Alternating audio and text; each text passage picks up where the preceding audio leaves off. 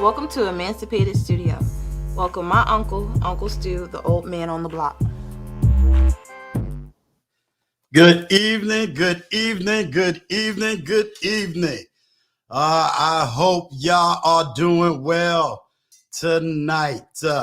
First of all, let me get it out the way. And I'm going to say, what's up, Wally? What's going on, Luke KZ? Jenny Moore. And of course, before the billions, whenever y'all get a chance before the billions, click me.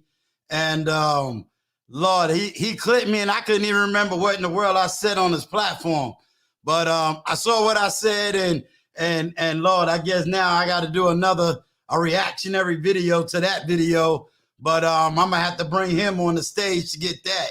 I love it. I love it. I did like the recap. So if y'all get a chance, y'all go see that video that Before the Billions did.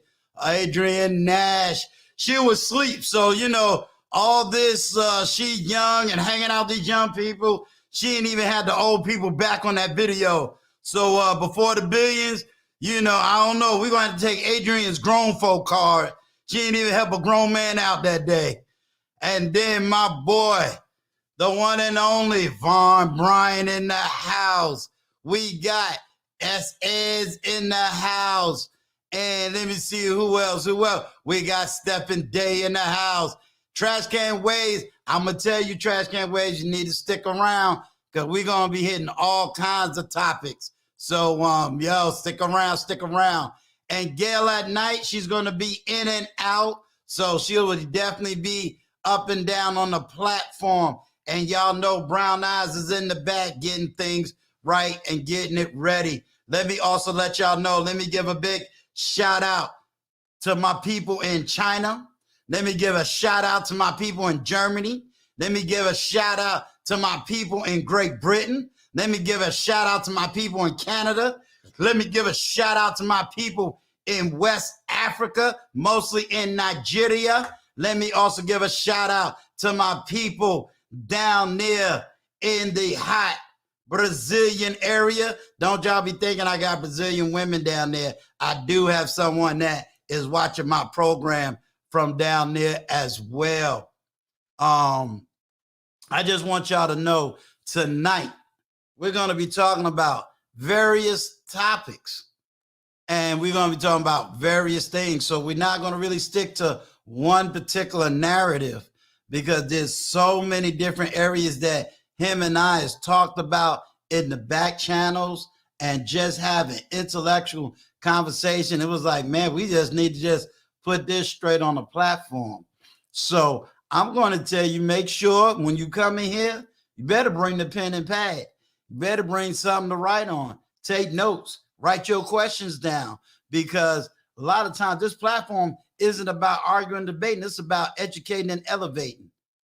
And the whole thing is that this is what we're bringing to the table. It is time to elevate the conversation. It is time to really get some hardcore statements. It's to have the hard questions and deal with the hard answers and move the platform forward. Remember, help me help you. Help me help you. Let's stay focused, people. We're having a lot of conversations on a lot of these platforms. And I'm hearing all kinds of conversations. I'm hearing conversations from women. I'm hearing conversations from men. I'm hearing communications on one side and I'm hearing communications on the other side. And I'm going to tell you, a lot of y'all don't want us Gen X's to talk. You say we old. You say we don't know nothing. Trust me, I hear the language. But a lot of stuff that y'all talking about, some of us been through already. Some of us been through. I don't think it's really understood that 50-year-olds, 60-year-olds getting on social media, you have to understand who those people are. Yes, they're in a position in their life they don't have to be on a public platform trying to educate and teach. So you have to already recognize that these are people who are here to hear the conversation and help you to navigate through life. Because I'm gonna be totally honest with you. A lot of people my age ain't getting on social media. They living their best life right now. They traveling. And if they're not traveling, they chilling. They already got their house. Kids already grown. They happy. You're not going to see a whole lot of married people on here. They happy. They doing that. They good. But the people that is older, been through life, and get on these social media platforms to educate you, it's real simple. They're doing it because they want to, not because they have to. They're doing it because they already got the bag. They're trying to help you. And yes, it takes money to run a platform. You'd be surprised what my negative tally is just building this platform. But it's because I care. But you got to help me help you in the midst of the conversation. I don't run a platform where I got chaos. I'm going to tell you that right now. I don't do chaos. Does it get heated because people may be passionate about a position? Yeah, it can get heated. But heated and confusion is two totally different languages. Two totally different languages. So tonight, I'm going to introduce you to a man where on one side of the panel, everybody want to hate. Then on the other side on the panel, everybody want to love. But I told you we are in the gray area because we think in the gray because we don't think in black and white. We think in gray. So ladies and gentlemen, coming out of the TLA wing, a man that we all will come to know, and tonight we're going to come to love, respect, and honor.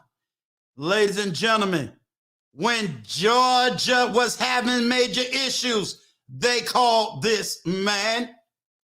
And when before the billions needed to get a hookup out of a parking ticket, they called this man. And when it was time for Georgia to get their act together, they called this man. So, ladies and gentlemen, give it up for the man of the hour. He is nothing else but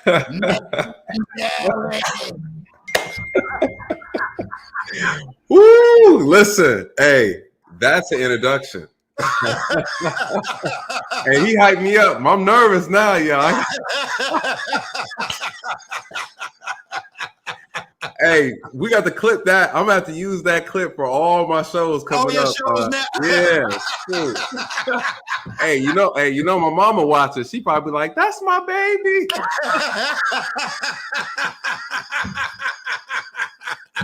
Look, here's the funny part. What everybody don't know, when you was on Bernard Riley and we was getting this set up, I said, what everybody didn't know, when I called you, I said, yo, do I gotta go through a secretary now? You done made it to the big times now. Hey, I got little numbers. I got little numbers. Yeah, look, but I had to put it out there, before the billions, I figured he had to call his dad and be like, Dad, check this young dude out. He a good officer or what? Oh, man. Hey, Uncle Stu, I appreciate that, man. I really appreciate that. Yeah, no problem, man. No problem. But for a lot of people that really don't know you on this YouTube space, just tell them a little bit about, about who you are, a little bit about your background, and then we flow from there. That's what's up. So yeah, again, Uncle Stu, I appreciate this opportunity, you guys, and everyone in the chat. I really appreciate you guys for joining us. It's going to be a very, very spectacular conversation with Uncle Stu. He'll be picking my brain a lot. Listen, you guys, my name is Nathan Daly. I've been a law enforcement officer for 13 years in the state of Georgia. I worked a variety of different positions. And, I'm a servant. I love serving the people. I love the profession. I love what I do, you guys. Unfortunately, in 2019, I was in a very tragic accident while trying to make an arrest. I was dragged down the interstate on the highway. The suspect tried to take my life and caused a lot of issues. multiple surgeries, a lot of healing took place. I was down and out, had to medically retire, can't do the job anymore. And what's interesting, here I am, right? I'm alive. I'm blessed to be alive. I started a nonprofit for law enforcement officers to help police officers who've been severely injured in the line of duty. It's called the Blue Phoenix Initiative. You'll always see me wearing this shirt. I can never tell what side it's on. I'm wearing the logo. And so decided to do that. But on top of that, I knew that there was an issue within the Black community. I knew there was an issue with this country, with law enforcement. And I felt very confident that I had a strong understanding of what those issues were. There's a lot of myths, a lot of propaganda surrounded by the profession, and I wanted to bring some light to it. I wanted to bring some insight into it to really help the situation. I have ideas on reform, on better policies. I see what's going on. I see the trickery going on behind the scenes. And so I wanted to provide insight to you guys. So I decided to start a channel and really share my thoughts, bring wisdom into a space that a lot of people are not really familiar with, right? Behind the blue curtain.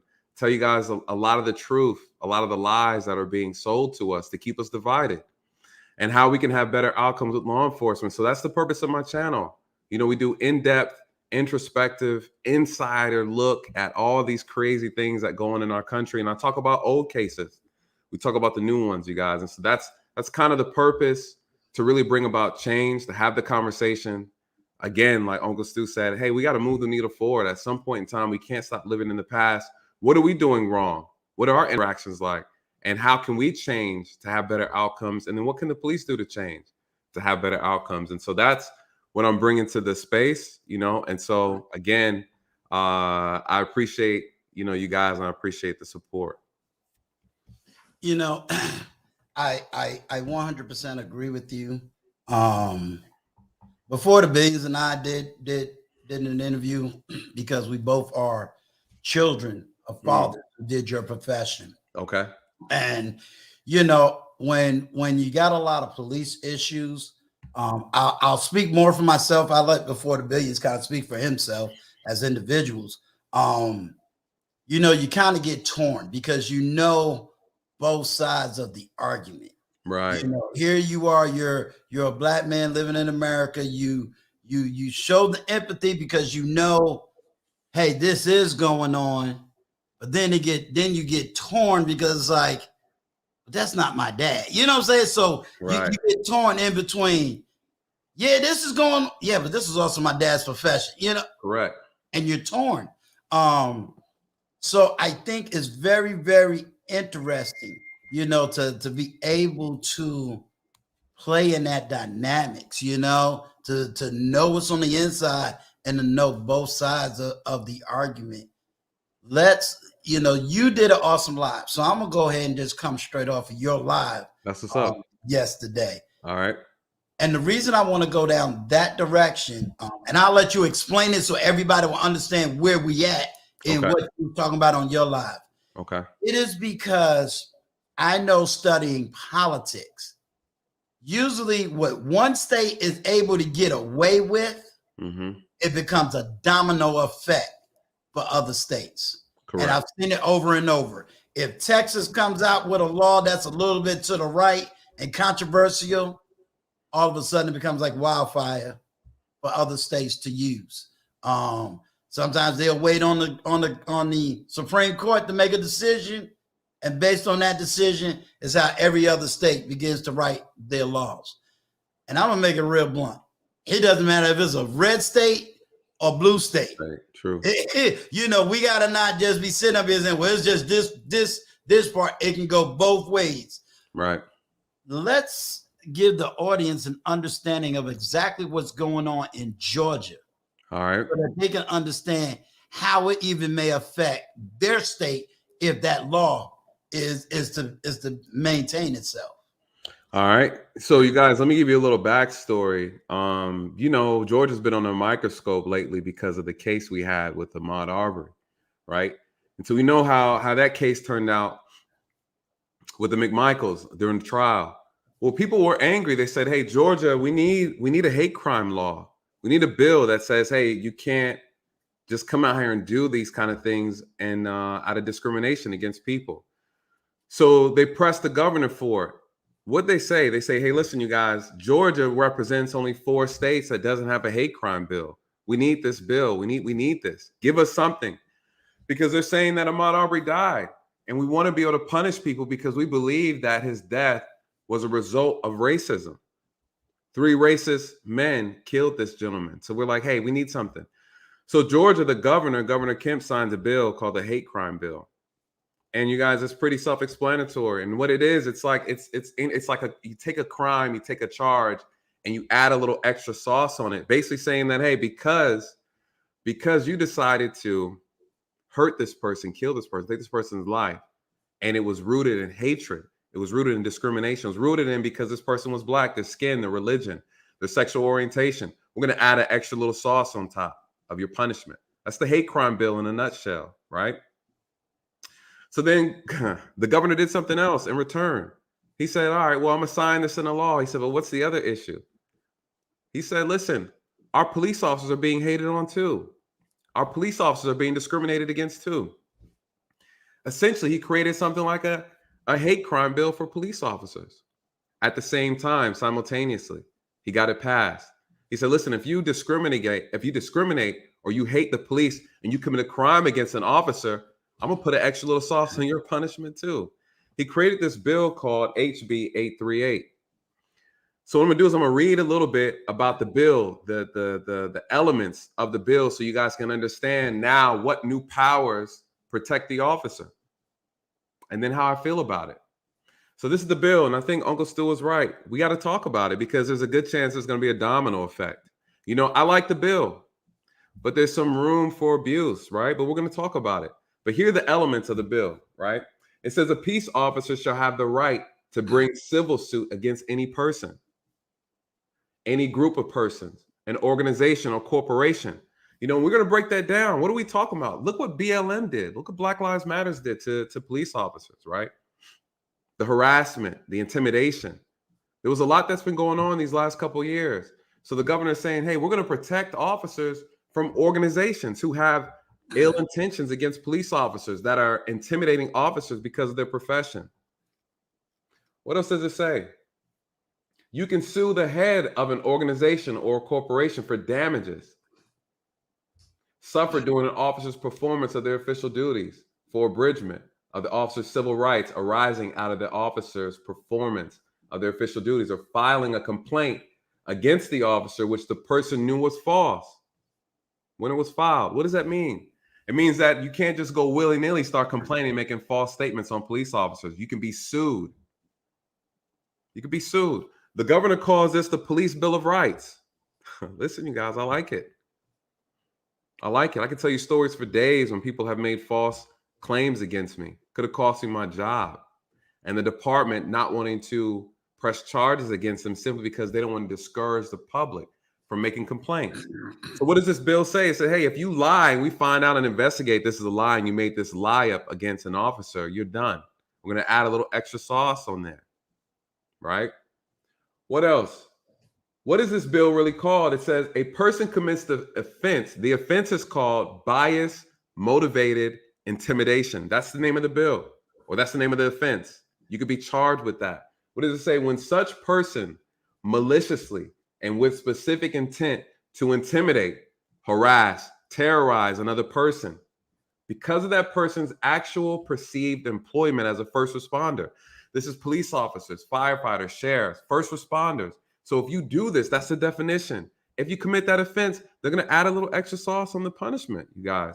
What's the offense? A person violating the law can be sentenced to 1 to 5 years in prison, as well as a fine up to $5,000. What is it? They're making it a felony. They're making it a felony. Now, a lot of people don't like this bill, and a lot of people love it. You know, you can't damage police property. You can be charged with this bill. You harass an officer, you can be charged with this bill. An organization can be sued. It's a powerful bill, you guys. What's your thoughts, Uncle Stu? I'm on both sides.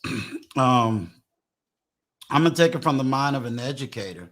That's similar to what a lot of bills happen for educators, which was a lot of teachers was getting, physically assaulted, verbally assaulted and they couldn't do anything, and they had to come down with a bill that says if you hit a teacher, you're going to get a felony. Right. So I there's a part of it where I agree. We like it, love it. Black Lives Matter did good, but they did a whole lot of damage. Yes. And then the leaders took off and everybody got quiet like Catholic Church mouse. So they got their house and ran. Yep. Yep. That's real talk. Yep. And nothing got done. Nothing got done. So it wasn't like, okay, all this happened and then there was some results. There was absolutely no results. So being on one side of it, I agree. I think on the other side, what I fear is the weaponization. Right. I fear the weaponization. So let me explain to everybody that's listening. When I was dealing with the police department, we're going back over 25, 30 years. And one of the things that you learn is how to write a report.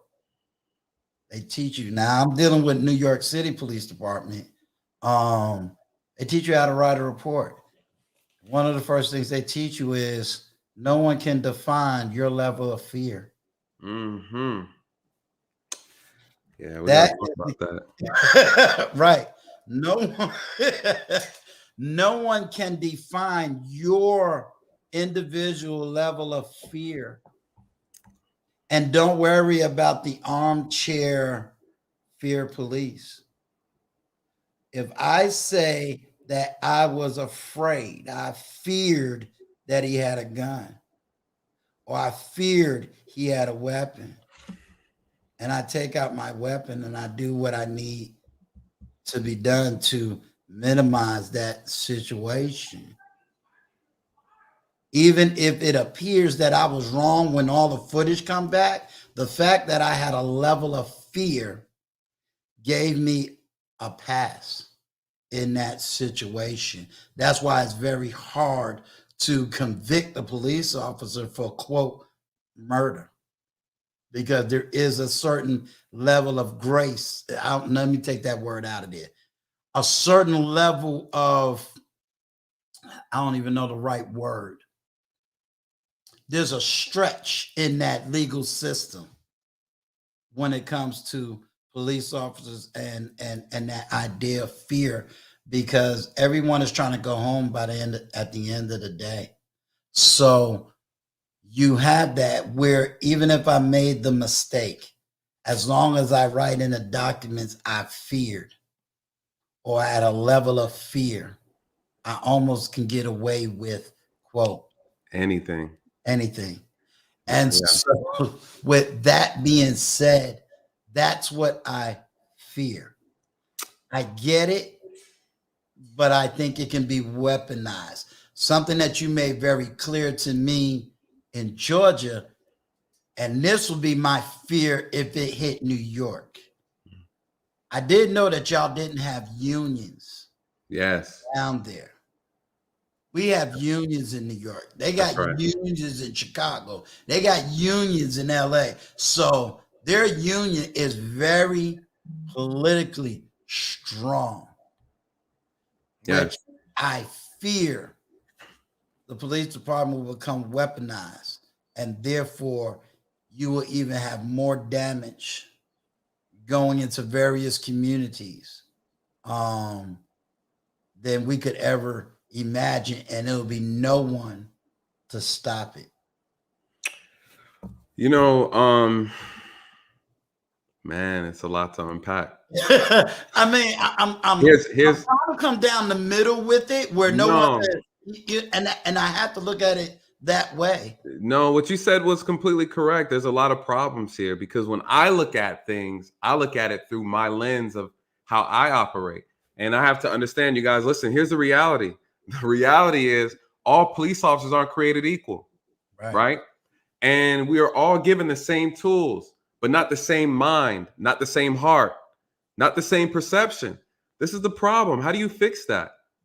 You give an imbecile a gun, people get shot who shouldn't be shot. The issue is not the law. The issue is if I give you a hammer, you're supposed to hammer nails. You find out you have a guy swinging the hammer around, hitting people with it. The problem is not the tool. The problem is the person. And so this is the issue. And, on my show yesterday, when we talked about it, my guest brought some insight, Rima, Sportsadelic. Here she go right here. Speak of the devil. She brought some unique insight, and she changed my perspective. Because she said, Nathan, listen, I hear what you're saying. The problem is it's ambiguous. There's room for abuse. Can I bring her up? Yeah, bring her up. Bring her up. Do me a favor, Vaughn or Wally. This link is strictly for Sports Aid Dialect. Strictly for her. Strictly. No one else jumps on this chat. This is strictly for her because she was on the live and he just brought her up and give her sort of her say, her spin. And I don't want to say spin. I shouldn't even have said that word. Her perspective, yeah. Her perspective, yeah. On this law. So, if she's still in the chat, I'd love for her to come up. And then, if she comes up, I'm going to have you, Vaughn, drop her link as soon as she come up. And I'm going to let everybody know, if she comes up, help her, get her to that 500. And Uncle Stu's going to be working with her in the back scenes to kind of organize her channel. So I'm working with her on her channel as well. She can't come up. I never dropped the link, did I? I'm sorry, y'all. My bad. Hey, Uncle Stu, while you're doing that, I'm gonna respond to someone put something in the chat I want to touch on real quick. Cool. Someone asked whether or not this covers gender concerns as well, as far as LGBT and things like that. I'm gonna give you guys the whole rundown definition of what the law covers for the hate crime bill. Someone asked about. So it says the criminal penalties against those who intentionally target victims based on their race, their gender, sexual orientation, national origin, religion, and physical or mental disability. This is what the hate crime bill covers. Someone asked that question, so I wanted to be clear and define that. And then also, I saw someone in the chat say, what do you consider as harassment? As an officer, if you're talking about the Officer Bill of Rights and someone says harassment, how do you measure that? How do you define that? And I think this is the perfect time to bring in Sportsadelic, because this is what she argued on my channel. She said, listen, this stuff is too ambiguous. It's too subjective. It's like, hey, okay, well, what does this mean, harassment? There's room for abuse when you have these vague terminologies. And I agree. Unfortunately, we want to think and assume that people are going to be mature enough to say, hey, this is the legitimate situation that happened that I wanted to be addressed because I'm an officer and this would happen to me. But unfortunately, you guys, we do have some officers that are petty. And again, this law is in effect because you have some citizens that are petty. So listen, there's a pettiness that goes on both sides, you guys. We have to see both sides of it. But Sportsadelic, Rima, welcome back to the talk. Well, you didn't know you was going to be hanging out Uncle Stu just that quick, right? No, I didn't. I hadn't been too long, finished with my workout and showered and covered up because, I'm an old athlete. Hey, look, Officer Daly, do we got to go get our cigar? Do we got, I got one. Well, I got one. Let me warn the chat. If you see it with a cigar, y'all, it's a real cigar. Don't be thinking she up here puff passing on us. Yeah. I'm not about if it's going in my mouth, it's gonna be good. Hey, look, I got a G-rated platform now. Yeah, well, I'm just letting you know it's gonna be good. You was supposed to warn me. You was supposed to warn me, Dale. I thought you watched my stream. You must have missed all that. I missed all that, boy. She came raw. I may have to put a PG sign and listen, YouTube slapped me with the yellow dollar sign after I got off. I said, here we go. Look, I ain't even monetized yet. Let me get monetized. Don't hit me hard. I'm too close. I'm too close. I'm too close. Don't do it to me. Don't do it to me. But no, go ahead. Give your perspective on this law that you gave yesterday. As I shared on yesterday, my biggest issue is I don't like what and how it was originated. We had a young black man that was the bottom line, murdered, lynched, killed, strictly because, hey, we don't want you in this neighborhood. And, for 233, 34 years, Georgia didn't have a hate crime bill. And so this terrible thing that happened moved the governor supposedly to want to, just abolish that. But somehow, now mind you, if the police officers, the detectives, the DA in Brunswick County, if they had actually did their job, we would not have had to wait nearly as long for the ultimate justice that took place. And somehow it's this platform was used to slide in the H Bill 838. And I'm not anti-police. I do believe wholeheartedly, if you're out there wilding out and clowning, then you get what you get. But I'm also okay with the Chauvins. I'm okay with the police officers that I can visually see, okay, you're bad. But when you put laws on the books and pass bills like this, it's the ones that we don't know about that really start to benefit from something that's loose as this law seems to be, or this bill seems to be. Just recently, on the 10th of this month in Houston County, an officer, just couldn't contain himself, and he put on his social media that Ahmaud Arbery, he got the death penalty too. Very cruel, very evil. And I'm glad. See, we know who he is now.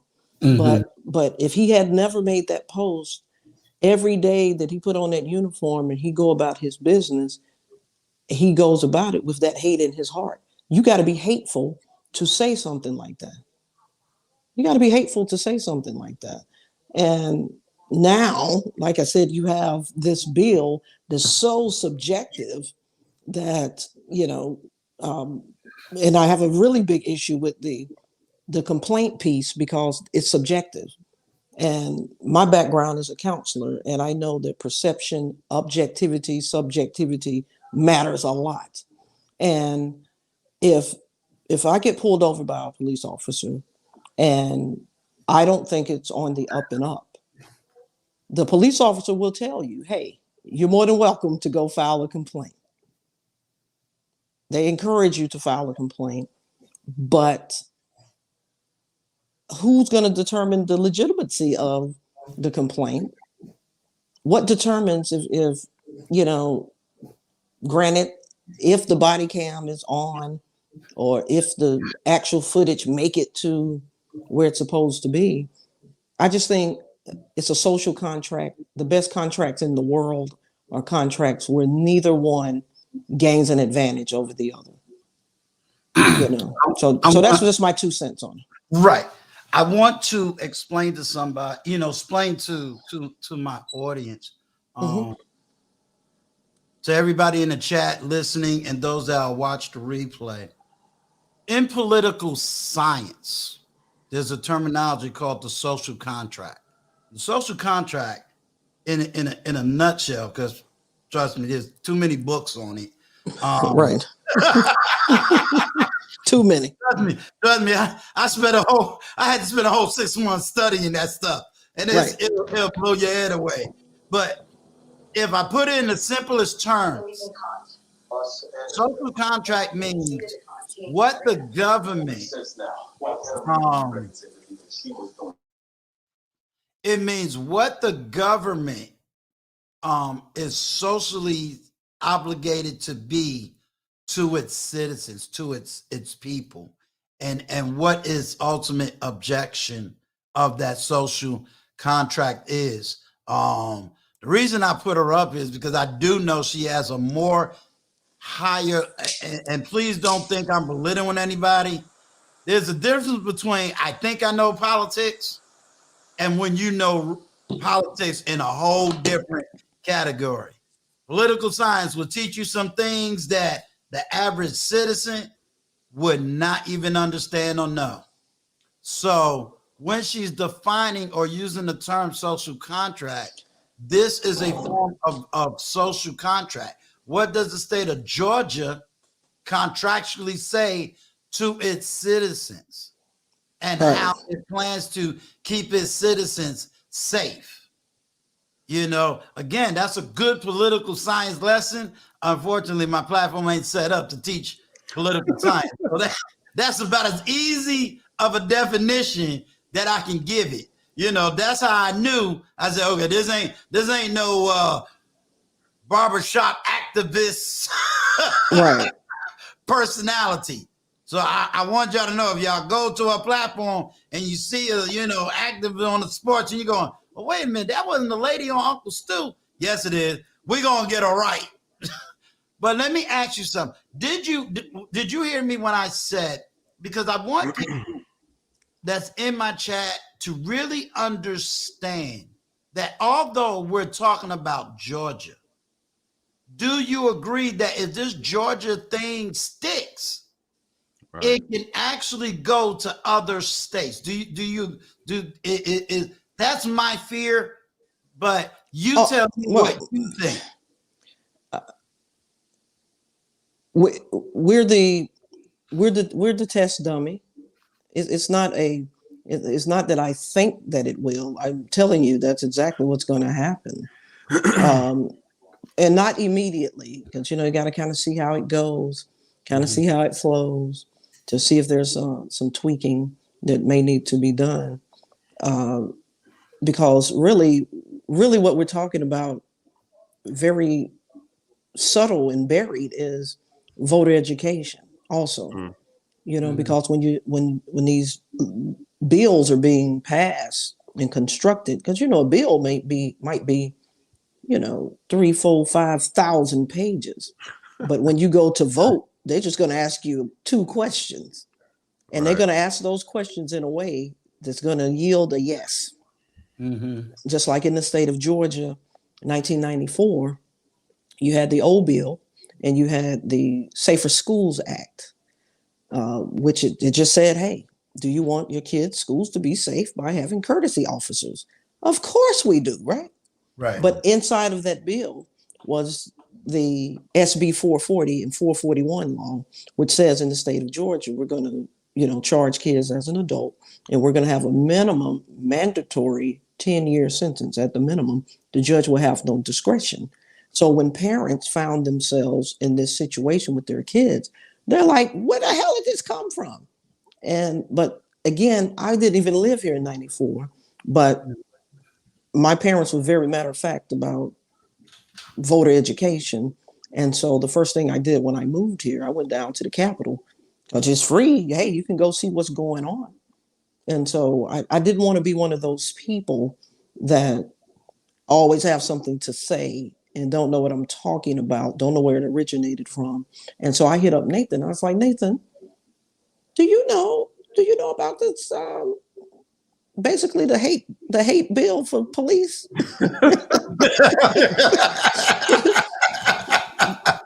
Because we're all intelligent enough, and everybody on your platform, right? We all are intelligent enough to read, comprehend. That's what it is. But if he'd have said it that way, if he'd have called it the hate bill for police officers, right? Okay, well, that's why a lot of people still don't even know about it. Right. And to make a disclaimer, y'all, for my we all can smoke weed. She's not smoking weed, y'all. She's smoking a cigar. Yes. We're drug free on this platform. Get my cigar. She's smoking a cigar. So don't y'all all go thinking, let me go get my weed, because we can smoke weed on Uncle Stu cigar, y'all. I need to then, get. I need to and get then my if somebody, cigar. if You know what I'm somebody's, saying? I gotta go in the room and get mine. So and we then all if somebody's puffing on something this big, I mean, they got a problem. We need to get a hold of them. You know. Look, you know how the YouTube streets, they'll go clip it and they be like, Uncle Right. Stu and Uncle Deli back there. Yeah, they getting high on Uncle Stu. Yeah, So. You know, I'm showing it. Cigar. Look. You notice I had to look up at the number to see if it started to rise up. Yeah, it's cigar. Cigars are heavily permitted on YouTube. Actually, There we go. You know. But You know, see, but- I'm gonna tell you, But I just wanted to make one last point because Yeah. I don't want to monopolize what you guys have going on. I want to kind of just fade off and listen. I actually want you to stay because you brought an extra padding and wealth of knowledge, and I wanted to bring that information that was on his platform over here so we can become educated, and it also will help me on this platform because you have a great deal of wealth of knowledge. Somebody go to your page and they be thinking, oh, she about sports. It's like, nah, she know about some higher level stuff. And that's what we really need to get and educate and motivate. And I'm gonna have you finish, but I want to say something real quick. Danny G, I know it was one where you said something about yeah, here we go. Danny G, I'm gonna say something and don't take this personal. Please don't.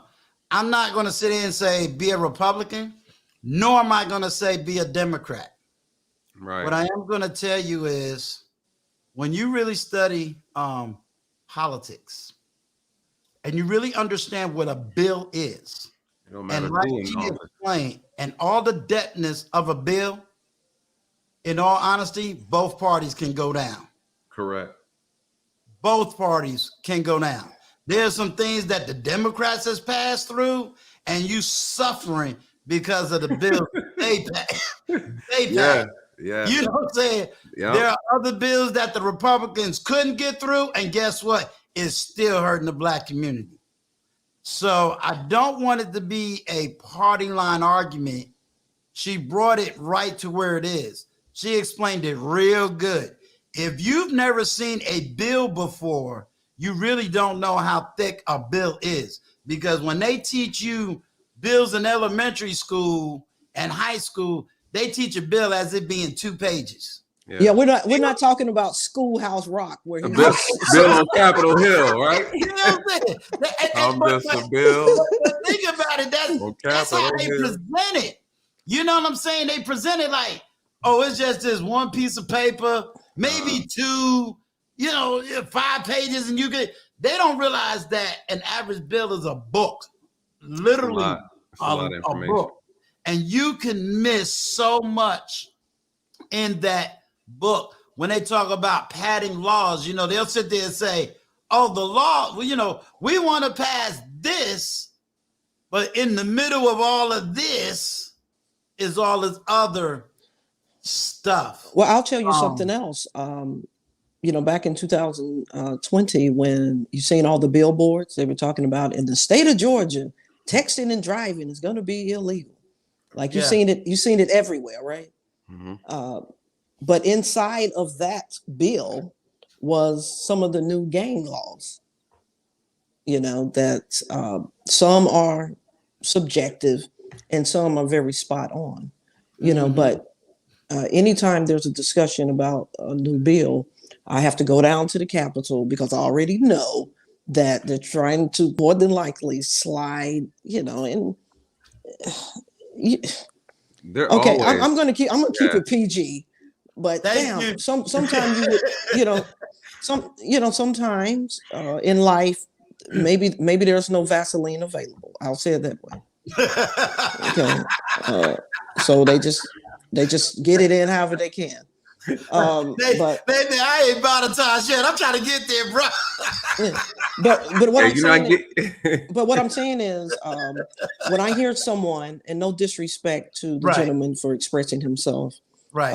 when I hear someone say the Democrats, the Republicans, I know that that's on the surface voter, because to your point, if you actually sit down and do your homework, I'll be the first one to tell you, I didn't vote for Trump, but I definitely agreed with some of his policies. And that's yes, You know, absolutely. Because there was some stuff that should have got through.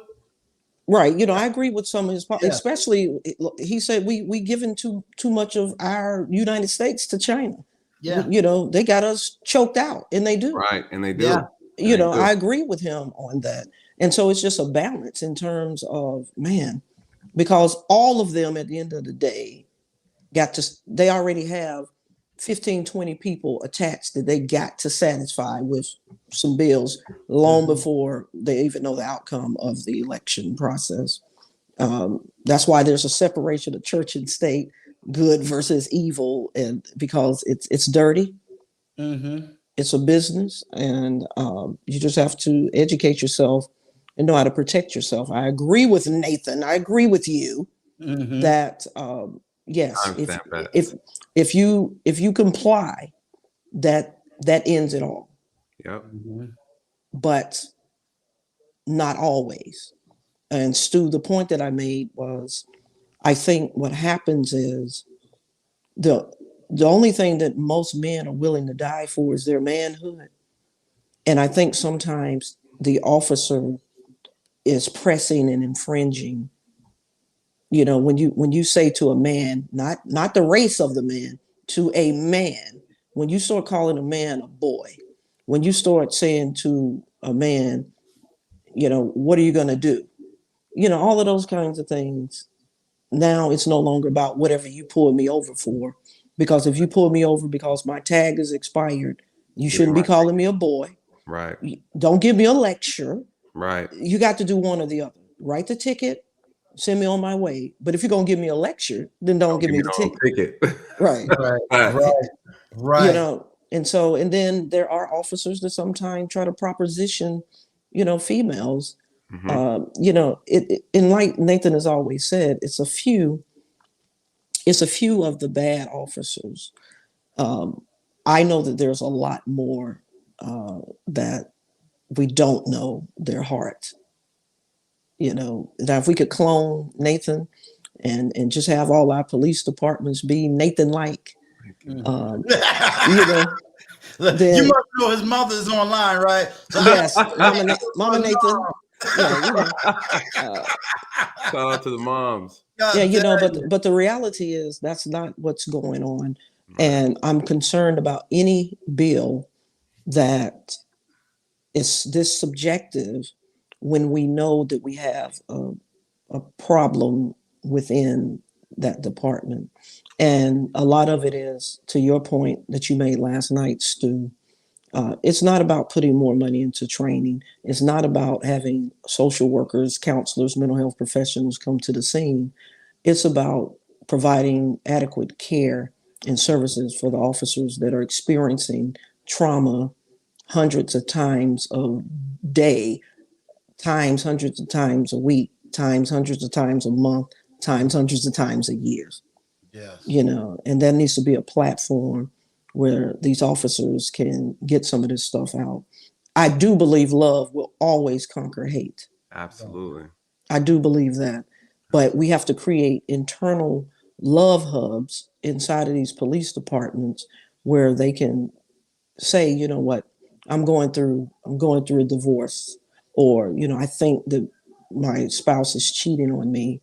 If you love your spouse and you think your spouse is engaging in infidelity and you have a gun and a badge and you're trying to do your job, your mind is split, because that's your home. That's your whole entire existence up in the air. And so your fuse is short. Time you put on your uniform, step out the door, you wondering if, you know, who's coming in the back door, so to speak. Yeah. And that's real, right? That's real. Is that not real, Nathan? You're a police officer. And yeah, I'm gonna tell you talk on that. Yeah. I'm bold about it. That platform is right here. You know, if I had an officer, you know, who hit me up via email, you got to remember, being a military vet, police departments, we both go through the same thing, just in We're just dealing in two different dynamics. It's different responsibilities, but same Exactly. same job. Yeah. I'm ashamed of how the United States don't provide For the damn military. for the veterans. Yep, it says a lot. Yeah. As a matter, let me put all the time. Yeah, let me put the chat up on some of the context of what was talked about last night. It talked about mental health, and Nathan Daly's partner that was on the service with him, on the force with him, was also on that panel, and he began talking about mental health and the stress of mental health, and he didn't know that I was a veteran too. Mental health is very serious for us that are veterans. And one day I think TJ and I was on a panel, or she was here, I was over there, one of us two, and we talked about being the wife of a military person. You don't really realize, what this vet is going through, and then you're out here doing foolish stuff. You know what I'm saying? How that affects. They don't realize that being in the military, they go, well, y'all got all these mental health people and they're active. But we can't go to mental health doctor while we're serving in the military because it can destroy our career. Yep. It's backwards. Right. It works backwards. It's like, well, he's not fit for duty. Correct. Right. He's not fit for duty. Cut his check. You don't want a medical discharge. Well, your benefits is gone. So it's a double-edged sword. So it's like, okay, I'll suffer with this mental illness until I get out. So if you do 4 years, 10 years, 15, and let me help everybody on in the chat and those listening. I love the military, and I'm gonna always rock and roll for my military veterans. But what's not understood is more by citizens. I really put this on citizens because they move the political system. What's not understood is that a lot of us that got out the military, just like I'm gonna say a lot of police officers get out, you really don't realize you got a mental health issue because you're trained one way, and no one teaches you how to reverse that training. Yep. And you can get mental. My father never had to shoot a weapon, never. But I can't imagine everything he had to see on a daily basis. May I add to that, Stu? Sure. I want everyone to know that Sportsadelic is it derived from Funkadelic, a mixture of R&B and funk. Oh, now you don't know nothing about that. You I'm older than you. Look, Nathan. Say. I'm older than you. I gotta check the cigar, Nathan.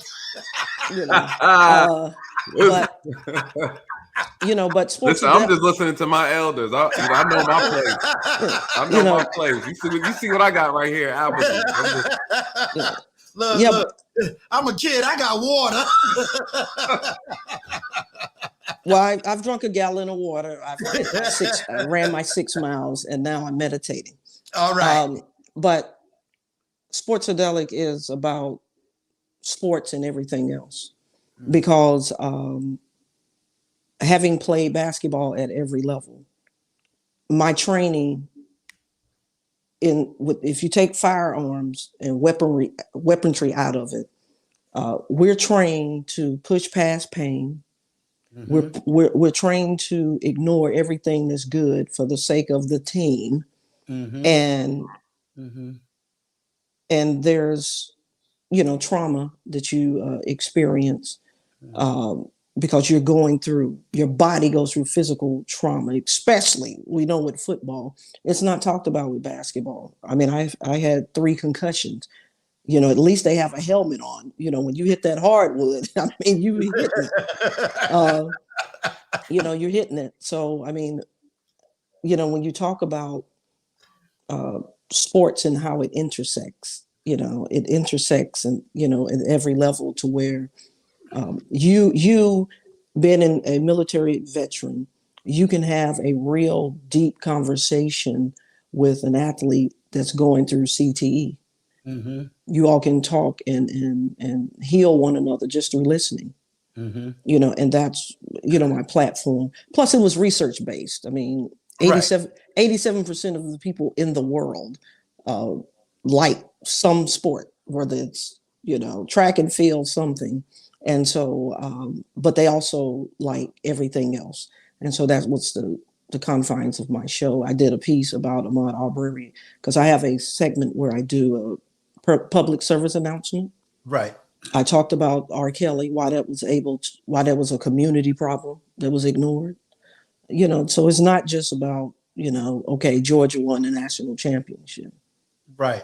you know, and Clemson won too. I love your concept because you talked about it yesterday, and then I watched it and I was like, oh yeah, I like her. She got to be on the team because I love the concept of sitting back, having a cigar, and talking about today's social political issues.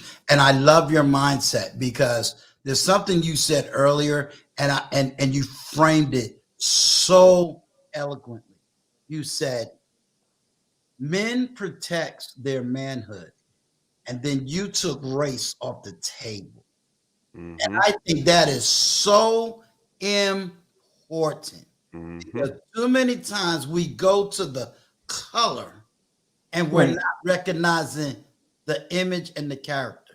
For example, if I use the word manosphere, I guarantee you 98% of the women will say black and not even recognize that the manosphere was originally and is. It start, you know what I'm saying? They don't recognize that. Do y'all realize that the manosphere It's a male problem. Is a male problem because it's white. The only reason. Now let me for the people in the back, let me give them the education.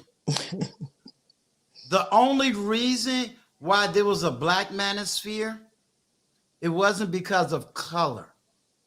It was out of experience. That there were certain experiences white men were having with their women that was a different experience than black men was having with their women. That's why they separate. They did not separate because of racial issues. They separated because of racial experiences. Right. You know, and so when you frame that, I was so happy because what a lot of black people don't know is there are just as many white men getting shot without a gun as there are blacks. I'm sorry, did I just lose like 90% of my people? I don't went down to like 5. But the question is, the question is that is true, but the question is, why don't we know that? Because it's not politically astute. Right. And you got to remember, ownership. I think a big reason why Bill Cosby was trying to purchase NBC, at that point, he can control the narrative. And so those that control the narrative, that own those airwaves, well, they're not going to, you know, put that out there like that because it's just not politically correct. Can I say something and then I'm gonna have you talk? I don't really know, you know, Uncle Stu, before you get into it. Okay. Now, I don't listen on my channel. Listen, I kind of gave up. I said, you know, I'm afraid to talk about certain things because are we willing to listen? Are we ready? Are we prepared? What is the issue with our community, right? We can hold on, let me look. The apple juice. Go for the apple juice. Let me put the apple juice down. Get the apple juice. He did a CLA on me real quick. You know, he went into that. Now I was waiting on it. Because the problem is this, and what did Sportsadelic say? She said it. So it's so real what she said, and I think sometimes we don't get it. Our community is addicted to chewing up lies, but we hate to swallow the truth. We hate it. We can put it right in front of us. Right in front. I have people all the time who are like, hey, I start telling them stuff. I show them numbers and they say, oh, wow, I didn't know white people were getting killed more by the police than black people. How is this possible? They never show us this. You guys, we don't own anything. We're 13%. I keep telling people this. We have to step our game up. We complain about everything, but don't want to get involved in anything. You complain about these people, these so-called white people you have an issue with, and then you ask them to control all the stuff that you need for survival. I don't get it. I don't get the disconnect. I don't get the confusion. I'm quite sure Swardell will agree. You want to know why, Nathan? Because you're right. Because my joke was going to be, did she hear my live 2-3 days ago? I say, he who controls the pen controls your outcome. This was dealing with female and this woman-man relationship issues. And women go, I never heard this, because you control the pen. You control the narrative for so long that now that men are online and speaking this way, is the first time you've heard it. But we've been speaking this way since the 90s. So this ain't nothing new. Right. But just like the narrative, if you say manosphere, the first thing they think is black manosphere and not realize, hey, we didn't know white men was talking this way too. Exactly. I was shocked. Yeah, the difference is, I think the difference is how or where they go to talk about it. Let me say how and where they go. Can you touch on that? Well, this is my platform. You're gonna have your 4K. I'm probably about have 500. I'm about to lose half my channel now.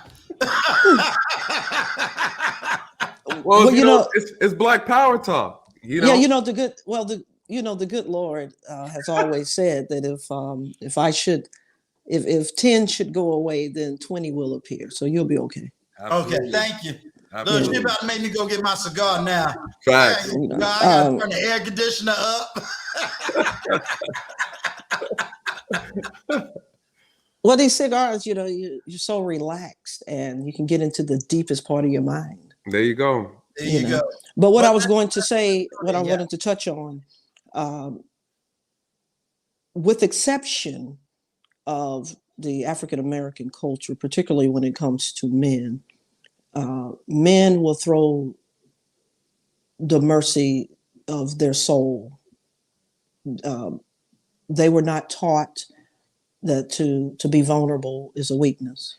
Mm-hmm. And so when they're talking about these things, they're talking about it in circles and platforms because they're really trying to get some help. Like they're really trying to connect with as many others as they can that's going through what they're going through. Whereas I was just having a simple dialogue with one of my homeboys. And I said, well, it sounds like you're lonely. And he said, oh, no, I ain't lonely. I said, well, you may not be, but based on what you just said, I don't, okay, well, then what is loneliness then?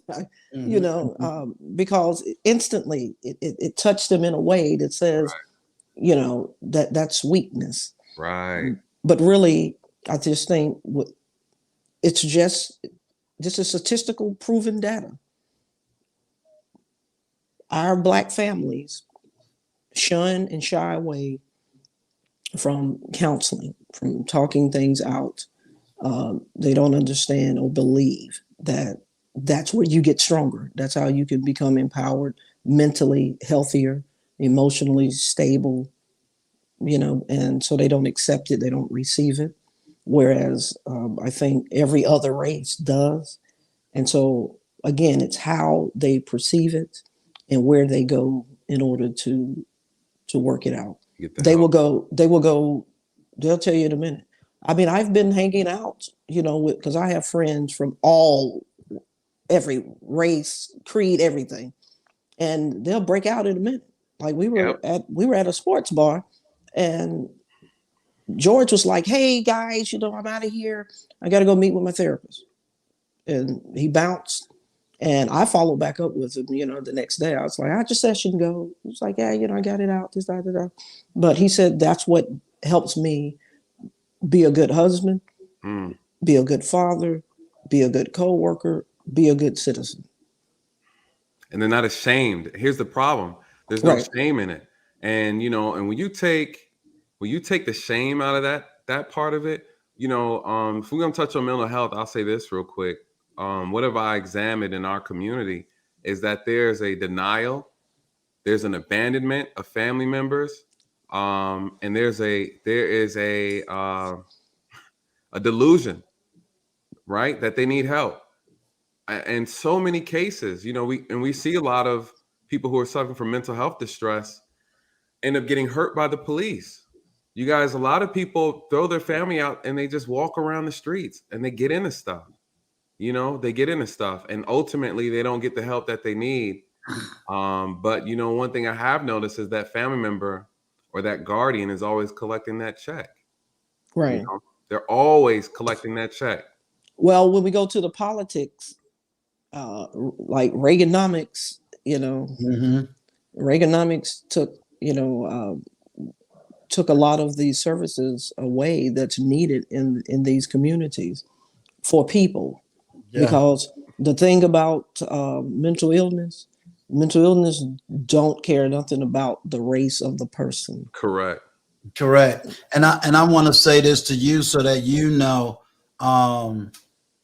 I do have, and now I got you too. So I got 3 people that deals in mental health. I got one that's always on call for me in the sense of, hey, I'm getting ready to do this platform and I'm getting ready to touch on some of these issues, and he'll listen in the back, and when it's like time for him to like appear because maybe something is getting a little bit over my head, he comes in and he speaks up. And one of the things that I'm trying to put together is especially in Patreon, because I know a lot of people need to share some stuff, and I don't want them to share so openly, right, and so privately, that I want it more personal. But I am starting to set up a Patreon where I'm going to have that mental health service, because I don't have a problem telling people what I've been through mentally and how it affected me and dealing with a lot of issues. And I want men to have that freedom to know, whether you got, I think the amount that I'm charging is like $5 for the first part of the Patreon. So if you ain't got $5, because I can't just ask you, hey, come in and talk to these people about mental health. You got a life too. You know what I'm saying? Like, right. You need to be paid for your time too. We got to get off of this mentality of give me everything free. No, people went to school and got experience and education and pay them for their time, but they're giving you more than what you could ever give them. So I am so honored that you spoke on that, and I do know your background. So it's like, yeah, I can open up the platform for her. Yeah. I just had to get the cigar part out the way so everybody don't get it twisted. But I want you to speak to that as well, because before Nathan and I got on, we was talking in the back scenes. A lot of women is saying Black men is hurt. They're upset. They're mad. I'm hearing a lot of brothers who saying, hey, I'm gonna use their language. Uncle Stu, we don't want women for the street. Uncle Stu, we've gotten ourselves together. And we're trying to be, we want a wife. We want a family. But what is now being presented to them is not wife material. You and I both coming out of, and you're older than me, so I have to sit back and allow your knowledge to be above mine. I kind of argue. I said, I grew up hardcore 80s, New York City. And I couldn't name a whole lot of black men millionaires. I barely could name one black male billionaire. Today, I see it totally different. I did do that march in 1995, Million Man March. And the most painful thing about that march was the very woman I used to love and celebrate and have posters up was the very first woman to condemn the march. Angela Davis. And I tell everybody, go do the research of what happened in 95 and what happened in 97, the Million Woman March. You and I saw, and I tell anybody, I don't care about the man's politics, but y'all did not see what's the Supreme Court? Not Thurgood Marshall. What's the only black Supreme Clarence. Court? Clarence Thomas. They did not see that Clarence Thomas case. They did not have the full dynamics of what happened. No one understood the full dynamics of O.J. Simpson. This is all 90s stuff. You know, that full dynamics. I don't think everyone really understood the full dynamics of the pre-Me Too movement. And a lot of women are saying, well, we never heard this. Can you help kind of dissect it from a woman's point of view? Because when I say it, and Nathan being younger than me, we're just misogynists. We everything. Oh, yeah, I forgot. Hey, it's the new thing now that I've had to really step on toes about. Me and Nathan, we just follow Kevin Samuels as God. We just bowing at his feet. Just that he the only man we allowed to listen to. I don't get it that we don't have independent minds, but somehow we became all of that as if none of us have our own personal experiences in life. And and you can only speak to it. Well, when you get a chance to go to my channel, I did a piece. It says, "Just Maybe, Kevin Samuels." That's the title, Just Maybe. Because a lot of it's very deep, and I'm gonna keep it clean, but we like to go really, really deep. So Nathan, do I just make it private? Do I just say, forget this live stream? You know, I'm just saying, I ain't got no more watch hours. Listen, listen. This is PG compared to what she did to my stream. Okay, I'm used to I'm monetized now, so I'm used to the yellow dollar signs because all my stuff is problematic. They don't even half my videos don't get monetized. You guys, I try to tell people, listen, when you donate to my channel, you're doing me a huge favor because I talk about stuff that YouTube's like, nah, negative. You know, we can't give you no pay on this.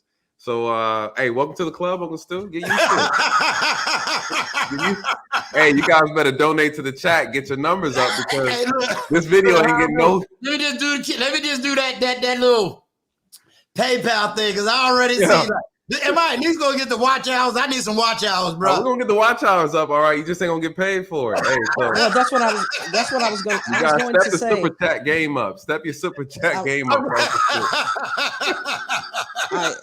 The truth. This is what I encourage everyone to do if they want to jump on YouTube or any social media platform. Decide before you get there. Right. There's some things I'm not going to be compromised on. Correct. And if I think that my message and what I have to say is worth priceless, yep, then the monetization just won't take place. Exactly. But what I was going to say in reference to the female piece, there's a lot of men and women, but I'm going to talk just from the woman point of view because I'm a woman. I had the benefit that a lot of women didn't. I've told people it doesn't make me better, but I used to say, I wasn't a bastard child. Right.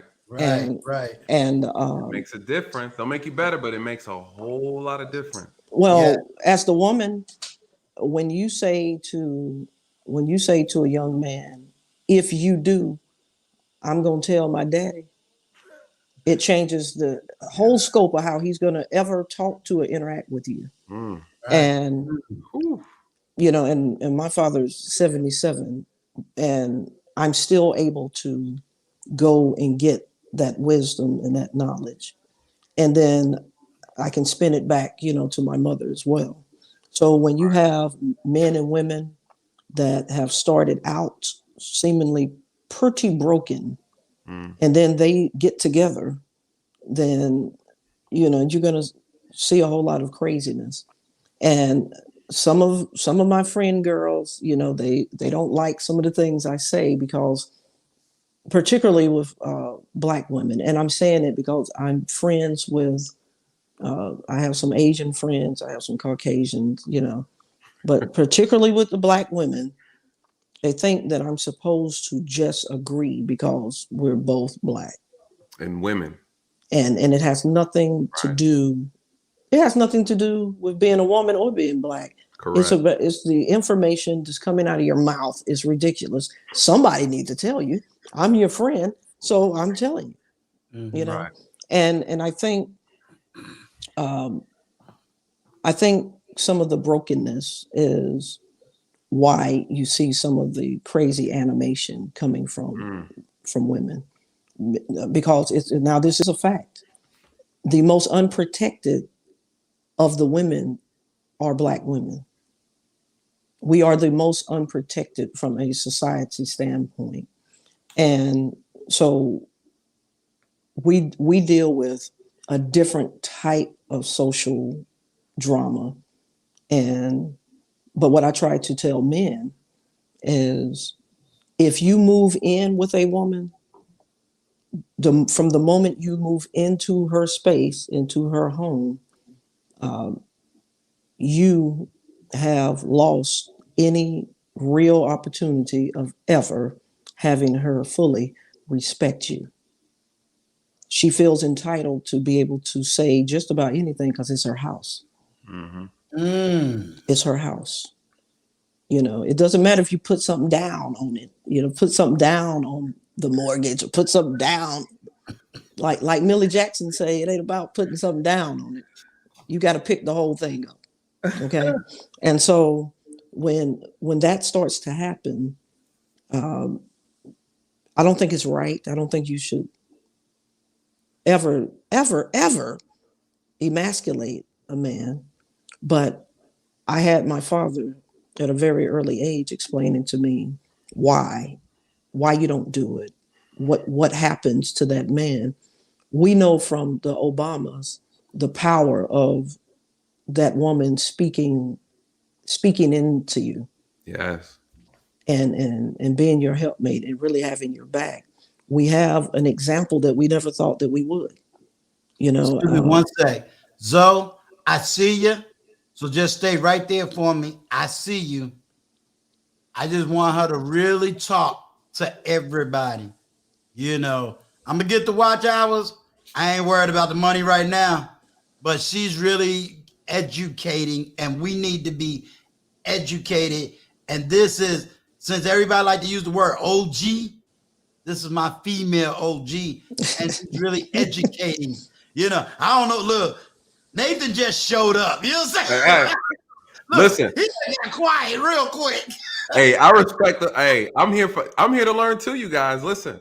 Yeah, I'm here to, I speak when it's appropriate for me to speak, and I know when to listen. So shit. Yeah. So if anybody hits the link, I'm going to keep you in the back, but I do see you. So I do see you.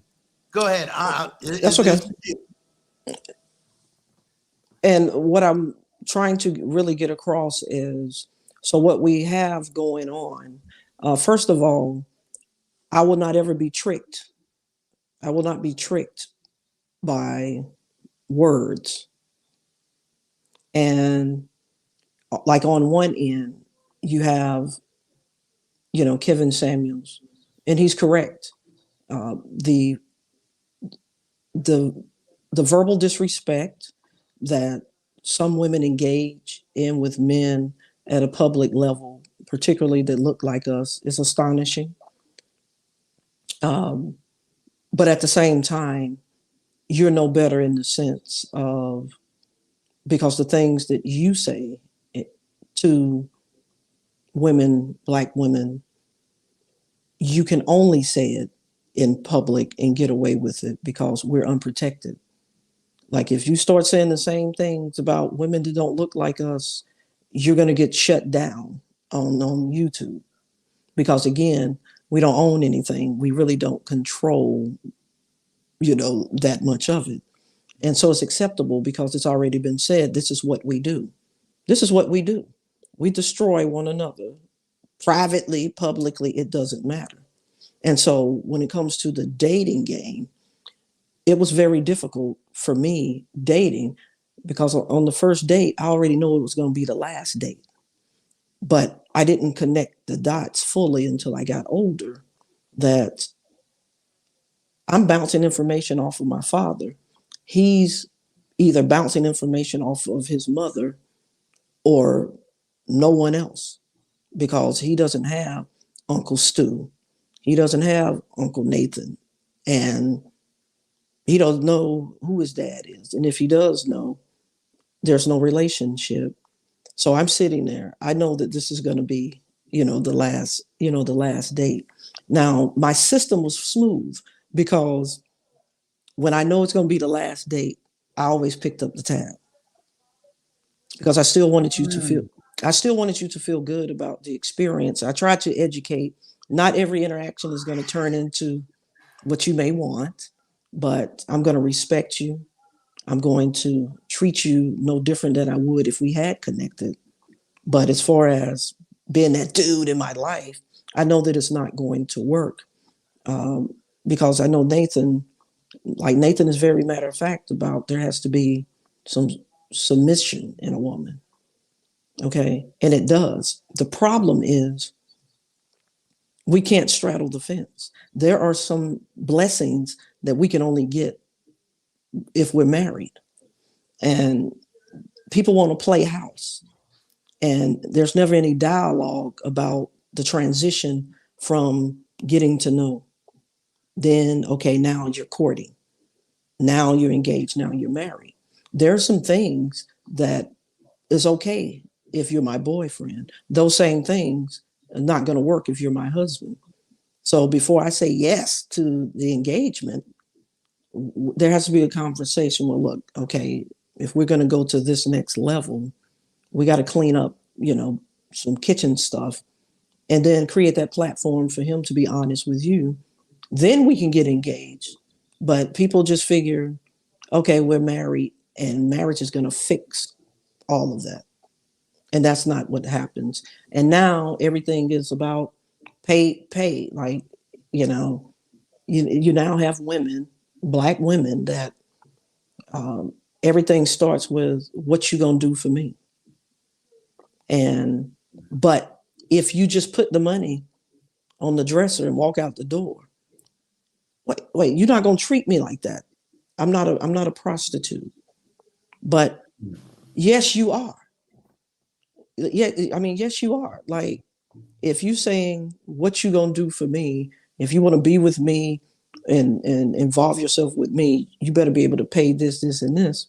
If you put it out there like that, that's prostitution, because that's what the prostitute does. If you want to be with me, it's $100 for this, and this.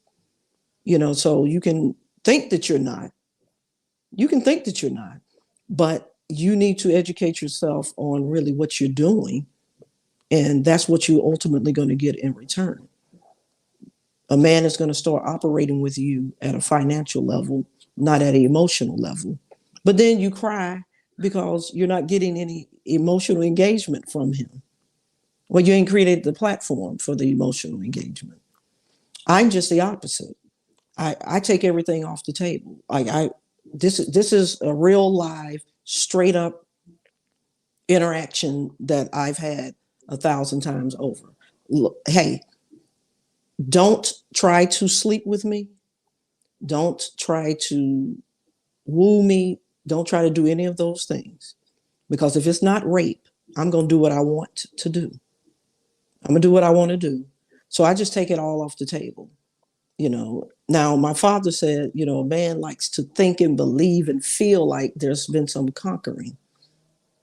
He said, but I'm raising you to have this man understand that no man is going to love, honor, and protect you better than me. And so I've always looked for my father in a man. And if I don't see that, it's not going to work, because that's just my compass.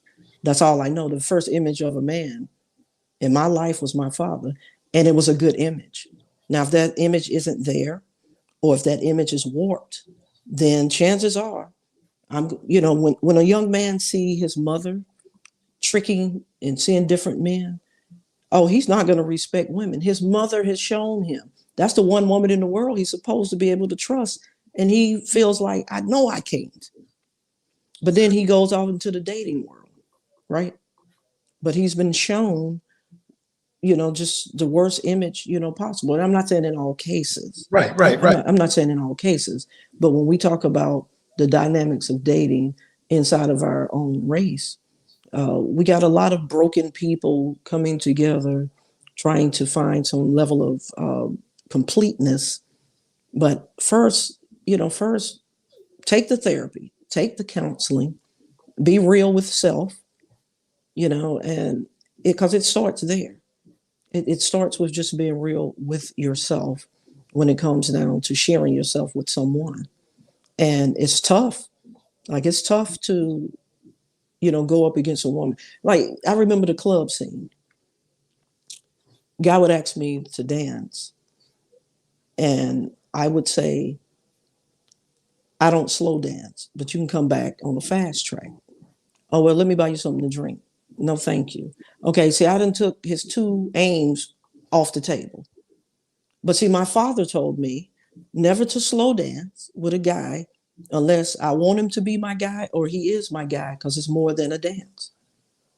And so if you're not trying to have more than a dance, don't have him rubbing up, squeezing.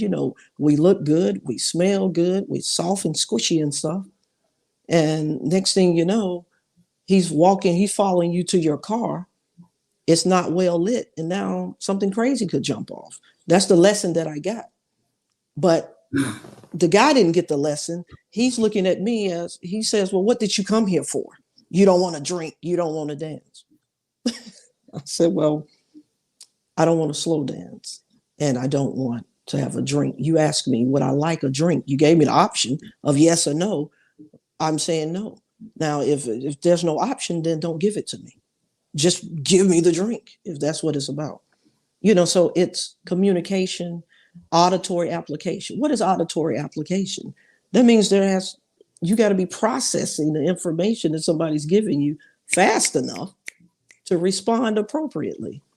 But if there's a disconnect with the auditory application, you have what is called crazy arguments, crazy disagreements, disrespectful interactions on an abundance level. It's crazy because there's no auditory application going on. I said, come back on a fast track. I don't slow dance. And no, thank you. Thank you, but no, thank you. Now, I feel like I gave everything I could to have a positive interaction with this gentleman, and it still was negative. You know why? Auditory application disconnect, and it's rejection. But my father also said, hey, if a man come across the room, it's not a slow dance, and he asks you to dance, you go out there and dance with him, because it's a long walk, especially if he thinks you're beautiful. It's a long walk to come over there and get rejected. So just go ahead and, and dance with them. And so I've always danced, and I love to dance. But if they slow that track down right after the fast track, I'm backing up.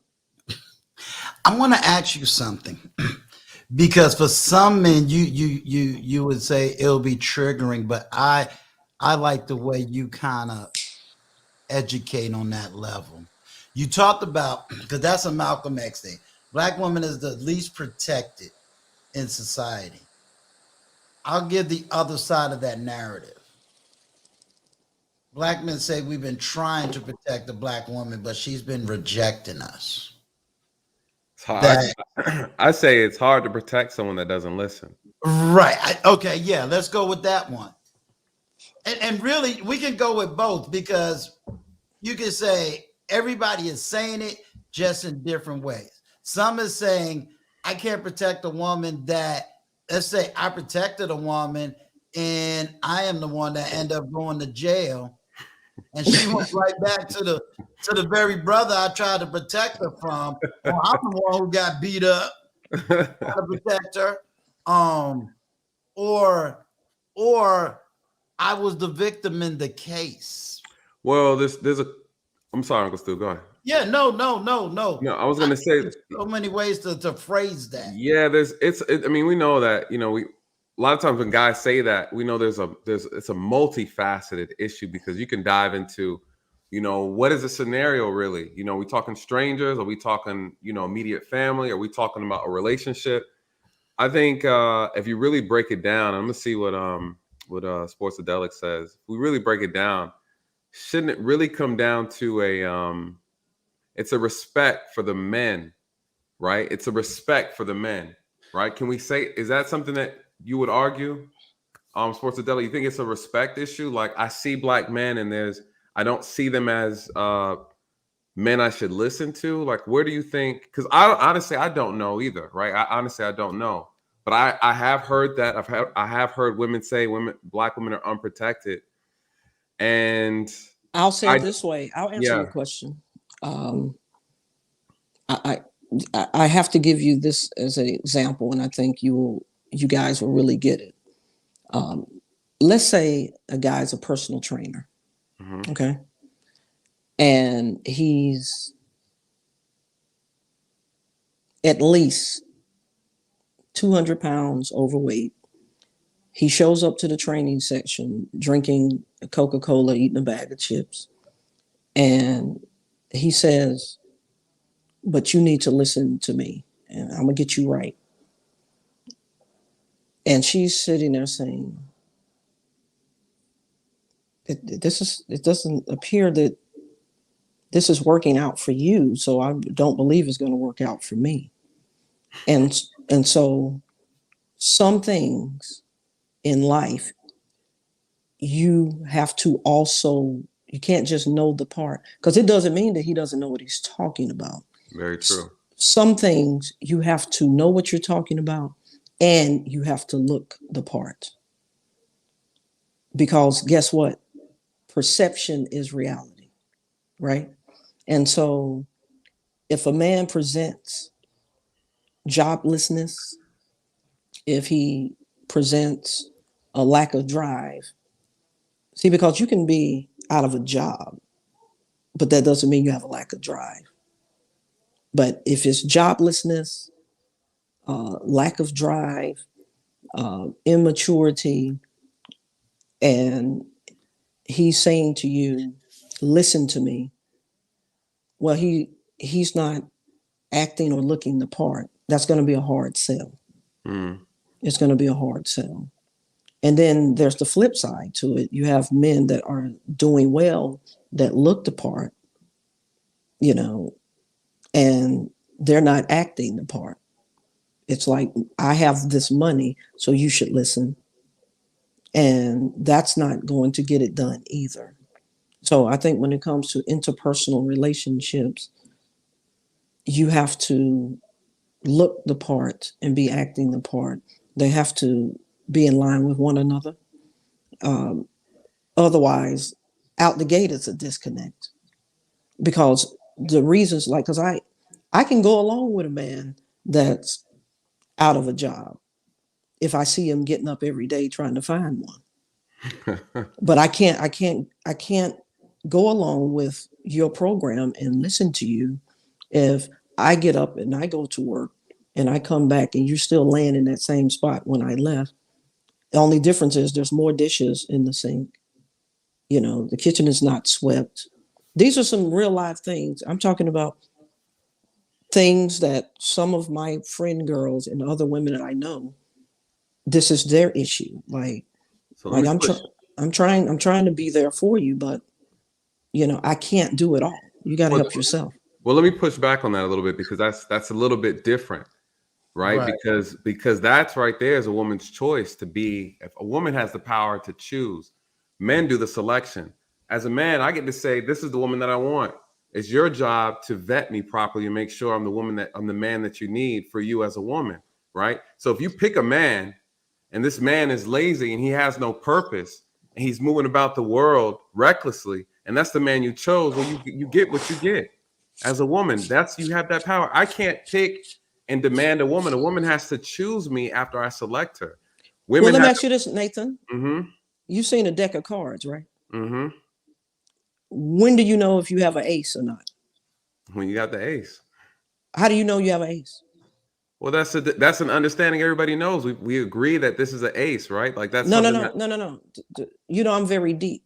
Okay. The only way you're gonna know that where the aces are, you got to turn it over. Okay. You got to turn it over. There's a reason why cards, you can't see the other side, right? And that's what dating is. It starts out as a deck of cards, then you look at it, and right. you might see an ace, and you might see an ace in there. No, I see what you're saying. You see a three. You see, you see this hand, and then the mistake that you're talking about, and I'm agreeing with you. If you let me finish, I'm agreeing with you. All right. Mm-hmm. I'm agreeing with you if you let me finish. You see, I have an ace, a 3, a 4, a 10, and a deuce. Okay. Even in poker, not really a good hand. The problem is women turn it over and she says, I'm gonna make all of these be aces. Right. It says it's a 3. How you gonna make this 3 be an ace? And then she gets mad, angry, and bitter because she could not change the entire deck of cards and make them all aces. They're absolutely wrong for that. Absolutely wrong for that. Yeah, and what you're speaking on is accountability, and that's from the choice. And what I say is, what else is what's the other thing our women are doing? They turn the card over and they have a joker. This is what they want. This is what they're looking for. They got a handful of jokers. I have to say, a lot of our sisters aren't looking for the ace. They think they want the ace, but they go after the joker every time. Well, that's okay. But see, it's okay. It's okay if somebody wants a joker. It's okay if somebody wants an ace, because that's why we're all different. The problem is when the guy wants an ace and he sees it's a 3 and he's looking at her, it's a joker. Like, everybody's seeing that this is not what I want. But guess what? The problem is, well, I know it's a 3, but it's a fat 3. That 3 got an extra bump in how that 3 loops around. I know it's a 3, but It's a fat 3. So, and that's, because, and God knew what he was doing, because men are very visual creatures. Right. Very visual creatures. And so women, whether it's good or bad, negative or positive or indifference, women used to have some class about themselves. Mm. Women used to care about how they dress. Yep. They used to.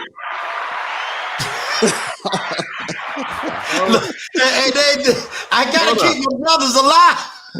Oh, I didn't know you had the little sound box, so I need to set my game up. At first, I thought we were going down a rabbit hole. I was like, oh, they're about to get hot in the chat.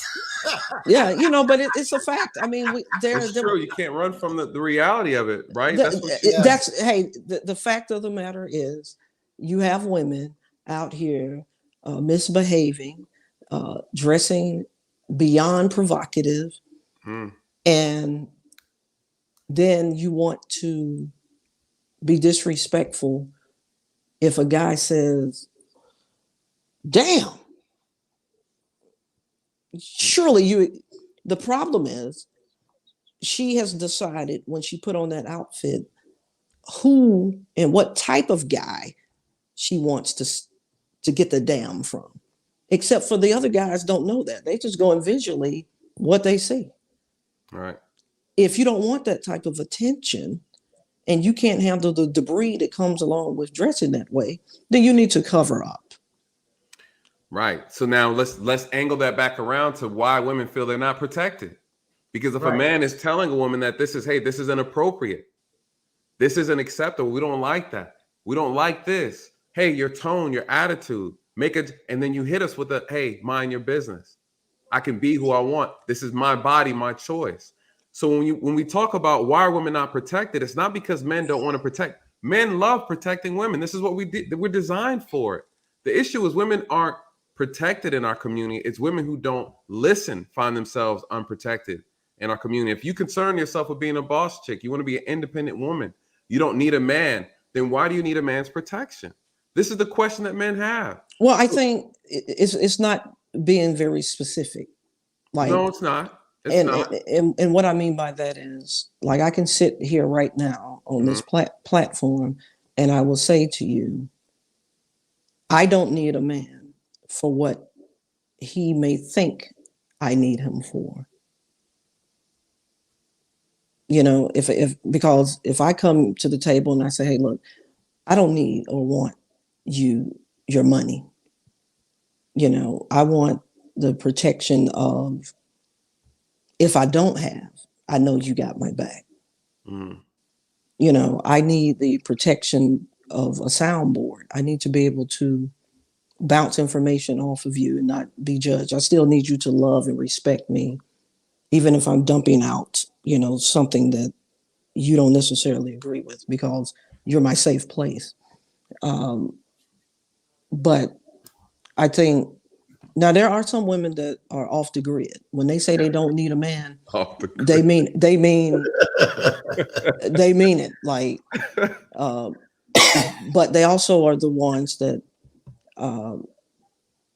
those are the people that's always calling you on special holidays and stuff. And then be like, I called you 3 or 4 times. Well, see, I have a man and it was Valentine's Day. Correct. We got stuff to do. So let me ask you real quick, Green, before you push that on. We got stuff to do because, you know, I've heard a lot of people say this: single women single women make women more single. I'm curious to know what the chat thinks about this. You know, the women that are in the chat. If you believe that Black women are not protected, if you could please give an example of what that is, so we can pull it up on the screen and talk about it.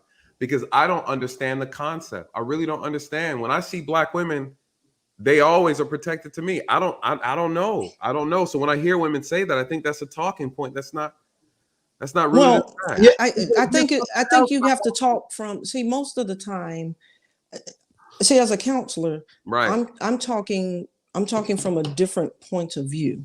Most of the time when these things are being said, people are talking from a personal experience, real life, what I went through point of view. And that's where it starts to get messy and crazy. Right. When I say that, you know, women aren't protected that look like us, I'm talking about those of us that disappear and nobody's reported us missing and seemingly don't care that we're gone. I'm talking about at a much deeper level, you know, than that. So let's unpack that one at a time, though. Yeah. And go ahead, Uncle Stu. Did you? Yeah, because what I wanted to see if we could unpack is because you're coming at it from, first of all, I think everybody needs to understand. Right. You're coming at this because you're not a child. You're not some 20-year-old chick. You're not a 30-year-old. You're a mature woman, and you're coming at this in a holistic fashion. So you're seeing the entire dynamics. The question that I would have is, if what you say is true, and Nathan Daniel is saying, like I would say, okay, I am the 100% man. I am, quote, whole, fixed, etc. Okay. All the words that they love to throw to, you know. Yeah. But I done did my leveling up. Mm-hmm. Okay. But then when I'm meeting her and I'm talking. Okay, I'm meeting her. I'm saying, hey, this is my standard, and my standard ain't that high. But here's my standard. But then I get the broken woman. I get the accept me as I am woman. Or can you please pay for all of the sociological damages that other men created? Someone else did. Hey, I told her I do. Look, those are real books, man. Those I didn't paint that on the wall, yeah.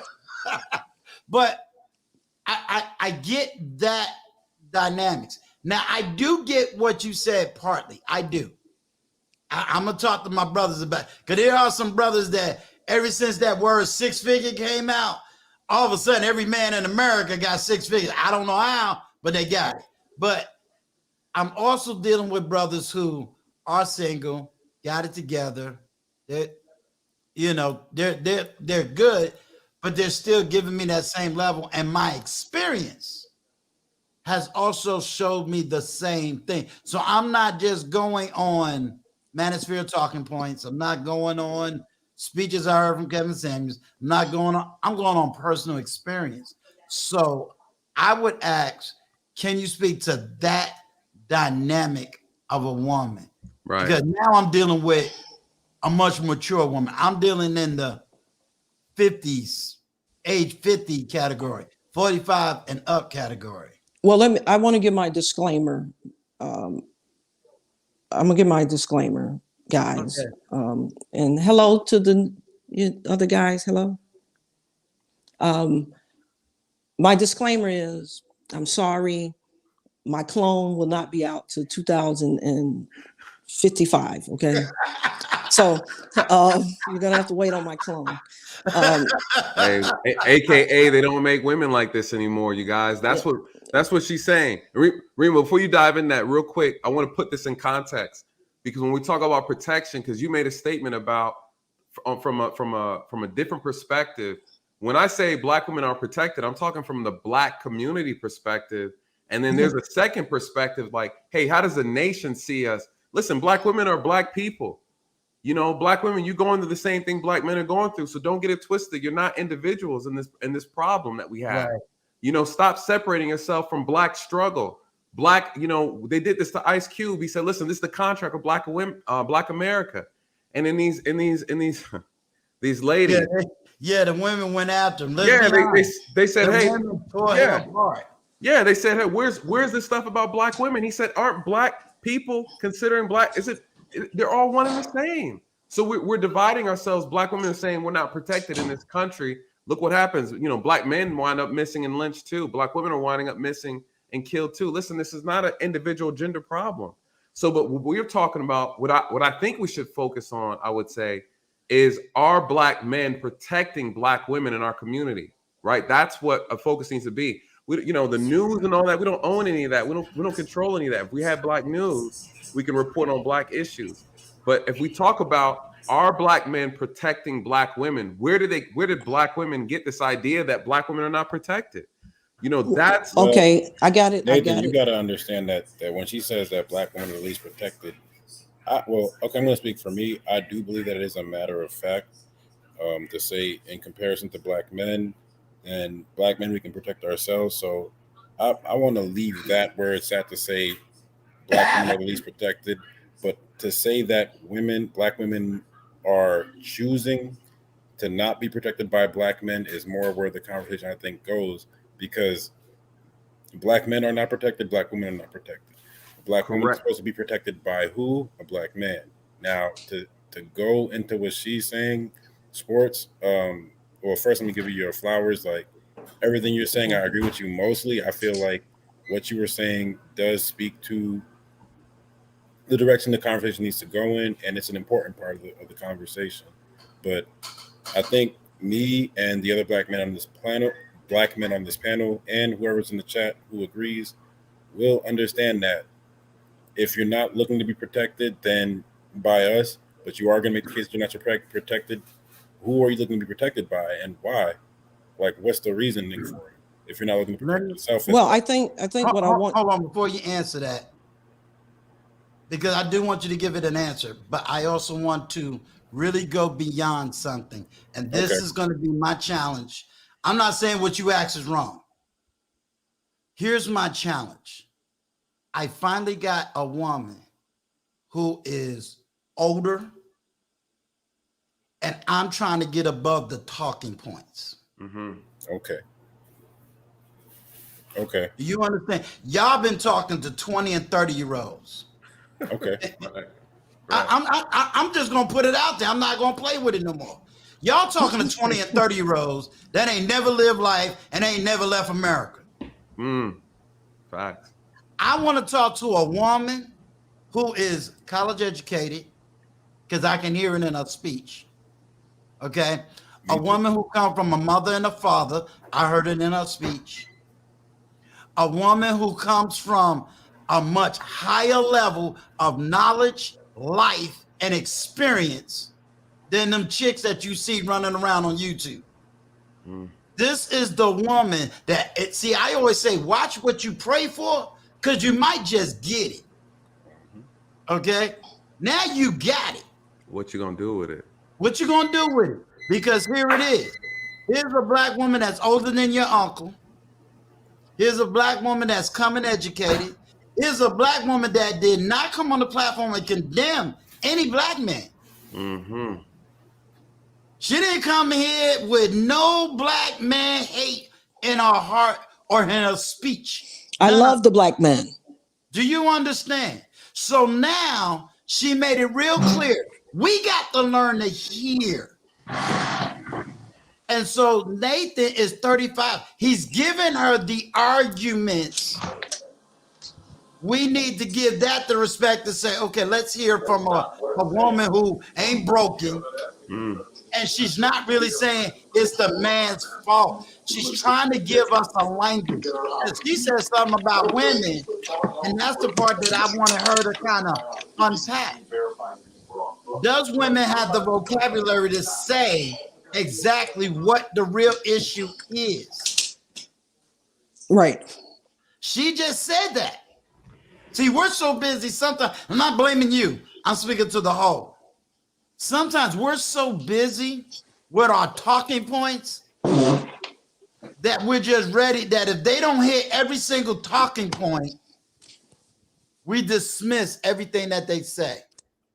Or you understand what I'm saying? And I don't why- want to dismiss what she's saying. Yeah, Let me and that's make why I that clear. said do there not were want to there's dismiss what certain she's areas saying. that I'll rock she's with it. hitting that if we can just break some things and let her give us the vocabulary that we're looking for, then Uncle Stu may know how to set up the platform. He may know how to have that deeper conversation. He may know how to break into some areas that I can't even break into, because it's like, okay, I ain't there. I ain't a woman. Right. I raise women, but my daughters can't even have that conversation because I'm their dad. You know what I'm saying? So I gotta hear from an older, educated, unhurt, Right. unbruised, unblaming. She's not talking from a feminist. She ain't never used the word feminist yet. But when I'm talking to her, she understands the history I'm giving her because she lived it with me. Some of y'all ain't never lived this history. She lived it with me. So Uncle Stu, real quick, Sure.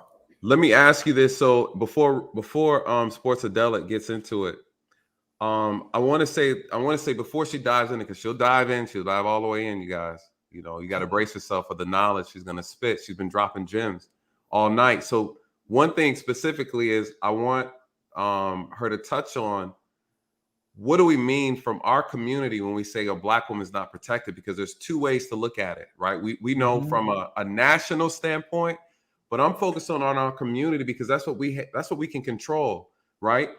We can't control that national thing as much as we can control this immediate thing, which in the black community. Because when black men hear that, we're under the assumption that you're talking about us not protecting you.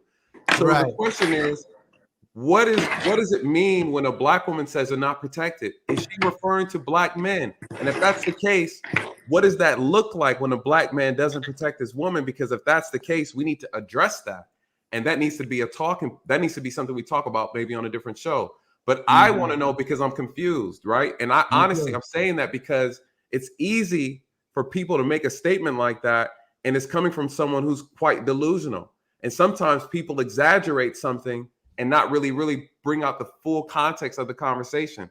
And then when you look at it and you break the situation down, you say, hold on. That's not you not being protected. It was you not listening. You wanted to do your own thing. You wanted to go your own way. You walked outside of the perimeter where you were protected. And so that's different when you make a choice. So I feel like we have to be very clear on that before we start blaming men for not doing something. So I said we have to be clear on that, on a national perspective. Yes, if your skin is brown, it's on you, right? It's on us. And it's our job as a community to protect each other. It's no one else's responsibility. It's not a white person's responsibility to protect the black community. So we got to be clear on that. Well, let me be clear. Let me get my cigar. Yeah, you know what I'm saying? I'm about to get mine. We got to take a cigar break. Hey, listen, how I go? I don't care about the monetization. I'm getting educated tonight. There we go. Hey, we're going to have us all in here smoking. You know what I'm saying? Yes, sir. Let me tell you the difference, Nathan, because I want to speak to your point because it's going to be quicker. I'm going to circle back to what you originally asked, Stu, and then the gentleman here. If I want to be controversial, see, I'm 50, you're 35, and whatever you're experiencing with women, I have no anything other that I can say to you is, I don't know what you're talking about. I've not ever interacted, behaved like that. And I can be very specific with you. I can say, as a black woman, I'm not protected by my black men. And I'm not broken. I'm not out here disrespecting. I might have the body, but at age 50, I just don't have the courage. Like something isn't about, because all of my life is like, oh, you should wear this, you should wear that. But see, I have a father. I'm always thinking, what in the world is my dad gonna think if he see this, So it was always like, no, I can't go there. Because on the surface, everything is about the visual and the attention and all of that. Well, I was raised to understand what comes along with the attention, the debris. My father used to say the debris. You're not old enough, you're not wise enough to handle the debris that comes along with dressing a certain way. It didn't matter, hell, I got the body, I like to dance, I have the body, I like to dance. I could be a stripper, I don't have the courage. And my respect goes outside of me. I want my father, my mother, my sisters, my brothers to also be looking at me as a respectful, young woman. And you know how brothers are. Like brothers, they don't care what they do to somebody else's sister. You ain't gonna do it to their sister. That's how you all are. Y'all got this crazy standard, when it comes to stuff like that. But what I'm saying to you, Nathan, there's not a man that can say that I don't listen. But I can tell you as a woman how I'm not protected as a black woman in my community. I ain't even got to get to my country level, but I can tell you in my community, and I can give you an example. This is an example. I'm pumping some gas. I had just minding my business pumping gas. Black man says to me, I will, if you give me the chance, I will FUCK your skin off. I don't know him. All I'm doing is putting some gas in my car. And he's telling me that he will tear me down to my skin's off.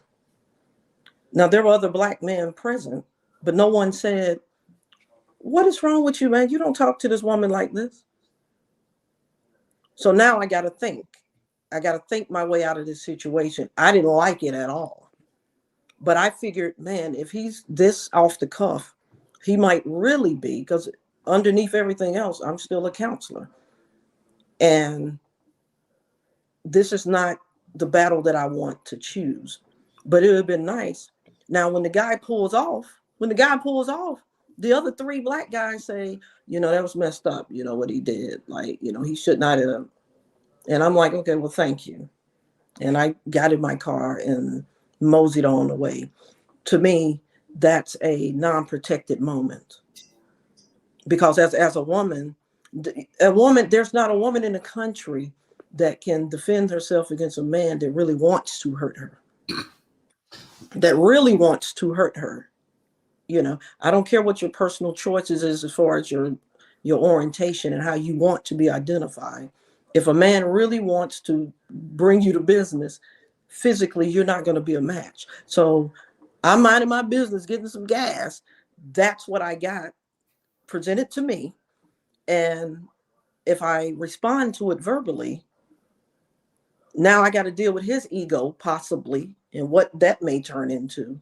But what I got from the other men that were present was when the disrespectful guy pulls off. And they telling me what I should have said to him. And I was just like, but again, I just get in my car, I pull off.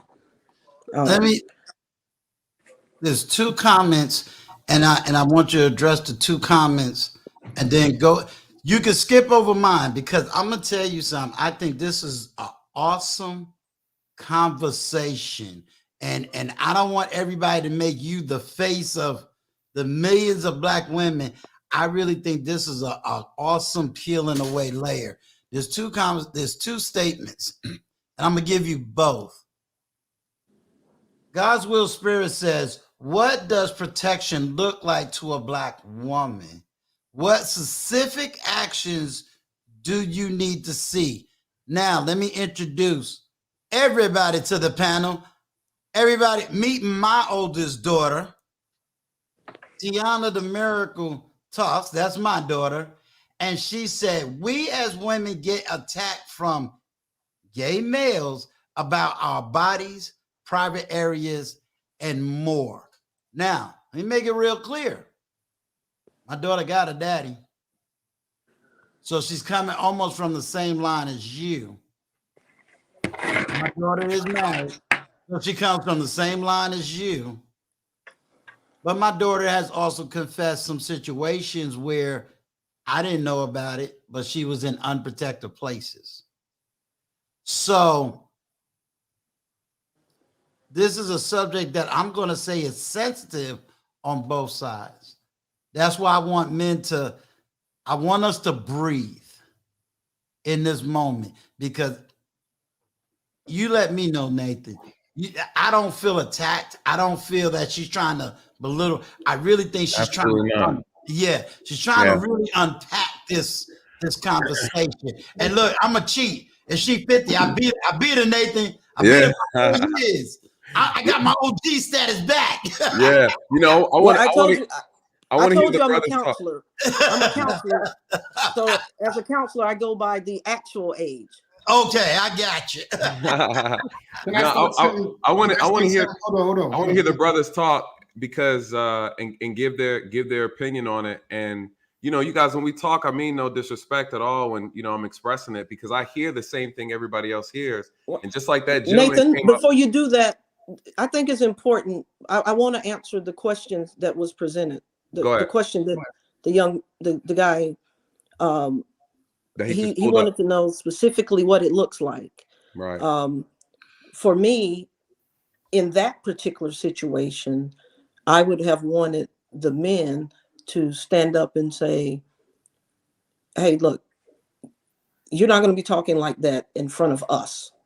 Correct. It was 3 other guys. And I know though if those 3 men would have said, hey, look, not in front of us, because that's how you correct bad behavior also. They would have been able to check him, at a level that as a woman, I never could anyway. And it looked different. To answer your question, it looked different depending on every situation. For me, you can't protect me if there's not an opportunity for me to express myself to you, free of judgment, free of interruption. Just listen to me, because it's the same thing we tell our children. You got to let me know what's going on. I can't protect you if I don't know what's going on. True. And the parents will protect you from all things. And so it's the same thing in an interpersonal relationship. If we don't have an open enough dialogue, like if you just say, I don't want to hear this emotional trash, then she's going to shut down. And because protection, let's forget about protection as a physical thing. It's also an emotional and mental connection that you want to have with your mate, to where I'm protected at every level, physically, mentally, emotionally, socially, financially. It's there. Because like I said, I don't need a man for what a man might think, what he may think. But if I'm dealing one-on-one with that man, I'm going to find out, because I'm going to tell him everything I need you for. I need you to have my back financially if the bottom falls out. But as far as that, the basis of me being with you, I don't need that. I need you to listen to me. I need for you to talk to me. I don't need for you to, there's some things that I know you may want to discuss with your homeboy, but I need for you to talk to me. I need for you to respect me enough to ensure that others have to definitely respect me, especially if they're in your presence and I'm there as well. Those are the type of actions that I look for as a woman, which may be very different, I understand, from some of the other women in the world. But I was just trying to answer that question to give him some examples. It's not just a physical thing as far as protection. It's a listening, it's a opening up. The only way we can be good for one another, we have to create an opportunity for us to communicate at that deep level. To say, what am I afraid of? What are you afraid of?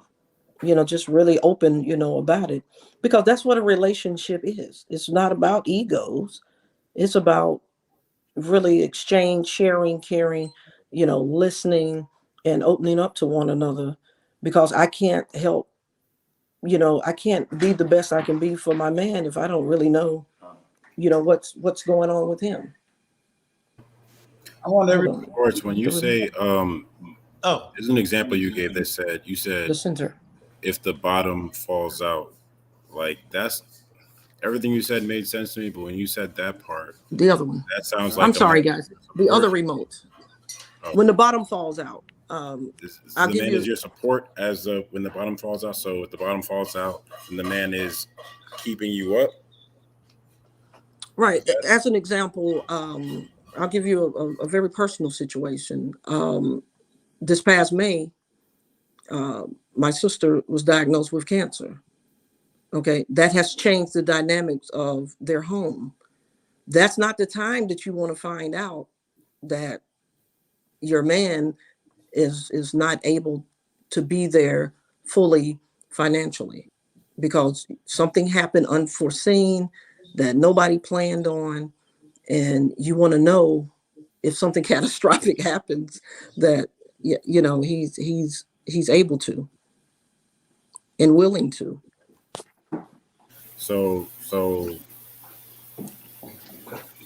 I don't want to speak on your personal situation. I think that's too close to home, and I don't know. I don't want my question to come across disrespectful, but I'm looking at that and I'm thinking,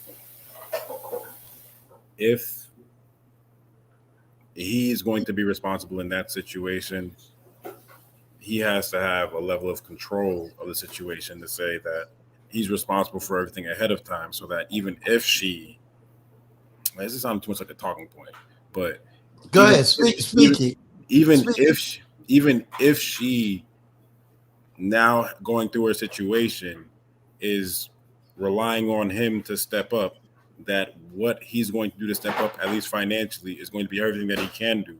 Not to say that he isn't capable of more, but that how much do you place the blame, how much do you place the responsibility on him to do more than what he's capable of and to shine like how he should or how he could? Because in that direction, if they already have an understanding of what things are, and for him to support her in that moment, what is it that he's bringing to the table extra that isn't what he's already been bringing to be able to support her? You know what I'm saying? Does that make sense? Or I can explain a little bit more, but I feel like that's no. But I think I understand. I think, you know, I also have this discernment to hear what's not being said sometimes, you know. But it goes back to what I previously said. If those discussions and that relationship is open, you know, there's going to be those conversations before something catastrophic happens. Because for me, in a relationship with me, the what if somebody doing something. Hold on, let me see. Okay, go ahead.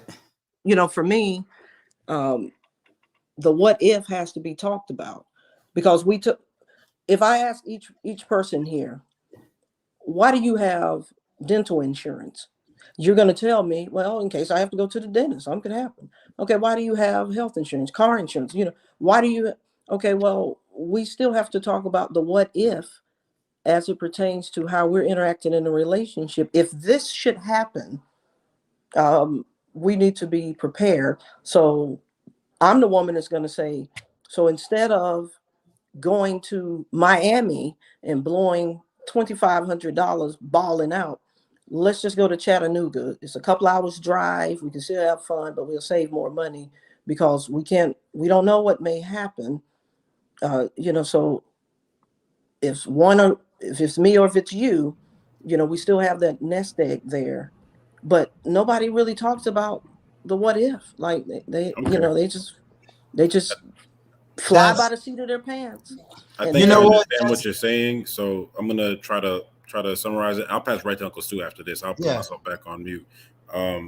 So in that situation, the man should be responsible for making sure that financially, whatever it is he's providing, does provide some type of insurance, some type of protection financially, so that in that situation, whether it's a nest egg, whether it's some type of savings or whatever, to say, if you can't do what you've been doing as my woman, I've got your back in this way. So that's something that should be, I would say mandatory, because even when you describe it, it makes me feel like it should be mandatory. And just from my own personal experience, I feel like it should be mandatory. Mandatory, a man should be responsible financially for that. Even if your woman has it, you should have something behind it to back it up, so that primarily you're responsible to say, whatever happens to you, I got your back, babe. This is us. We're in this together.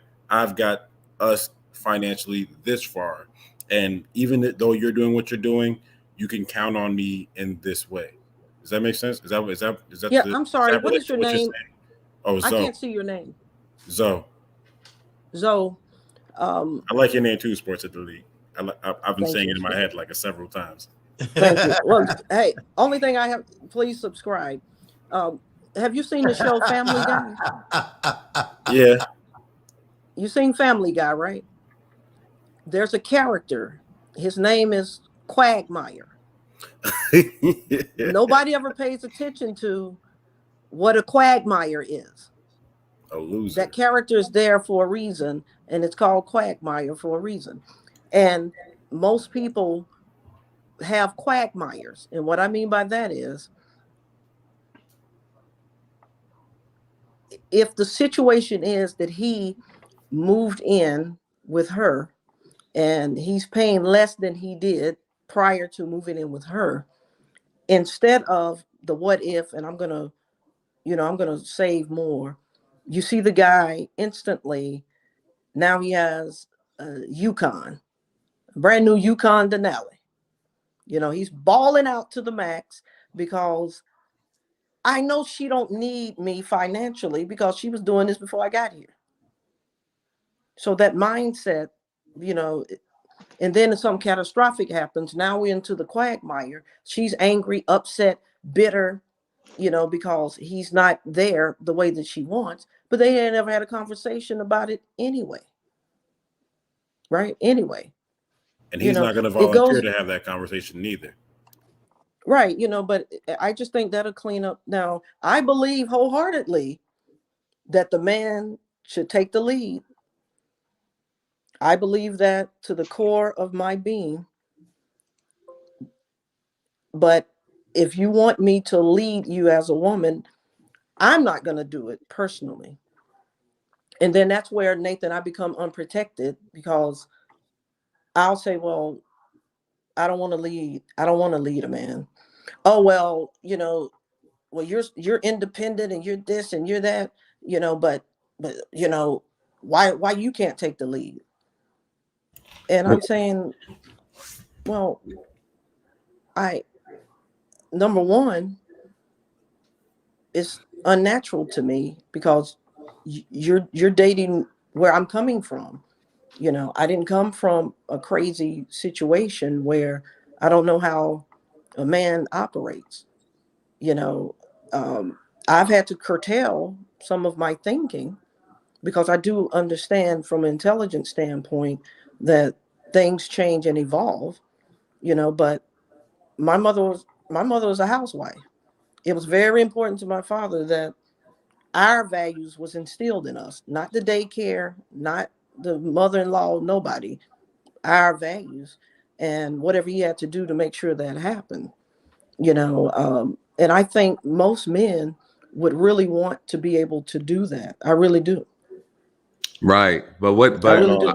I want to hear what because Carlo was waiting. I'm really curious to hear what he has to say. Yes, Carlo. Yeah, because before I dive in. Yeah, Carlo, I'm about to show you the example that everyone's been looking for. So I have to address something very quickly. And after I address it, I want you to go. All right, to everybody in the chat, y'all say y'all want to see what it looked like. So I'm going to show you what it looked like. This is my boy, Matt from Tender. You definitely always got my back. So I got to show you the example. My daughter was raised by men, meaning me, her father, to be very protective of her. And I make it a rule. You going to marry my child, you better protect my child. And because I put her under your care and your protection. So, yes, my daughter better not be out here fighting no man and her man just sitting by the tree. Because if I got to leave my city to go protect my child after she's supposed to be protected by you, it ain't going to be a pretty sight. Taking my child back. Can't wait. I do carry, and I'll take this carry well over another state to protect mine. So, yeah, I understand what you're coming from, Matt.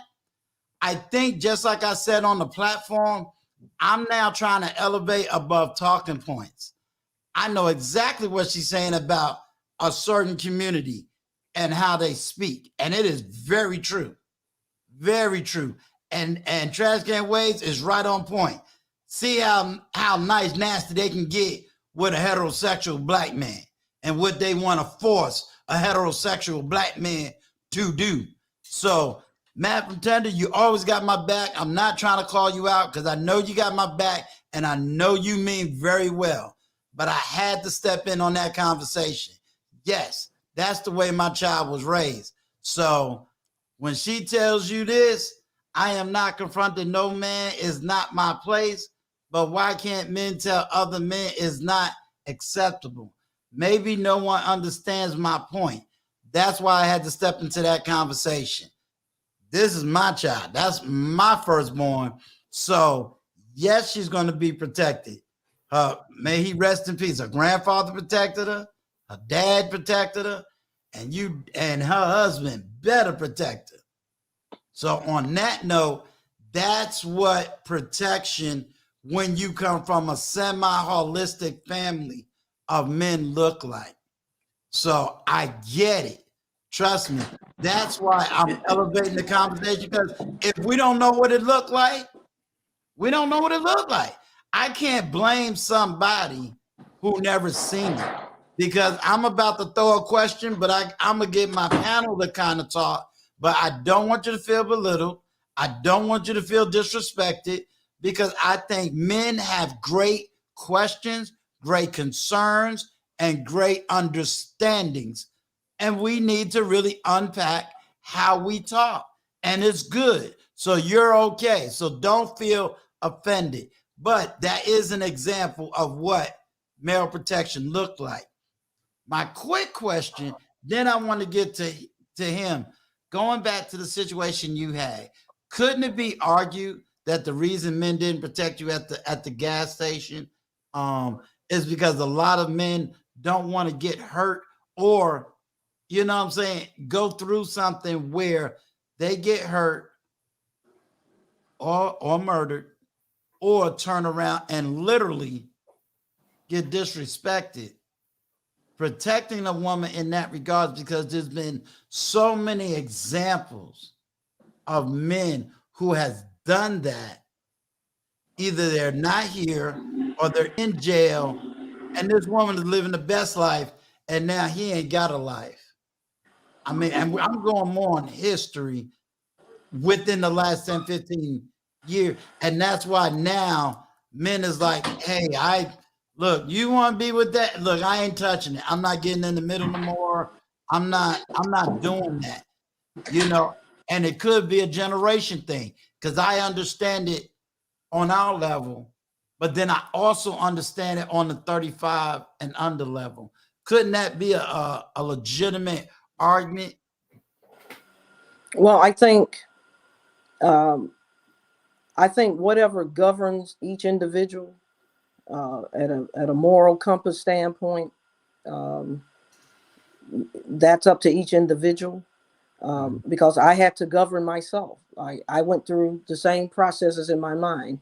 Okay, clearly I've been disrespected here. Do I want to go in the glove compartment? You know, do I want to cash in, you know, living my best life for this fool? You know, it can turn into X, Y. I get all of that. But it's, to me, we can always look to or look not to get involved. But that's up to each individual. I'm just telling you, as a woman in that situation, based on what happened, what I would have liked to have seen. But I understand the dichotomy of the whole situation, you know, but would we hesitate? Would we hesitate if the same thing was said to a 12-year-old girl? No. Like, what are you talking about? You know, having inappropriate relations with this 12-year-old, but still the same outcome can be presented. Like, he could still jump Johnny Blaze and, you know, want to go toe to toe, but each person still have to govern themselves. I can just only be honest with you all about the most recent fresh situation, because I'm still a little angry about it, because I ain't like being disrespected like that. You know, I didn't like that. How's everybody doing? What's going on? Welcome, sir. Thank you for your patience, because you surely been patient, my brother. Yes. The patience of Job. I tell you. You know, you got to be, you know, respectful around, you know, especially your uncles. So, Uncle Stu. So, you know, I'm not going to come all aggressive or anything like that. There was only two things that I kind of somewhat disagree with. Okay. And the first one was blaming kind of everything on men. Like, at some point, we have to hold or split the accountability between men and females. Because earlier we were earlier in your chat, I guess we were talking about how, damn, I forgot the whole subject matter, but it's in the chat where I was disagreeing with you because I guess the point that you made when you brought that example, I forgot what example it was a few minutes ago before everybody jumped on the chat. All right, I'm gonna get off that. Let's go on protection because it was so far back. It's kind of hard to get all the words together. No, I got you. What he's alluding to, and I think that's why I'm shocked no woman came up. What he's alluding to is the fact that men feel that every time situations happen, we're always placing the blame and the weight on men. And it's like there's no flip side of accountability on the woman. That's the heart of what he's trying to get to. And that's why I think these men showed up, because it's like, as soon as you said, we the most unprotected, every man that got triggered, you know. So but why I wanted to have that, bro. And I think What's that's your name, where Zoe? he's going with it. Is it your name is Zoe? Who, me? I'm Carlos. Oh, me? That's Carlo. Carlos. Yeah. Carlos. I'm sorry. Yeah. Carlos. It Number was one. so far back, you probably don't remember because. No, I do. Okay. I do. Number one, at no time did I blame, black men for anything. That never happened, not with me. And then I'm real big about what is feelings versus the time that you should be using your head. Okay. And what I mean by that is, for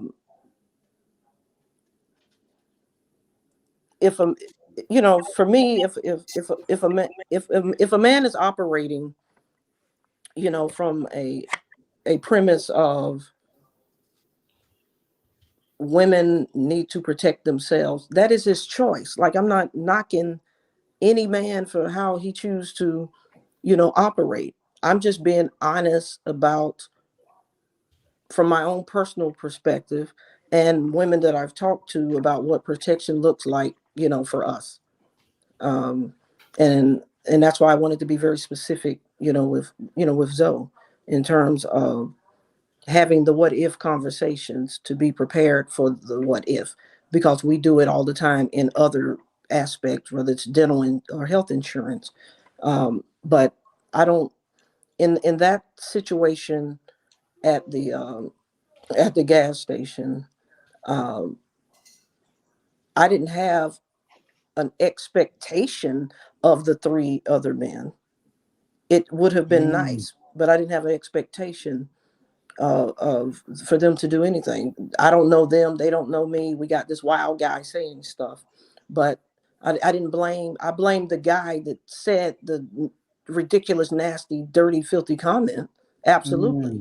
But I didn't have an expectation of the three other men.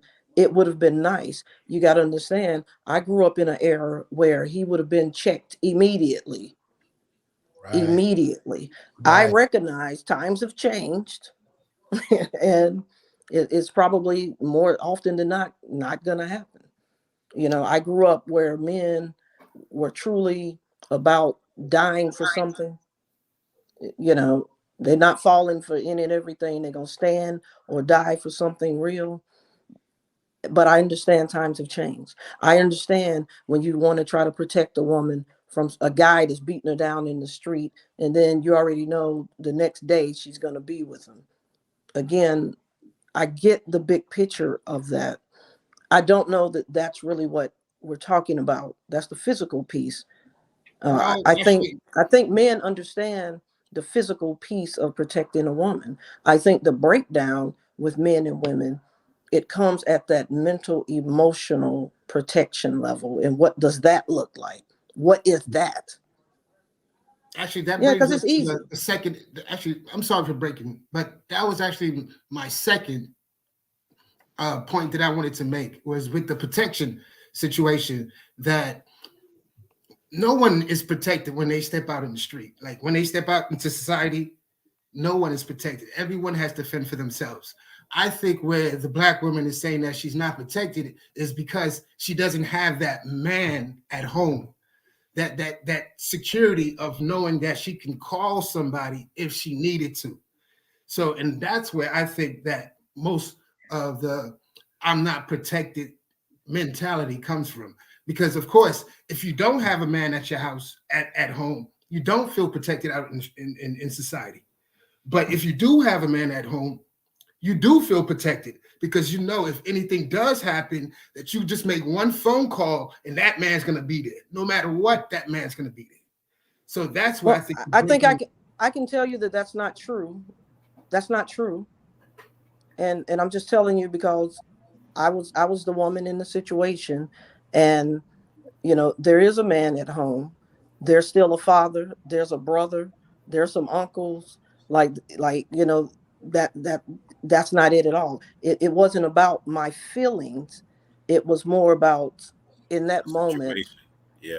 You know, I'm not talking about you specifically. I'm talking about women. Yeah, no. See, let me, and then I'm gonna go to Dre, and then I want to get Wayne signing. Uncle Stu, can I go after Dre real quick? I just wanted to make a point after Dre spoke. And I'll drop after that. Okay, there's an element she said, and I think that's the element that might be missing. She let you know that this was how it is in one generation, but she gave wisdom and said, I recognize that, say, 2 generations down, that's not taking place. So she's letting you know, I acknowledge this isn't taking place. She's telling, so she's letting you know she's not pushing back on your narrative. She's letting you know that there's a generation breakdown between this generation and maybe 2 generations. Because how old are you, Ruben? I'm 40. I'm only 10 years behind her. Believe it or not, 10 years is a long time, bro. Yes, it is. 10 years is a big, you know, it takes 10 years to get a PhD. Okay? 10 years is a long time. So that's not even a number that we sneeze on. So she's recognizing, and she's saying it boldly. This is how it used to be. She's recognizing the shift. What I'm hearing, and if I'm wrong, I stand to be corrected. This is now giving me, my generation, some new nuggets and some new areas to work on. In other words, I gotta get some more, for those that do need it, some more therapy in here. We gotta have a deeper dive. I still love, appreciate, and don't think that there's any man in the world better than the Black man. I find if people want to love whoever you want, but I just can't imagine in an interpersonal relationship with anyone other than a Black man. What happened did not taint. You know, I'm not the woman that's going to run and say, you know, these black men are sorry. You know, this happened to me, because I'm not the victim either. I'm not going down that street. You know, I understand. Now, I know for a fact, because I could pretty much gauge, you know, the age group of all 4 guys. Now, I know that those cats 50, 60 on up, they would have had to say something. They would have had it. They just would have had to say something, and they know how to get themselves out of the crazy situation. But I think I have seen the other side. I've seen when men correct bad behavior as a group, and the guy is receptive, like, you know, okay, you got, you know, you're right, man, I shouldn't have, or whatever. And I think sometimes that if men start correcting, just like, because I try to correct women with their bad behavior. You know, I do. I'm like, look, you can't talk to him like that. You can't talk to him like that. Here's why. And then now I can't hang out with you because you're causing problems that don't have to be because of your mouth. And then when they come back and say, you know what, Rima, you were right, and I'm going to do better. Okay, well then now we can still kick it and be cool, because I'm not hanging out with somebody that don't respect themselves enough to respect men and want to be, saying I wasn't raised that way. I wasn't raised to.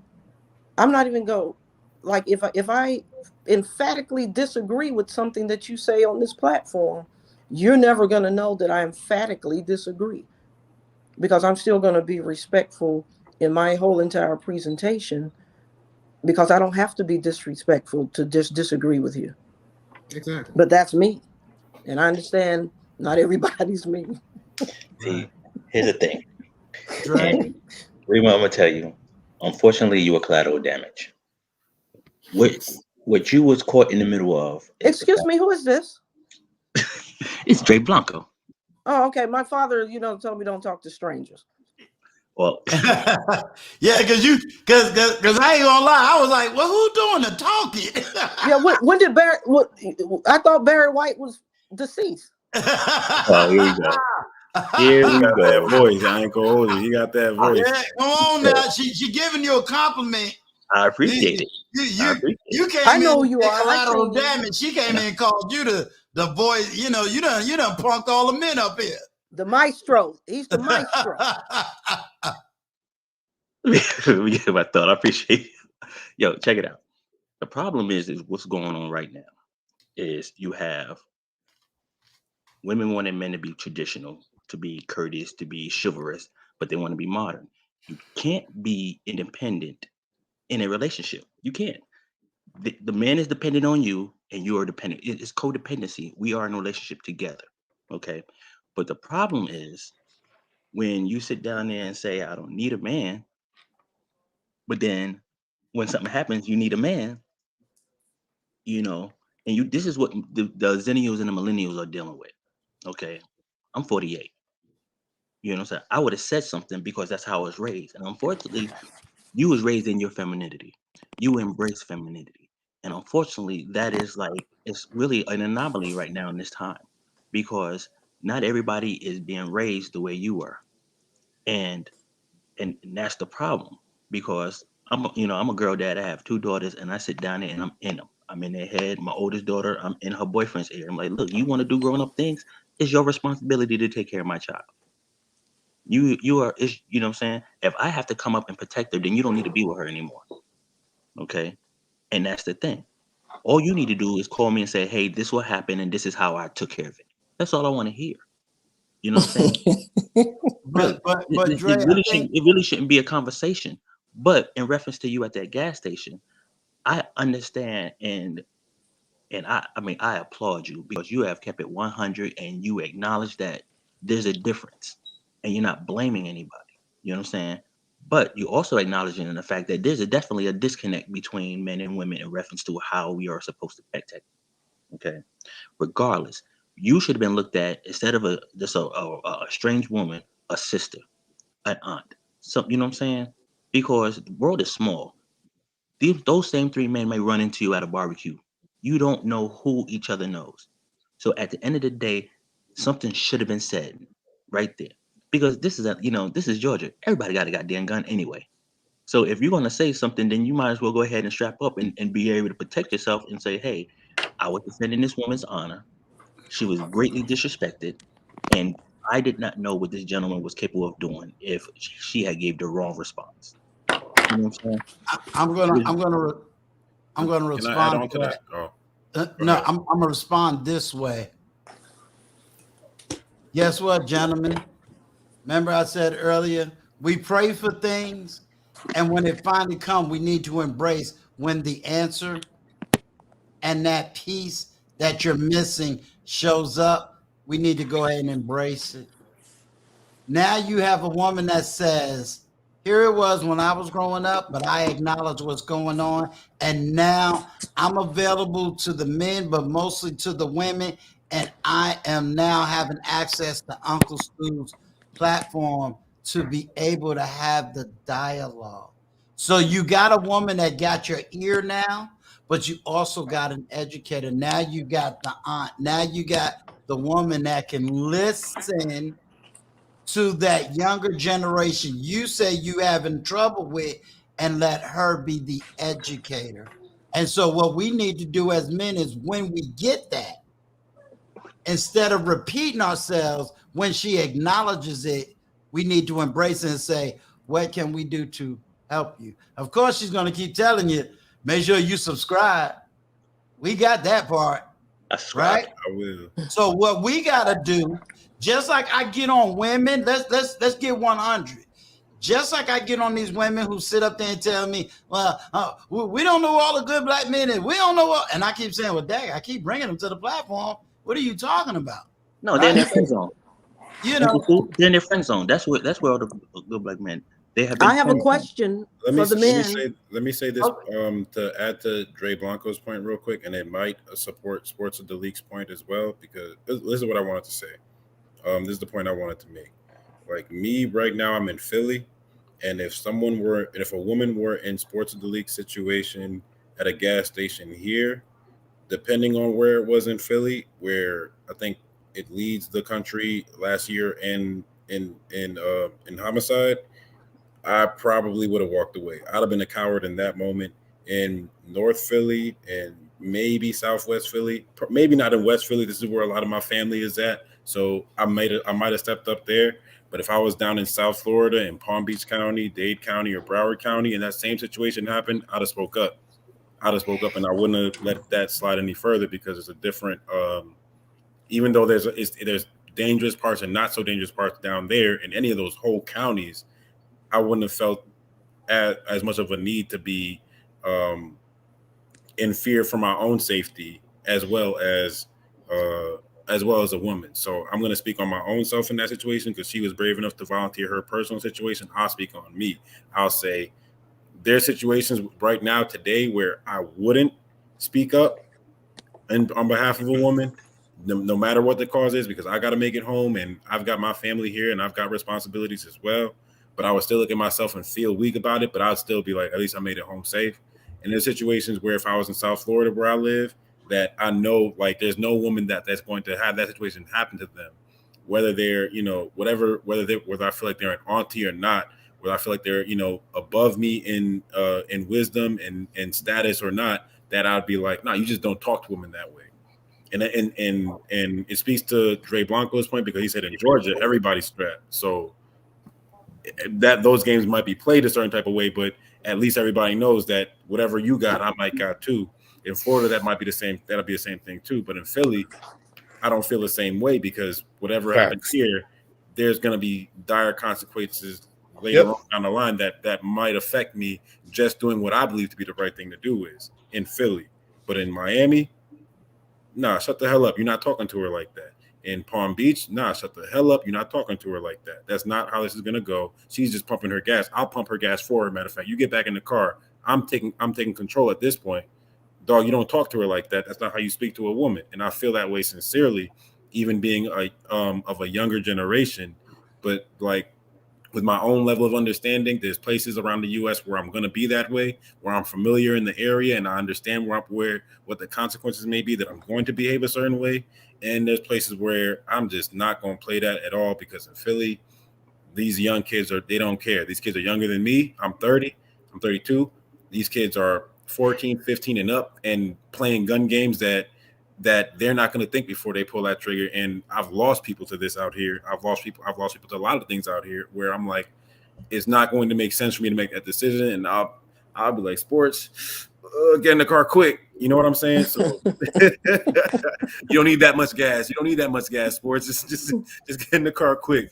You know what I'm saying? But in Miami and South Florida, or certain places, I'll say the South in general, certain places in the South in general, where my heart is not going to let me, no matter what I think the situation is, allow a woman to be talked to that way. And that's today, and I'll stand on that. But that's all I wanted to say. I was going to hop down, but I want to make sure I made that point. Well, I have a question that I want, starting with Nathan. I want each one of you guys to answer for me. Okay. If that's okay. I just want you to know I'm getting punked on my platform. I got 2 Philly dudes up here. I'm a New Yorker, so you good. New Yorker. I'm a New Yorker. We know Carlos, New York. I didn't know you were from Philly. I didn't know Hey, you were in Philly. how many? I know I got 2 Philly at least. Bronx. Yes, all day, baby. I got some New Yorkers. All right. I feel protected. So Zoe, where in Philadelphia are you? Where in Philadelphia are you? Zoe, I'm in the A right now, so. okay, Zoe, what part of Philly are you from? Oh, me? Right now I'm in West Philly. I'm not gonna say where I'm at, but I'm in West Philly. Okay, right now. that's cool. It's cool. Yeah, because I'm in from West North Philly. Philly. You're from North Philly? Strawberry I think I heard Mansion. you say that No, before. North. I'm not North. stopping nobody from doing nothing in North Philly because y'all are too Yeah. territorial out there. Yeah. Every block is its own 33rd and block. Lehigh. I'm not even hollering at girls in North Philly unless it's like on an app or something. Maybe if I catch them somewhere else that's not North Philly. I don't play them games. North Philly where? Ben Salem? You talking about Ben Salem area? Hey, they- North Philly? No, I'm talking like Anywhere from a little bit Strawberry above Mansion, Temple up to where Max's is up to around that U, area. Old Downs Avenue, Lehigh, May Kensington. I ask the question, please? Yeah, Oh, yeah, that's the question. I'm I was sorry. gonna say they done went to the Philly Yeah, conversation on me. Yeah, y'all over here playing map. Y'all over here playing MapQuest. Yeah. Hey, we excited. Go ahead, Doc. I just want each one of you all to answer, not at the same time. Nathan, Mhm. what is the essence of a woman?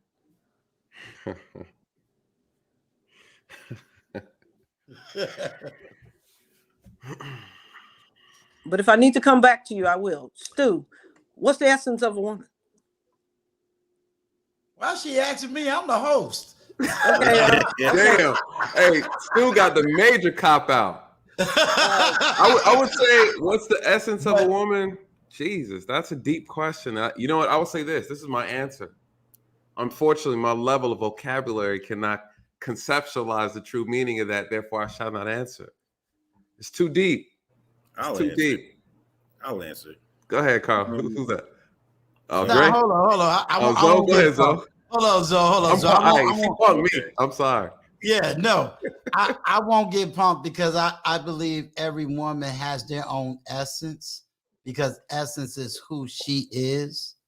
So I always have to be more on the idea of understanding her as an individual and not woman in the collective. You know, I wasn't going to drink tonight because there's one thing about my profession. Like I said, I listen and Dre said he got the answer. He said he gonna go baritone bass. He gonna answer this. Go ahead, Dre. Knock it out the park. Let me go before him. I don't want that deep voice to drown me out. You can follow behind it. It's all good. Okay, let me give my answer and I'm gonna drop down. Because he got a question, and he's not over here. He's way in a whole different time zone. Let me grab him. We're gonna all go back to the essence question. It look like I'm gonna have to snip this, Nathan. How a woman came up here and punked everybody, right? Hey, sometimes. Hey, listen. What my mama say? Sometimes you don't need to answer to everything. If you don't know, you don't like if it's a strong. Listen, I know when to shut my mouth. You know, that's a powerful question. That's a powerful question. I was told. I can only go by what I was told. I can only go by what I was told as a, when I was growing up in the early 70s.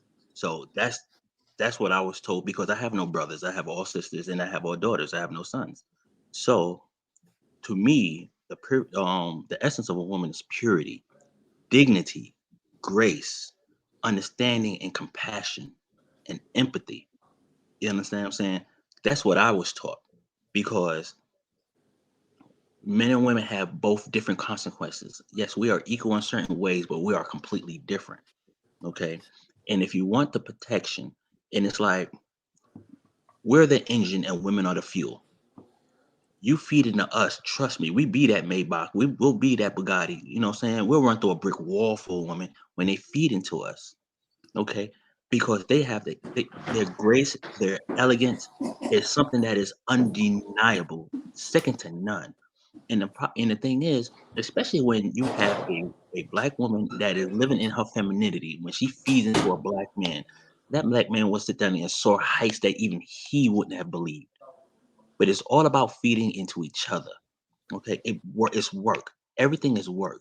Okay, because when you feed into me and you're my fuel, you benefit. You come along with me. You know what I'm saying? So it's the purity, the dignity, the grace, the understanding, the value, the love. To me, that's the essence of a woman. Okay, thank you. Zoe? You want? Okay. Hold on, can we just clap for that, brother, though? That actually moved me to some tears, actually. And then the way he finished it off, he said, that is the essence of a woman. You know, he put that voice in, he all on the damn mic. I got to move my mic closer to get that voice like that. Look, you know, I'll send you that clip. A woman. Yeah, please send me that. I'm gonna put this. So if I get another woman on the channel and they start saying something, I'm gonna say, hold up. You just push a button. The essence of a woman. Hey, Dre got it. Hey, Germany, you do some sound effects for me, brother, for my channel. Yeah, man, we got you, Dre. You gotta hook us up, man. You can't leave us on the ship by ourselves now. Hey, shout out to Trash Can Waves before we go on, Rima. What Trash Can Waves say? Hey, y'all fell for it. He said it's a loaded question, y'all. Y'all fell for it. I'll take my vocabulary is not advanced enough to be able to answer that question. Wow, you know, women are the closest thing to God. I said it before and people got on me about it. You know, a woman, look, I mean, her body, everything about her, she's designed to create life. You know, we plant seed and a woman waters, she nurtures it. She creates life, you guys. How can you put that in words? I can. I feel like what you just said also represents a part of what I was going to say. That's what's up. Knock it out, bro. A woman's essence to me is nature and beauty. And that's on 3 levels. That's obviously physical for all the guys. I think that's why nobody wanted to answer, because everybody look at a woman and think like, oh, she look good. But it's like, that's not the only essence. That's not the only layer of nature and beauty. There's also psychological, and then there's also spiritual. So when you look at a woman spiritually and she's beautiful, then you understand, and she's natural, then you understand your attraction to her being like untouchable. You can't mess with it. Like, I can't help that I'm attracted to a woman's beautiful spirit, the same way I can't help that I'm attracted to her beautiful body, the same way I can't help that I'm attracted to her beautiful nature. And then psychologically as well, it depends on the what was built into her, to how she moves, to the way she moves, to her. I think Dre Blanco used the word grace. I can't say it with the same deep voice, but y'all understand what I'm saying. So it's like on those 3 levels, when it comes to psychological, when it comes to spiritual, and when it comes to physical, like, you understand that there's something about a woman that will always attract a man. And like, essentially, in its essence, it's like those 3 things to me. When I learned, like, I can't help wanting to talk to women. I can't help wanting to figure them out. I can't help wanting to look at them. Those 3 things matter to me as far as what the essence of a woman is. If there's anything more outside of that trinity, then, you know, I'll give it to anybody else at that point. But that's my definition. I want to hear from Carlos. All right. I'm going to agree that it's a loaded question because it's very deep. It's a very deep question because an essence of a woman can't really be defined. I'll just say that to start with. But then I also go back to tender love and care. A woman's supposed to be your support system. It's supposed to be your confidant. It's supposed to be everything. It's supposed to be your better half. Everything that you're missing, she's supposed to be that, to add to you. So the essence of a true woman, it's understanding, loving, caring, dependable. It is so many words that you can say that I have to say that's the end of mine right there. It's just too deep. So those are the most that I have to say. That's it. All right, now hold up. All right, now listen, y'all. We saved the best for last, because Dre, you may do it in a baritone bass voice. He gonna flip the language. He gonna say it in Cantonese. Then he gonna flip it to a little. We ain't signing since all of us got suckered into the question. Help us down, bro. Whoa. No, nobody will suck it into the question. That was a damn good question. It was a good question. It was a great question. Answered it. Yeah, we just answered the question. But I gotta give I want to hear everyone. I want to hear everyone so I can then finish. Yeah, okay. She put it in the trick bag. So thank you, Uncle Stu, for having me up. I can't stay on too much longer. Salute to the panel. So I'll answer the first question last, and then I'll address the former question last. I'll answer the last question first and address the former last. So first, I just want to say that I have no idea what the essence of a woman is because I don't deal with women on that kind of aspect. I deal with women in functionality and roles. Also, I've been living in the East for 16 years, so that's how the standard operating procedure is. So I don't have any idea about that. I think Ben Israel gave probably the most proper answer. Proverbs 25, something like that. So I guess that would be my answer. Yeah, so that would be my answer too. Okay. And the original thing what I said is that when we talk about protecting women and when we talked about the gas station situation, I 100% like understand where you're coming from because it's not fun being disrespected. So I get that. But the one thing I do kind of I think we need to do, the one thing I do kind of question is I don't know if should we protect women from physical harm? Yes, absolutely. We should keep civility and structure among the society. But as a stranger, do I have the obligation to protect you emotionally? At me being a stranger to you, you being a stranger to me, and that stranger saying what he said. I don't know. I mean, is it the right thing to do to say something like, hey, don't talk to her like that? Absolutely. But the burden of me having to protect, or black men having to protect the emotion of every black woman walking down the street, I don't think that's fair. In my humble opinion. I didn't say that. I never said I'm not saying you did. I'm not saying you did. I'm not saying you did. What I'm I'm just saying saying to you is what this. I'm thinking. I'm saying it doesn't do us any good to throw out a hypothetical that doesn't exist because that's not what's being said, and that's not. I was using the gas station thing, right? Well, no, you made the statement. You said I don't know. There's a burden of protecting each woman emotionally that I don't know. That wasn't what's said. Now I understand that's your interpretation. So I'm just saying, based on your interpretation, that's not what we're saying. Okay, and certainly not what I'm saying. I think what we're trying to say is that you wasn't in physical danger. You was verbally being attacked, so it was an emotional attack. Right. So my question is just what are you saying? No. I think what was missed in conversation, she wasn't asking men to protect all women emotionally. She was more making it on a level of a man and one woman together in that setting. Then yes, he has a responsibility. Yes. Right. Yes. Yeah. It was a one-on-one. It was not a all men need to go out here and be Captain Saver, the word that we use. No. Okay. Hold up. I got one man, Sir Hale. Don't run away. Don't try to run away. You need to go on and cam up because she got a question and I want to hear your answer. We all got that question. Then I really don't have anything to add because I think I misunderstood. Because if we're talking about your individual significant other, then yes, they have the responsibility. I would agree with that. Mm-hmm. Then I think I just misunderstood. So then I don't really have much to add to the conversation. We ain't signing. Let me ask you something real quick though before you pop off. Because I think, earlier, I think you may have missed this part, but I mentioned, and someone else mentioned it in the chat, we have to talk about there's different hierarchies to protection, right? When we talk about from a community standpoint, from a nation standpoint, and then also from an individual personal standpoint.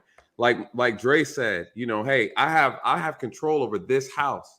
I have control over my daughters. I have control over the women that I'm with, or the woman that I'm with. Whoever I'm with, I have control over this immediate area. So as black men, it's just like a lion and a pride, right? We control and protect our own. So then if we're asking black women when they say they don't feel protected, we have to say, what area in the hierarchy are you referring to? Are you talking about your personal community, your home, your household? Because what did Uncle Stu say? Uncle Stu said, hey, I'm a father. What did Dre say? He said, I'm a father. I'll kill about mine, right? And so the reality is, what level creates what expectation of protection that women are misunderstanding? Because now you come out here and you're a lone wolf. You're on your own, right? Right. And so you have to understand that dynamic. The quicker you get married, the better off you are being protected. Because if not, who protects you? 911. There's always a man that has to come out here and protect a woman. You get what I'm saying? And I think the disconnect is, ladies, listen, the sooner you find yourself in a position where you're in a relationship, a secure relationship, in a marriage, that's the man's job and responsibility. What is your job as a woman? Your job is to live for me. What'd you say? We ain't signing. You made something very interesting. You're in the East. The women are raised differently. The culture's different. A woman understands that her job and responsibility, her duty, is to her husband and to her family. A man's duty and responsibility is to protect his family. What is his job? If your job is to live for me, my job is to die for you. And I think that's the misunderstanding that a lot of our women are missing out, right? In this modern era. The other thing that's missing. Can I add something really quickly? Go ahead. I'm just gonna add this. So, for example, women, like, you know, when women hear saying they're not protected and things like that, that's a very first world Western idea. Because if you take an Eastern European, take someone here from China, and you bring them over, and you bring them over here, they would say that you guys are the most protected women on the planet. Correct. Right? Ooh. Because that absolutely does not diminish or devalue. See, this is the what delusion. I don't understand. You're absolutely right, Rima. It doesn't do anything to the delusion. Let me give you this example. I can't have a conversation about apples and oranges. I can only talk about apples to apples, oranges to oranges. I am not an Eastern woman. And I've been in other countries. I trust me, I understand. But fruit is fruit. The luxuries I have. But fruit is fruit, Rima. I can't have a fruitful discussion about the what if, because I do know all of those women in those other countries, when they get here, they seem to throw out their culture and they want to be part of this Western world over here. Right, because consequences. Yeah, because no consequences. Of course, no consequences. Whatever the reason, I'm saying there's something about where they are that they appreciate some of the liberties here. And God knows, I couldn't even stay in a cigar shop in Dubai. I had to purchase and get the hell you can't smoke out. You can't do nothing as a woman. You can't drink. I understood that. Right. So, for example, if you want to go to the bar, some male in your family have to write you a permission slip. Like I said, I know. I know. Like I've been to other countries. Right. I've lived. I know. Right here in China, Sports of the league has a valid point. Hitting you, if a man here in China are hitting you, the police will come up to you, and I saw this in several different cities. Please beat her at home.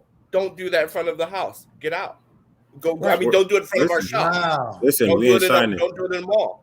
We ain't signing. Sports of the league has a valid point, because what she's speaking on has, I mean, she's making different examples, but what she's speaking on has more to do with the fact that I'm going to make a different example and then bring it back to this. Like, just because whatever happens in China and wherever else happens, it doesn't mean that when you come here that Black people are not victims of the justice system to a certain degree. So even though it's the best justice system in the world, it doesn't mean that we're not still victims to the justice system in a certain way. It doesn't mean there isn't a prison, school to prison pipeline here going on. So when you look at the problem here, you have to address the problem here. Now, to bring it back to the conversation, what you were saying was, because you've been in China for the past 15, 16 years or however long, that you're under a different standard over there, that you understand how things are over there now, right? And there's a standard for men and women there that exists. If that standard doesn't exist over here, then it doesn't matter how much of a first world we are. That standard doesn't exist over here. For what men have to do with their women over there, if they're going to beat their women, or I'm not sure what you were saying that, or if they're going to have whatever standard over there. Let me finish. I'll give it right back to you. If men are going to do certain things with their women over there, there's a standard over there that doesn't exist over here. And that's what she's speaking on, because even with her having her situation as far as what she was doing isolated in that gas station, the fact that she went to that situation still exists, and it still presents a problem that has to do with the way that men view women in our country, that regardless of the manosphere talking points, we have to be able to address what it is that she's saying and why she didn't feel protected in that moment, which, I feel like I kind of addressed to a certain degree, but I don't know that what you're saying addresses just her point, because I'll give it to you right after this. Your point saying that, you don't feel like every man should be responsible. And if you don't feel like you should be responsible, like what Nathan was saying, like what on the different levels, for you, it might be on a personal level, you don't feel like that. But do you believe that there should be a standard for men in general to say, nah, you don't talk to her like that? And I think it's that simple. Okay, so in the beginning, right, I told her I disagree. I agree with her. I agree with her 100%.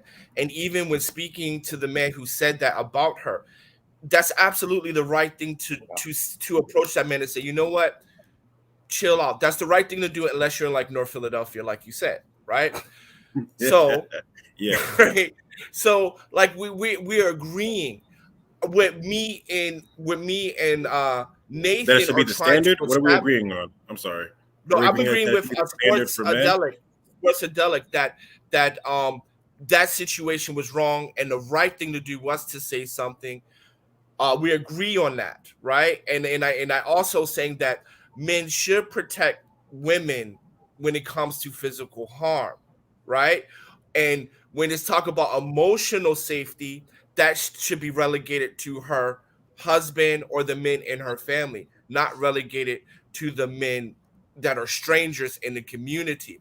And I'm agreeing with Nathan when we're saying is that, well, if Black women are the most unprotected, then what is the standards? What is the guidelines? What is the contract saying, okay, this is the responsibility of the Black men in the community? Because right now it's unclear. And that's where I'm agreeing with Nathan on, because Nathan is saying that, for the most part, right, you do have protection when it comes to Black men in the community who are strangers. You do have protection. And I agree with that. And when I'm talking about the East, I'm saying that the purpose of me kind of mentioning the East is just saying that I don't understand the essence, because you just don't deal with women in that kind of aspect. That's why I brought that up. Because when she said, what is the essence of a woman? I said, I don't know, because we just don't deal with women like that. We deal in functionality, duties, roles, and responsibility. That's where we need to be at. We ain't signing. And you know what? I'm gonna say this. I think for all of us as men, I think that's one of the most awesome layered conversations. Right. Now we got something to talk about. Layers of protection. And I agree with Nathan. That's where we got to start talking to women about. Yes. Which is when they say, what is the benefit of marriage? It's to protect you. It's to protect you against those men that wants to disrespect you, to protect you against, who like she said, Uncle Stu is trying to protect you. Right. But if you acting like a wild horse, I can't protect you. If I say, hey, you need to put on some clothes because I'm trying to protect you from men that don't care nothing about no freedom of whatever. Right. I'm trying to protect you. Stop wearing what you're wearing. Well, the feminist movement say I can do. Okay, now you're unprotected because I can't. I'm doing what I can to protect you, but you're refusing to be protected. You understand what I'm saying? So we got something to some words now. We got some vocabulary. We got some. She used the word social contract. Uncle Stu, can I jump in real quick? Let me tell you something. I got somebody who got a better voice than you, bro. I'm sure you do, but hold on. Here's the issue. Okay, here's the issue, and this is something that I expressed with my family, all the women in my family. Okay, Black women have been lied to, they have been misled, and they have been mistreated. Because when we talk about the feminine movement, it had absolutely nothing to do with the Black women. But who did they put on the front line? Black women. But So they Dre, sit down. you So they but you sit know down. what? But hold If on, you think let me finish. But here's the thing: like, I actually read that book, Subverted.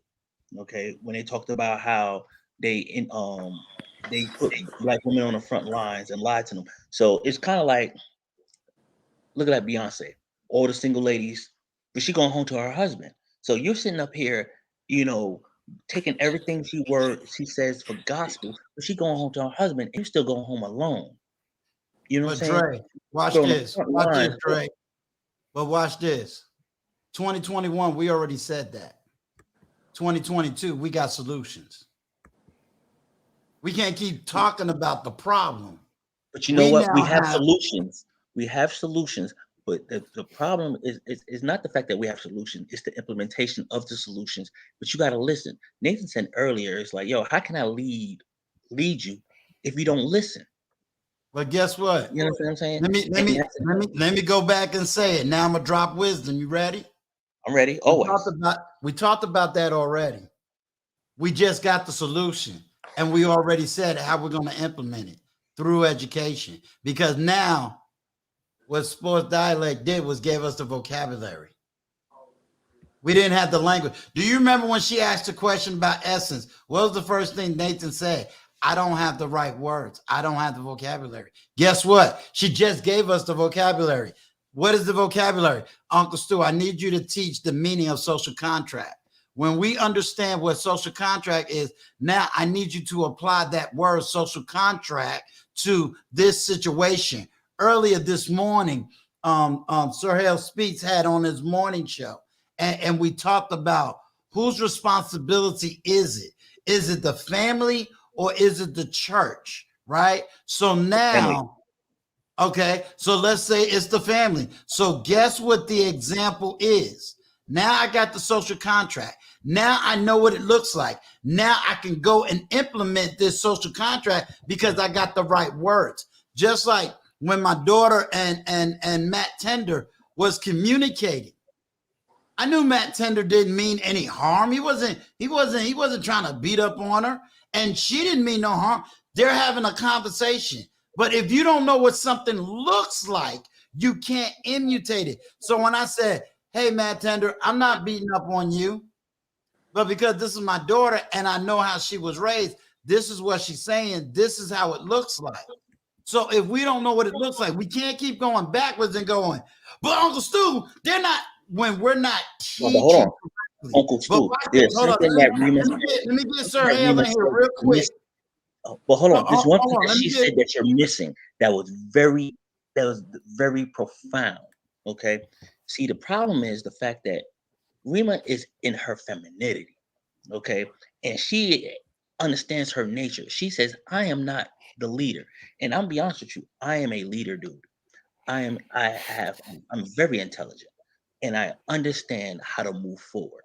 And what she said is, I'm not trying to lead a man. I want you to lead me. Okay. And the thing is, what she said is, the fact of the matter is that because of we're in the same generation, we're both Generation X. You know what I'm saying? I was born in 73. She was probably born in 71. Okay. So we were pretty much grew up in the same time frame.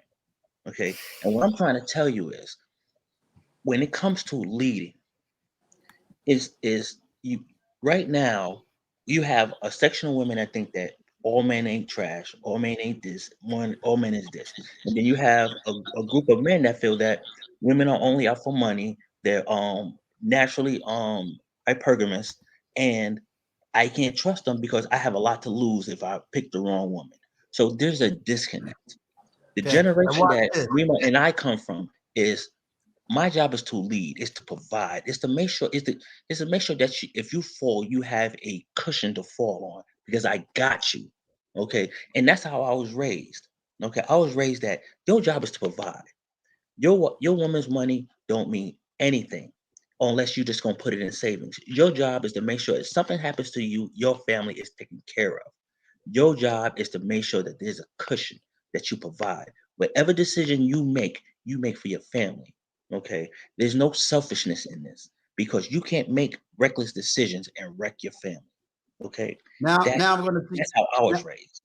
Okay, now I'm going to teach you leadership. Leadership says, know the problem, go solve it. Doesn't say make excuses and stay stuck in it. And what and here's my leadership. My leadership says, I got the answer, and I got the men, and I got the women, and now I'm getting ready to implement it. And what I mean by implementation is I got the woman who gave me the vocabulary. I got the men who got the structure, and it is my job to teach and to educate. And that's leadership. And it means that either you're going to follow Uncle Stu's leadership or you're going to die in your mess. So my job as a leader and whatnot is to say, this is the social contract. This is how my men is going to move. My men is going to move with purpose. They're going to move with integrity. They're going to move this direction. They're going this direction. This is the contract. This is the vision. This is the contract. This is the social contract. You want to come under me? My social contract says I'm going to protect you mentally, physically, and spiritually because I've been under the tutelage of a leader and the tutelage of a man, and I know how to have this done. So I'm not going to make any more excuses. And now I'm going to go this direction because I know how to do it. I know what it looks like now. I'm not going to sit here and keep talking about what everybody else is doing. I be damn, I care what everybody else is doing. It's what am I doing in my family, around my family structure, and make it right. But before I get to you, Sports Dialect, we're going to have a battle of the voices. Now we got Sir Hell speak. I want to see if you're going to get caught in this trap. You ready? We all got caught in the trap. Let's see if you can get us out the trap. You ready? I did not get caught in the trap. I did not. Right. We ain't decided to skip the round. I just told her I don't know. I just told her I do not know. He did the cartwheel. He did. Yeah. You know. Okay, you ready? Sir Hell speaks. The question is, what is the essence of a woman? First of all, I want to say a couple things. Ladies and gentlemen, salute to Uncle Stu. Sir Real Nathan Daly, shout out. Sports A Delic, Dre Blanco, we ain't signing Zoe Mike. Salute to the chat, y'all. What's going on with you? What's the essence of a woman? That's a very prolific thing. I don't think that it is something that you can, hey, here's the essence. I think it's the totality of who she is. Not just what she looks like, not just what she does, but who she is, how she thinks, her grace, her spirit, her wisdom, her love, her femininity, all those things wrapped up together. That is her essence. It's the thing that it's her fragrance without perfume. It's her sound without hearing her voice, right? That's her essence. And that takes time to develop. So I don't think that we can just say it's this thing. It's what a woman becomes over time. That's what her essence is. It's what makes people miss you when you're not there. It's what makes people long for your voice when they don't hear from you. It's what makes people want your touch when you're not around. That's what the essence is. And that takes time to develop. That takes time and build a relationship. Ladies and gentlemen, that is essence.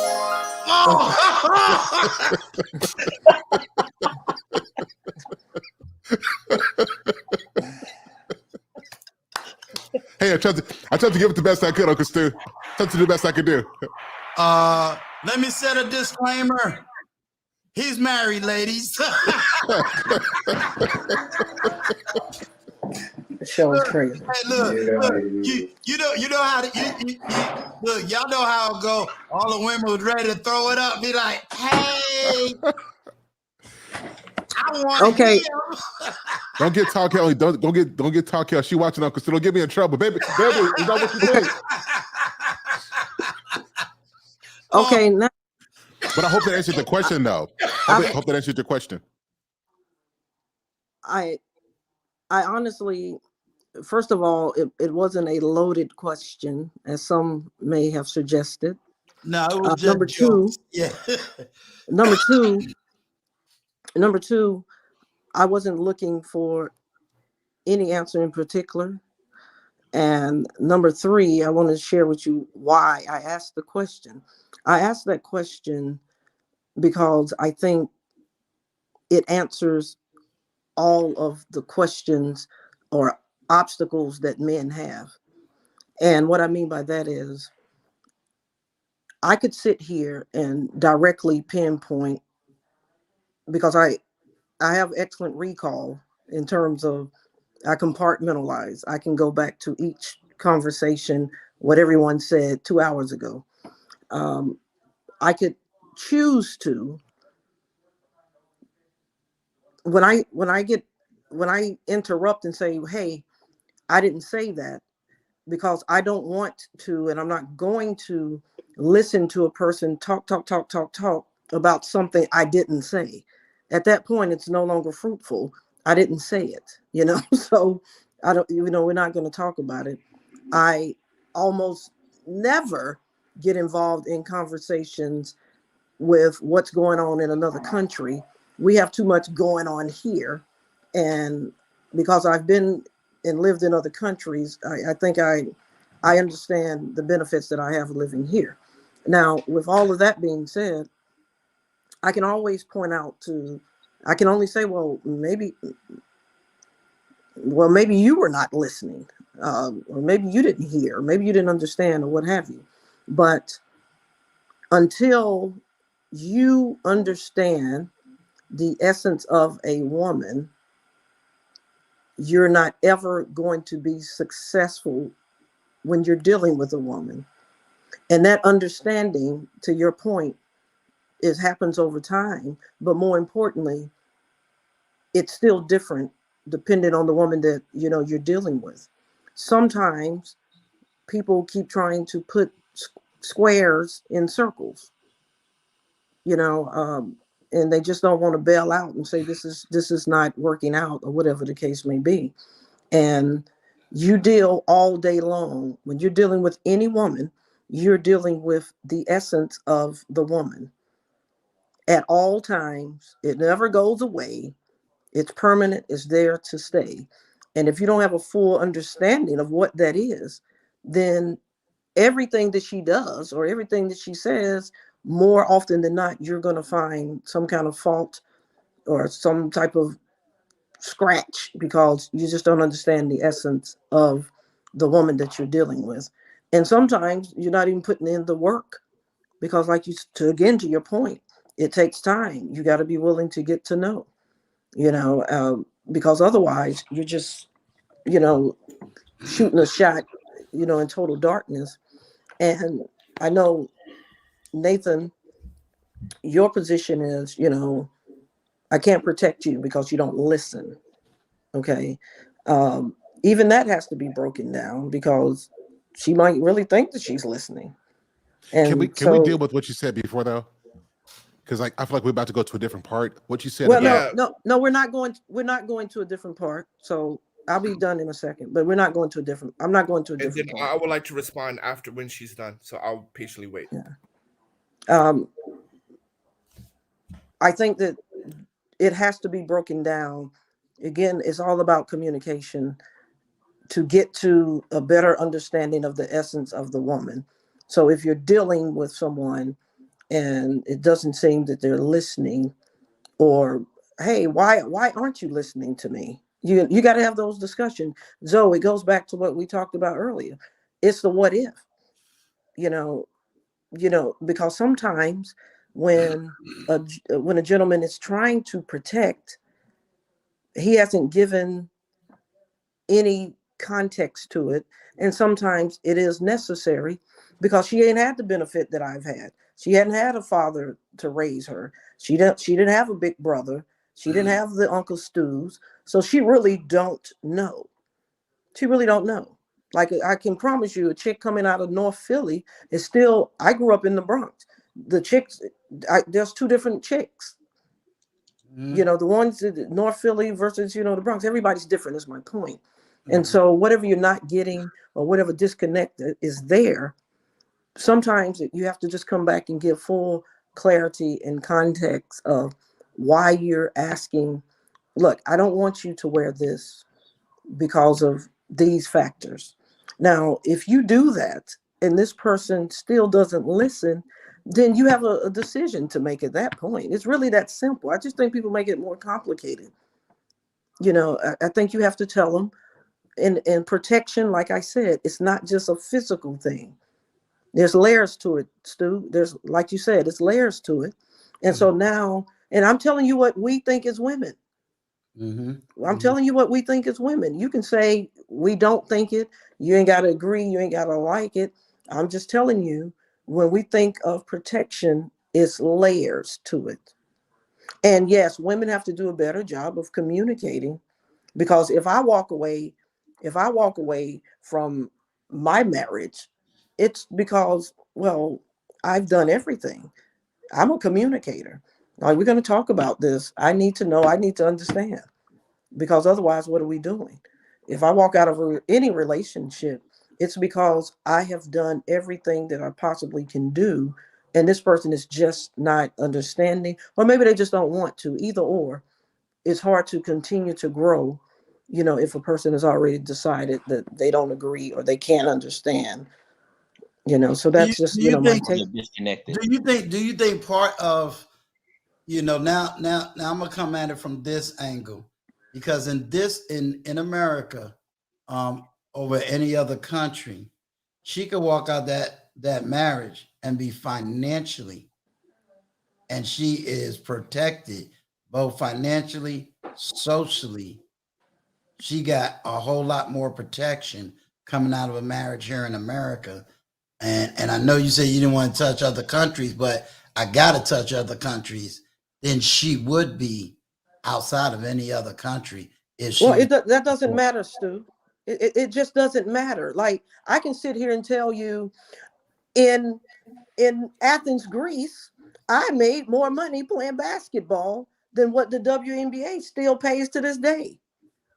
That's why I was playing over there and not in the WNBA.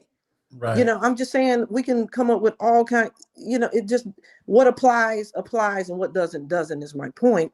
But It's not fruitful, because I have a question, if you don't mind. So, because I need clarity. So, because you said there's levels to protection. Are you saying that into reference to Black men offering those different levels of protection to women in that community? Or are you referring that to your significant other providing those different levels of protection? If you could just kind of clarify that for me, please, because I'm a little bit lost. I'm attaching it to both, and I'm gonna tell you why.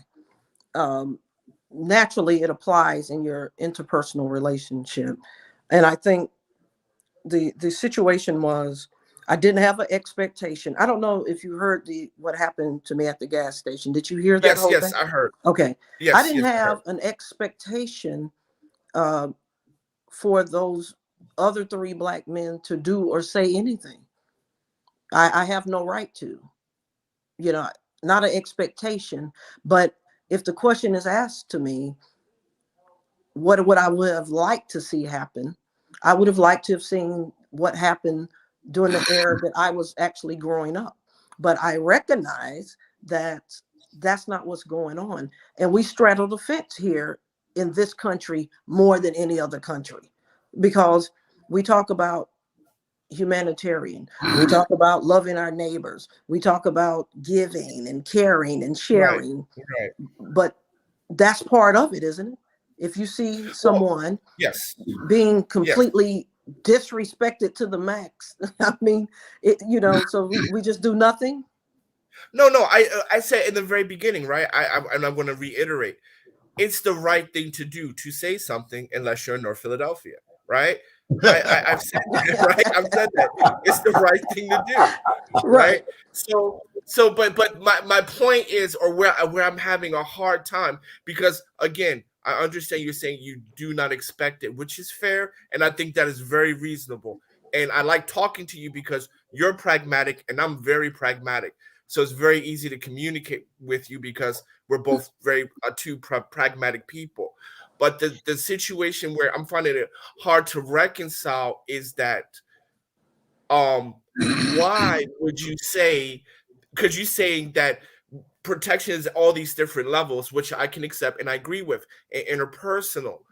But why would you say protection? For me, it sounds like protection from a stranger should, in your opinion, have those same different layers. And I'm just saying, why do they look different? I mean, why do they look the same when the people are different, right? Well, So maybe my I need to question. clarify. Maybe I need to clarify. No, I understand you don't expect anything. I do understand that point. Well, I'm you just saying asking me why it looks the same. why does it look the same with different Yes. people, right? Yes. Because again, it was how I was raised. It was the era that I was brought up in. It's what I've seen from Black men in the communities that I grew up in and that I was around and that I interacted and cross-referenced with. It was just the norm. But again, I recognize that that's not, I recognize the fact that he would even say it to me, that if I didn't know that there was a difference, I knew then, right? Because, you know, men were not disrespecting women like that during the time that I was growing up. But I recognized the change. I recognized the shift. I was just saying in terms of what would you want? Like, I was just being honest with what would I have wanted to have happen in that situation. First of all, I would not have wanted it to be said to me at all. Okay, what it was. I could sit here and say, oh, I can protect myself. Yeah, you know, I have a Glock 22 40 caliber that I know how to use. But again, you just like if you're going to intervene, you have to pick and choose the right battle. Well, it's no different for me because I'm processing, okay, this guy is crazy for even saying this or whatever. How do I want my night to end versus his night versus everybody's night? But in a perfect world, everything being equal, I would have liked for that social contract to extend it to the humanitarian stuff that we talk about, loving thy neighbor and feeding the homeless and giving, sharing and caring, because it doesn't necessarily have to be a fight. I think if you got 3 guys saying, hey man, get in your car, go on, hold that down, don't be disrespecting this lady, I don't think anything would have popped off because everybody still know there's powers in numbers. You know, I don't think it would have popped off if there was that social correction that took place. And it happens. It happens. I was walking in the door at the grocery store, and a young man, he had to be 18 or 19. He got on one of his friends. He said, hey man, move out the way. Let this lady come in first. You know, that was, and the guy just automatically was like, hey ma'am, I apologize. Like, I ain't mean nothing by it. And he was looking at him like, man, what's up? What happened? Like, he was like, what happened? I'm sorry. What did I do wrong? But he corrected him and he told him, he said, well, you know, my granddad told me that you see a woman come in, you got to let her in the door first. And so he's like, oh, okay. But, you know, and I'm saying, I got to believe in social correction because otherwise I could never leave my house. So I got to believe in something. And if I choose to believe in the positive aspects of what can happen in society, I don't want to be blamed for it either. And I don't think that it's a pie in the sky. I'm talking about little changes, little steps along the way with the social correction. Because I know no matter what is said here, I know that if one of you guys was there, you probably would have said something like, even if it's like, wow, even if you just say, whoa, that kind of corrects, you know, people. I don't think that you all would have just been like giving me all of this advice after the guy left. Let me speak to that real quick. If we ain't signing, if you got a rebuttal, I know. No, I don't. Let me dive into that real quick, Rima, because you said something that's very interesting. And, you know, Dre can vouch for this. I know Sir Hale speaks with that kind of voice. We know he can vouch for that. That brother sound like he had knight in shining armor out here in these streets. Both of these brothers, man, they making us look bad. You know. Hey, we gonna. Hey, look, their hands is already. Right. hey, when you got that voice, you can pull it off. See, they say I'm too soft. They say they like my voice is too soft. You know. But, you know, the benefits of that, you guys, real quick on a side note, when you work in the streets, you got to serenade these guys. You know, when you come off too aggressive, you know, I taught people in handcuffs. Dre will tell you, we taught people in handcuffs all the time. You know, the voice matters. When you can serenade somebody into handcuffs, it makes a difference. You know, but let me tell you guys a story real quick. I'm gonna tell you a story about before I became a cop and what happened. You know what Sportsadelic is talking about. We have to ask ourselves if men are not doing that anymore, why is that? Where did that come from? You know, if women are not respecting men anymore, where did that breakdown come from? Because it's a two-part process. It happens on both sides, you know. And so I remember how I was taught, you know.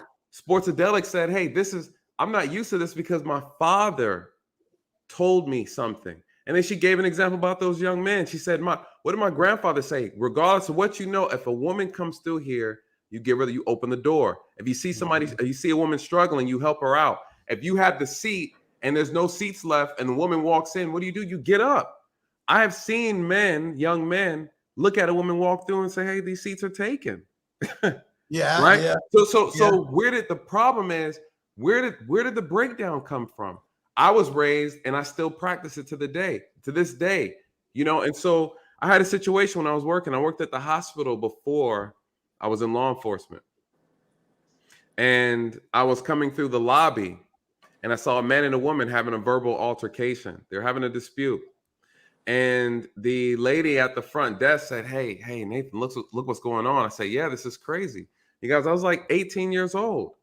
And she called the police. The lady at the front desk called the police because a man ended up striking her in the face. This is the first time I've ever seen a woman be hit, just period. Never seen a woman hit before. And I was shocked, you guys. I didn't know it was possible. I didn't know that's what men, I didn't know men did those things. My first time seeing it, right? So he knocked her in the face and he hit her repeatedly. He then picked her up. He picked her up and he slammed her on top of a glass table and he mounted her. In this moment, I'm still in shock and I'm watching the whole thing. I look around and there's a crowd of men standing around watching. We're all watching. But then what happened next?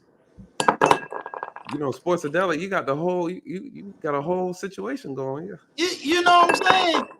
Dropping ice cubes. Ice cubes. Look. I apologize. I thought I had muted. Ray, why you didn't warn me? See, Nathan was supposed to warn a brother. And when you got up here, you were supposed to warn me. See, my bad. I should have told you. Brothers just got the ball on me. Let me tell you. My brothers didn't even protect me, man. You're right. My bad. I came late. That. Look, you had her last night. I just came in at the last minute. That's true. I should have gave you a little disclaimer. I should have gave you a little disclaimer. You're right. We need to talk about the hierarchy of protection of brothers, right? Because we're killing each other left and right. You know, the black men aren't protected against other black men. Let's talk about that. Yeah. Right. You know, so we're gonna have to do another show, Uncle Stu, and like you said, bring these vocabularies together, because what we need to identify is what are women really talking about when they say they're not being protected. Right. Then we need to educate women and say, hey, ladies, listen, there's levels to protection. Right. And where you fall on this level, on this hierarchy, will determine whether or not how realistic protection really is. Guys, I want to chime in there as well. Yes, go ahead. Go ahead. Because we keep talking about the social contract, which I believe is absolutely necessary. But contracts got to work two ways. Absolutely. For all of these years, we've invested our time in romanticizing with, pursuing our female counterparts, which we should. But there's got to be some level of our women taking that same time to get to know and respect men for who they are as well. And I think where the imbalance comes in at is that there is this assumption that men must do, learn, give. And when I look at some of the older school relationships, one of the things that were different is women took the time to get to know men.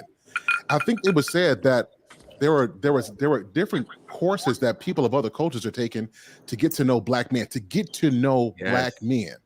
And how can we say that in our culture? Can we say that our women are taking the time to systematically get to know our nature, to see what makes us tick, to make sure that they do things that make sure that we're not put in a position to where we have to protect them unnecessarily. Correct. Does that make sense? Because Yes. sometimes a woman will put a man in No. in a predicament. Hold on Absolutely. now, listen, Miss No. Essence, I didn't cut in on you, Woo! right? So one I of the thought you things. asked the question, does it make sense? And I was saying no. I No, apologize. I didn't. I thought No. I was answering the question. I apologize.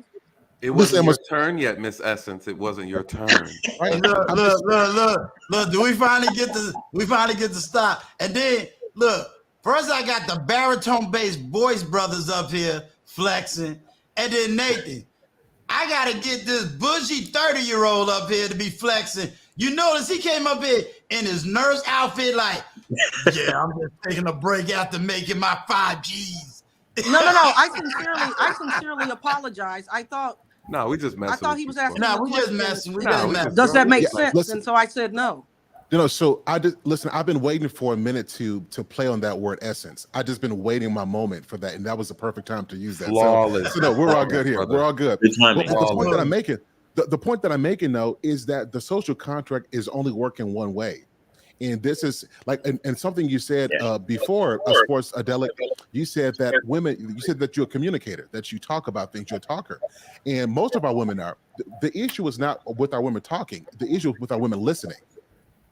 Right? You really hear this talked about the ability to listen so that we can communicate better. And I think that if this is going to work and things are going to get better, men do have to do a better job of understanding women. But I think we've complicated it and we've romanticized the idea of complication. And no man who is busy wants to take all this time trying to unravel somebody and trying to know somebody that doesn't even know themselves. So I think we have to consider that, and the contract has to work both ways. You got to get to know him, he has to get to know you, and we need to simplify things because we ain't got all this time like we used to, especially if we're over 30 and 40 years old. So that's my point that I wanted to make in response to what you said earlier. Now, Sir Hill, let me go ahead and expound on what you said. Well, I've always believed that there is a cycle. Okay, there's a big circle. Okay, on this side you have good men. On this side you have good women. All right. This side you have bad women. This side you have bad men. So, and it all depends when this good man meets this bad woman. This woman here, he's a good dude. He's a provider dude. He is faithful. He is loyal, and he's understanding.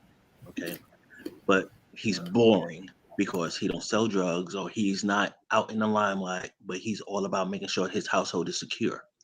This woman here wants the roughneck, wants the D-boy, wants the Pookie and the Ray Ray, and will sit down there and change this man, dog this dude out, cheat on him, and now he is now the bad dude. So now this bad woman is tired of dealing with the Pookie and Ray Rays, so she's a good woman. So I'm a good woman, this is what I do, but now she's running into the bad dude. It's a cycle. Each person creates the issue in which they're complaining about. Okay, and at the end of the day, based on what you're saying, the disconnect is there is, and Nathan and I spoke about this many times, especially online, is that there is money to keep us separated. Okay? Absolutely. There's more money to be made by separating Black men from the households. And then the problem is that you have modern women that are sitting up to saying, I don't need a man and men ain't this and then and this, but you're dealing with these derelict dudes. You know what I'm saying? You're dealing with these dudes that are lacking in character, but yet they may be 6 foot or whatever. You know what I'm saying? They may be dope boys, they sag. And I grew up knowing, if you sag in your pants, who you advertising for? Because I don't know any women that want to see your drawers. So really, who you advertising for? Okay? And some of these same dudes be musty, but these women be flocking to them. You know what I'm saying? I had a conversation. I had a conversation with one of my coworkers, and she was like, "Well," and I was like, "Listen, men are visual creatures. Just because they sit down and look at these Instagram models, that's not what they want to take home. They're good to look at. They're very nice, but I'm not bringing that home because there's no substance to it. A man will sacrifice beauty and go with cute for value, for peace and understanding. You understand what I'm saying? And there's nothing like coming home to affection, understanding. You know what I'm saying? And I said this earlier. So at the end of the day, when you find a woman like Rima who lives in her femininity, that understands her role, that understands her nature and lives into her nature, protecting her is not even second nature. It's like your priority. Because if Rima had came home and said, "Hey, this will happen," as a man that understands what he has, you're instantly pissed off. You know what I'm saying? You're pissed. You know what I'm saying? So now you're like, listen, all right, next time you go to the gas station, don't even worry about it. I'm gonna take your car and put gas in your car. Because you should not have to be subjected to that, especially if there's dudes that witnessed it and just said nothing. You know what I'm saying? Self-preservation is a key, especially right now where no one values life the way they're supposed to. But protection, as everyone said, comes in different forms. Okay, this happens, you were disrespected. You know what? Bump it. When you're on E, let me know. I'll take your car and I'll fill your car up and bring it back. So you are no longer subjected to that. Okay. Now, I'm not saying that would never happen again, but as your man, my job is to protect you from that. And if I have to shield you from it, and I'm not trying to keep you from society, but I'm trying to let you know that what you have at home supports you, understands you, and do not want you to be disrespected. So this is the steps I'm willing to take. Hey, you drive my car because I got a full tank, and I'll go ahead and put gas in your car. Okay, so you're not subjected to that. There's different ways of protecting, but the problem is you got women that likes that attention. You understand what I'm saying? They want that negative attention. They want to hear that. So when you have a dude that sit down there and comes to save the day, he's met with resistance. It's no different from opening the door for a woman and she don't even say thank you. She just walks in like that's your job. You obligated to do that. No, Let me I'm let me giving you a ask you courtesy. let me ask you a question, Dre, real quick. Let me give a disclaimer. High value nurse. Let me teach you the social contract. You come up here eating like that again, and got all of us sitting up here hungry. Got half my chat looking for something to eat instead of them listening to this conversation. Yo, bro, we're gonna find where you stay at, man. We taking your food. These the Hey, OGs on the block. my bad, Uncle Stu. I'm on lunch break and I just really wanted to chime in. I really, really wanted to chime in on this conversation. But You want to eat your cornbread? Yeah, you know what I'm saying? Look, we was all doing good until he started smacking on that food like, boy, my stomach started growling. I put it on mute so y'all didn't hear the madness over here. So I just we heard it. We heard it. We heard it on mute. I really did want to chime in though. The visual effects was on point. I got you. Dre, my question would be,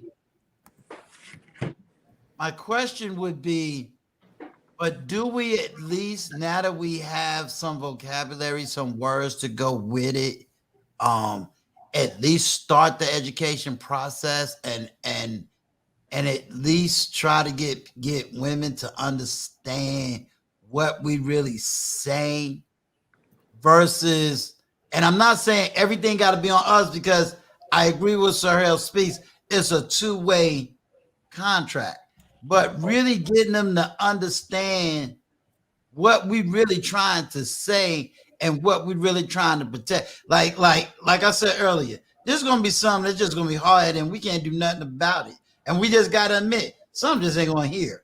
But others that may have not seen it. Here's the thing, Augusto.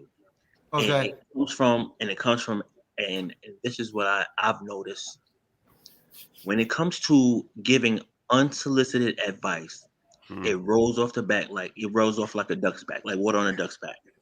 But when I seek advice and I come to you and have questions, I am super receptive to everything you say and ready to implement because I am open. I am coming to you because I have questions. What I am doing is not working. I am coming to you as a man to say, hey, what I'm doing is not working. What's going on and how can I fix this? How can I change my outcome? They're super receptive. But when you are sit up there and you volunteer information, it's like when you go ahead and give unsolicited advice. Nobody's listening to that because I didn't ask you.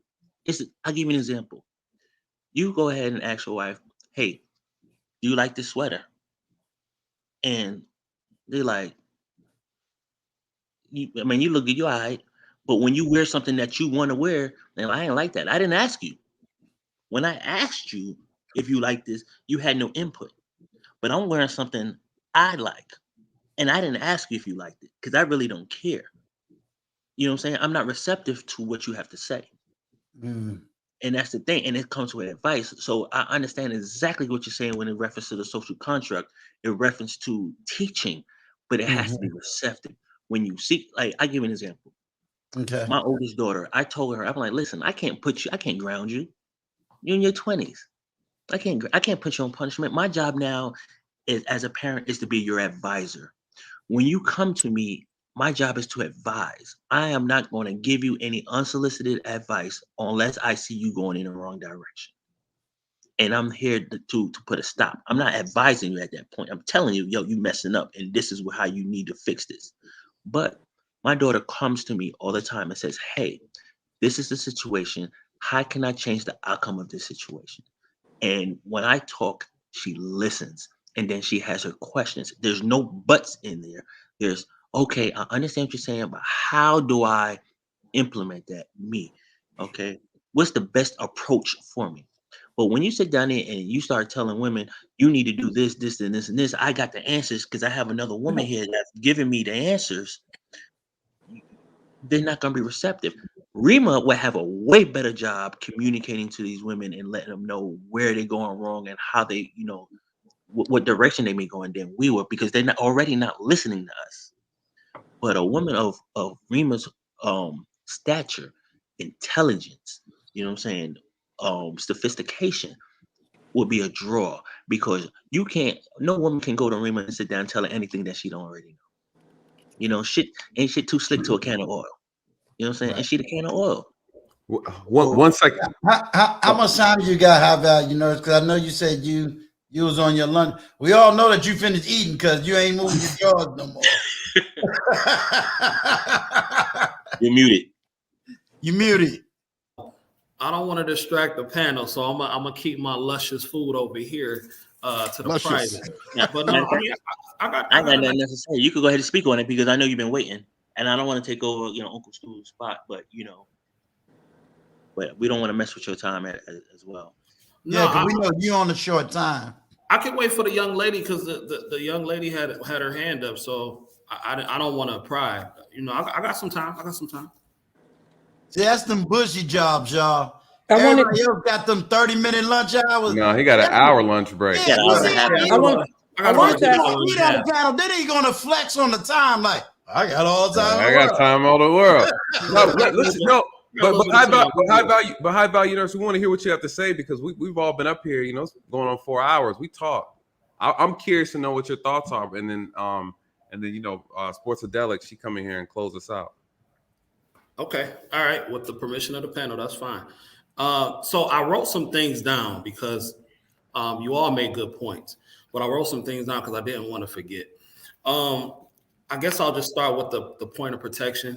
Black women not feeling protected. I'm gonna be honest. I think that's a very small sector of very loud Black women that feel they are not protected. And the Black women that are protected, they don't want to come out in the public and say that they feel protected, that they are protected out of fear of being criticized. What do we call women not us, but what are women called that say they love men and say they want to advocate for men? They're called what? Pygmies, right? And mammies, yeah. And mammies and all that stuff. So what woman in her right mind in a successful relationship is going to go out here and publicly advertise, I love my man to death. He treats me well. He protects me. Oh, you breaking girl code. Oh, sister girl, you doing this, you doing that. So that's what I think. I think that's a very small sector because I'm going to tell you something. The women, I've majority dealt with Black women in my life. And I've never come across these women that these dudes on the internet complain about. Not saying that they don't exist, but I've never come across that personally because I'm thorough in what I do. You dig what I'm saying? And then I wanted to reference what Mr. Blanco said. I wrote that down. What Mr. Blanco said when he was talking about the Pookies and the Ray Rays. I'm gonna be honest. I think a lot of us that work regular square jobs and everything like that give Pookie and Ray Ray way too much credit. I'm gonna keep it a stack. I think we give them way too much credit. And dudes like us have to understand that being a good dude and a provider just isn't enough. I don't care how submissive and how feminine she is. If that woman is bored, she will wander. A lot of these dudes are boring and don't have their stuff together. You think because you just pay the bills that that's enough. And it should be enough, but unfortunately, it's not in the world that we live in today. Average is not enough. You cannot, especially black men. Black men, listen to me. You cannot afford to be average in 2022, my guy. This world is not built for the average man no more. You have to be right. Uncle Stu schooled me last night on balance. When he came on and was talking about balance, you have to be the balance. You have to be the Renaissance man, bruh. Because while you sitting out there worried about Pookie and Ray Ray, they are successful in one thing, but what's their plan in 5 to 10 years? Are they good financially? Yeah, they might be exciting, but you got to be some of everything. And that's just the way it is. You don't see dudes who have their stuff together, that look right, business right, all that stuff, get on the internet and complain about females, especially black women. I'm in love with a beautiful black woman right now. We don't have those problems because I'm doing what I'm supposed to do. So like, and that's my only gripe, because I feel like we give Pookie and Ray Ray way too much credit, and a lot of us square dudes that's not in the streets, we boring. We do the same thing every day, day in and day out. What we finna do today? Oh, we finna sit and watch Golden Girls for the 18th week in a row. Golden Girls. Do something spontaneous. Take that woman out on a date. Take that woman somewhere that she ain't never been before. Take this woman to a foreign country, something.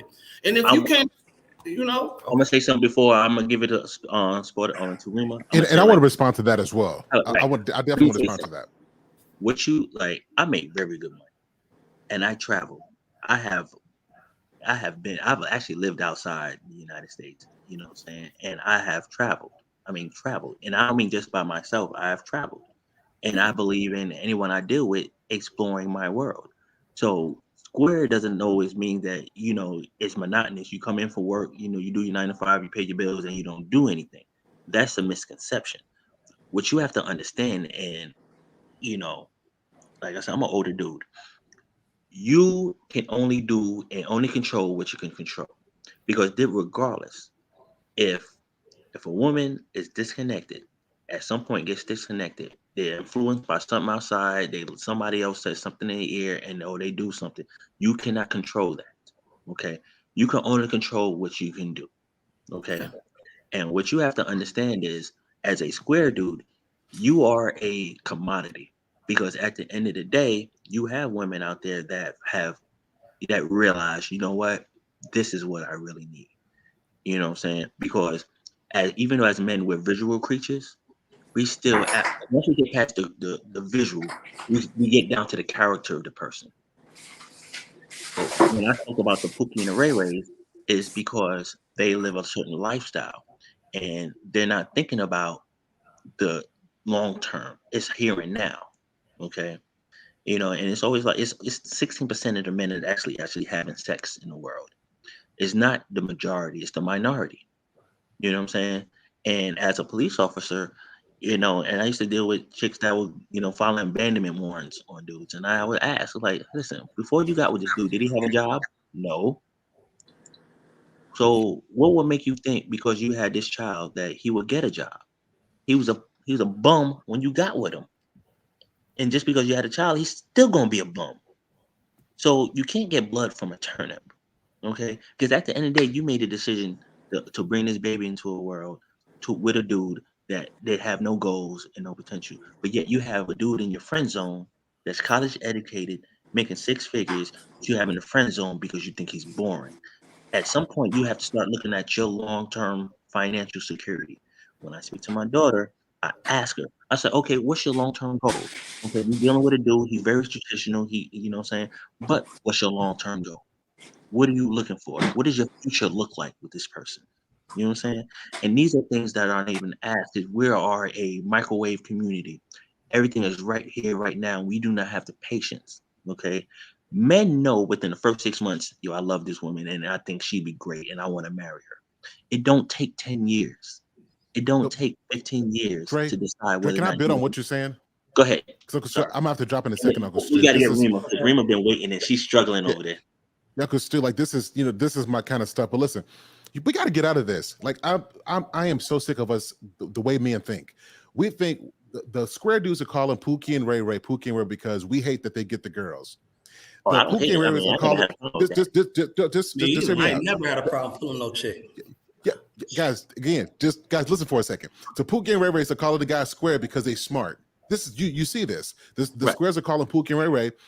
And the truth is we need to get out of the name calling. The second part is I hear what you're saying about men got to stop being boring. Relationships, you want your engine to be boring. If your engine starts doing all kind of funny stuff, that means it's broken.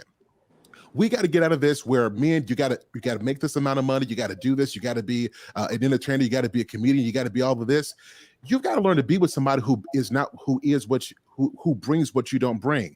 That's what relationships are. The reason why we are so stressed out in our relationships is because we're trying to be experts at everything, and that's not how relationships work. I also want to say this point. I don't care how high value you are. I don't care how much money you make. I don't care how sexy you are. You can't keep somebody who doesn't want to be kept. I don't give a damn what you do. I don't care how many flowers you give them. I don't care if you buy them Gucci and Armani. If they don't want to be kept, there is nothing you can do to keep somebody who don't want to be kept. That's for men and that's for women. And the reason I'm bringing that up is because what we have done, the reason why there's so many men who are jaded is because they hear this advice, they level up, they get the money, they take her out to exquisite dinners, take her out on vacations, they flute her out, and then they get played. Because we keep on saying that if you keep on doing things, then that can make somebody want. And what we have done is we just created a generation of people who want your gifts and not the gift of you. So I say that to say, let's stop saying to men, you can't be average. Because there's a whole lot of high value men who are average thinkers, who are average character, who are below average in terms of their relatability and below average in terms of their faithfulness.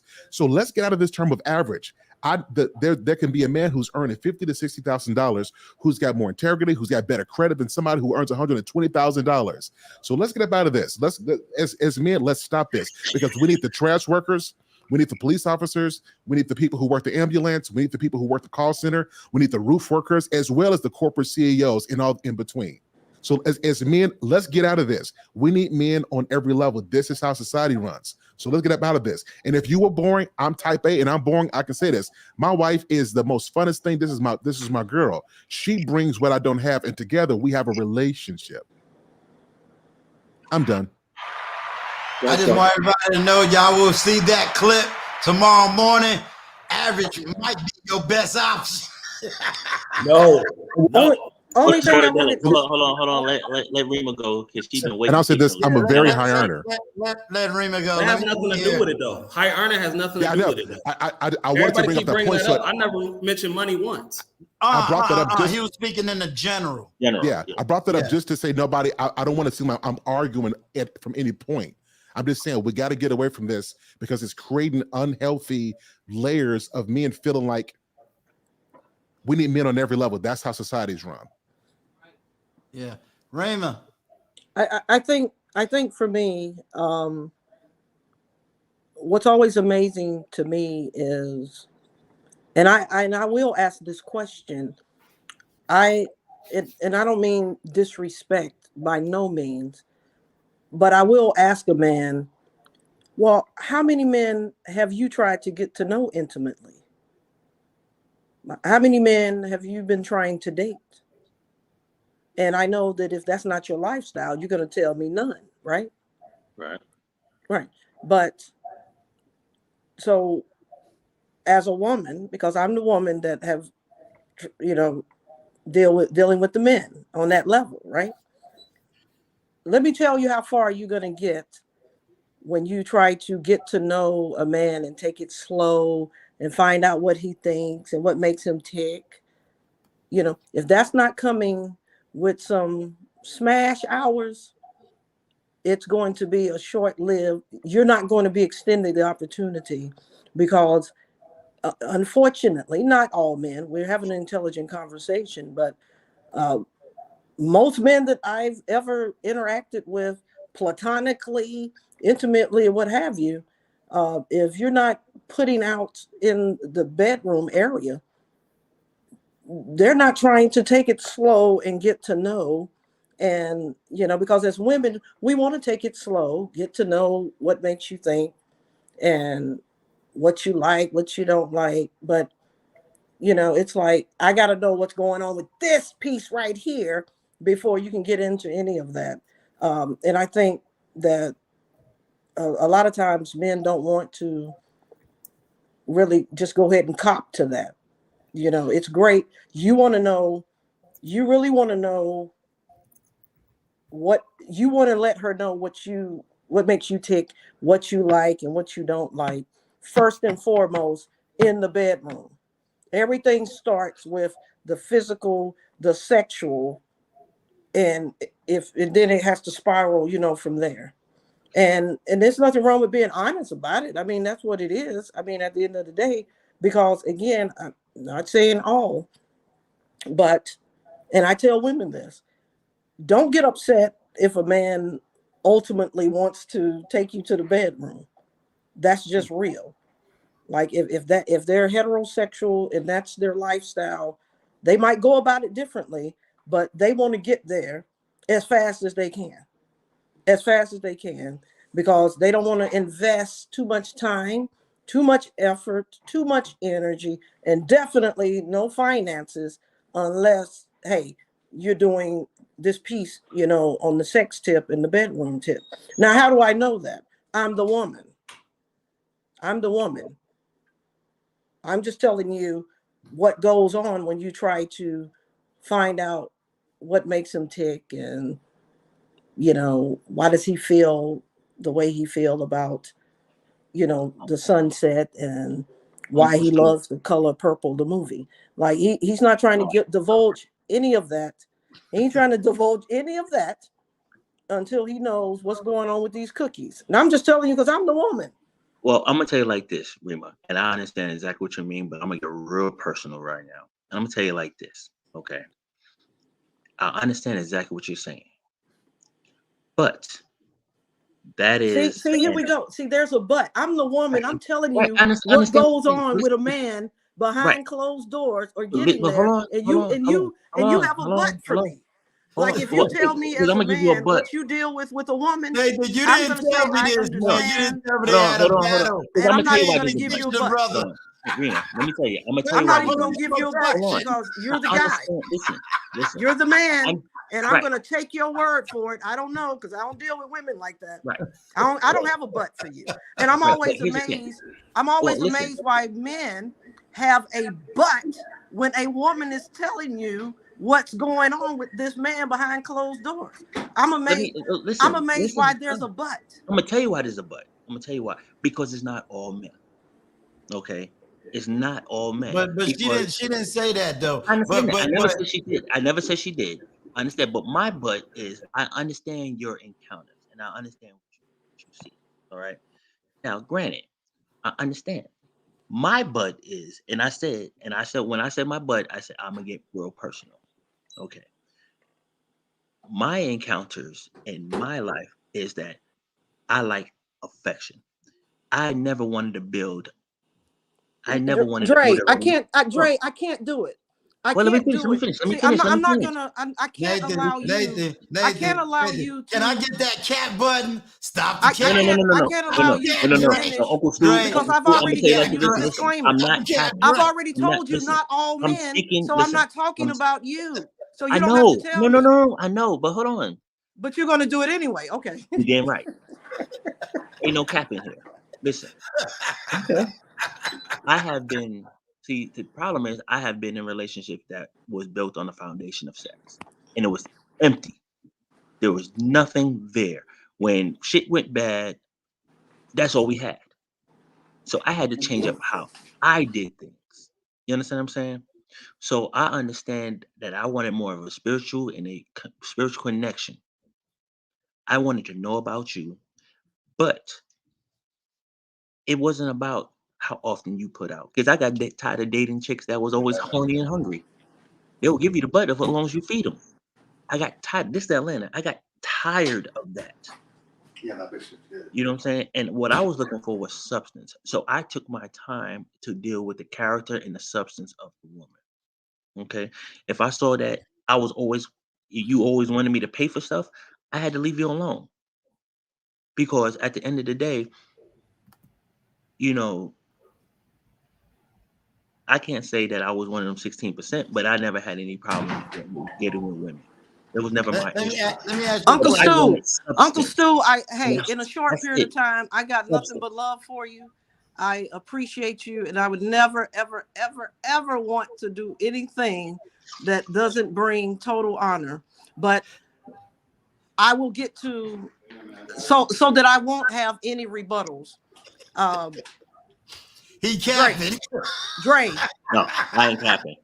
One thing, Nathan will tell you. One thing I will tell you. Dre, I gotta ask you a question. Go ahead. Man to man, let's forget everybody on the panel.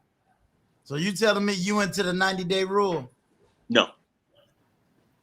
No. That's What I'm what saying. she's What I'm saying, saying. bruh. What I'm saying is this. What I'm saying is this. If I say it a different way, if I say, hey, this is what goes on when you try to satisfy a man orally, ain't nobody gonna give me no butt. You're gonna be, oh yeah, you got that. Whatever you say, whatever you say. You know, I ain't got nothing for you in that area. Because at the end of the day, that's what the problem is with men and women. You have the woman trying to talk too much from the man's perspective, his point of view. And then you got men trying to talk too much from the woman's point of view, instead of everybody accepting their role and talk from that point of view. Like I'm being honest with you. If you're telling me your experiences with women, what you see and what you're going through out there with women, I don't have a butt for you. I can be honest with you and say, I understand because, yeah, I see some of the fights that go on out there in the streets. You know, but when it comes to the interpersonal piece, I can't bring that to you because I don't have those experiences. So I don't have any conversation for you. And that's where people start to have disharmony. That's where the strife starts. That's where the drama. That's when nobody wants to listen. Like even for me, just through, you know, this panel, I've had to say, I don't know, 15 different times. That's 20. not what I said. I didn't say that. So let's you know, so many times because I'm saying, and I'm listening. I'm not misquoting anybody, but everybody's misquoting me. You know, or hearing something I'm not saying, or wanting to talk about something that exists only in Dubai. I mean, well, Uncle Stu and I both validated the stuff that you're saying and brought back the fact that, listen, you never said that. Now, Uncle Stu, I don't cap. I'm just gonna keep it 100. I'm just gonna keep it. And Nathan will tell you. All I know is I gotta get that cap button for others that don't cap like you. All right. No, I think no, because I can only speak on my personal experience. You know, but to your point, the gentleman that spoke, you're 100% correct. People are giving Pookie, Ray, and all of this just too much credit.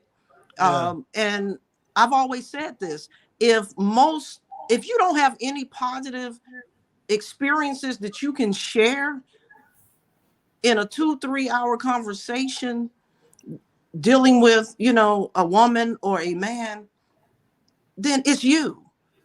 If all of your experiences are negative and shot out and the women are crazy, it's you. If it's a woman, it's you. Because I'm saying, I don't know of the type of guys that some women talk about. They're not in my circle. I don't interact with them. I don't know.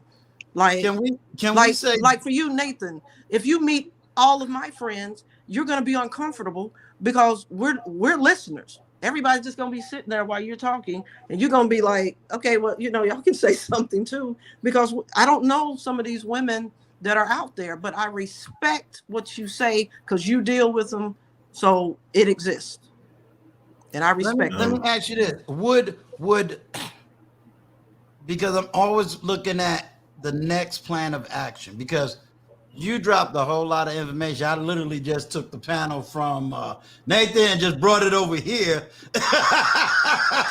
Look, I was meaning it figuratively, but I didn't know everybody was going to show up. For everybody that don't understand, this was the exact panel he had on his platform. So I just kind of borrowed him over here.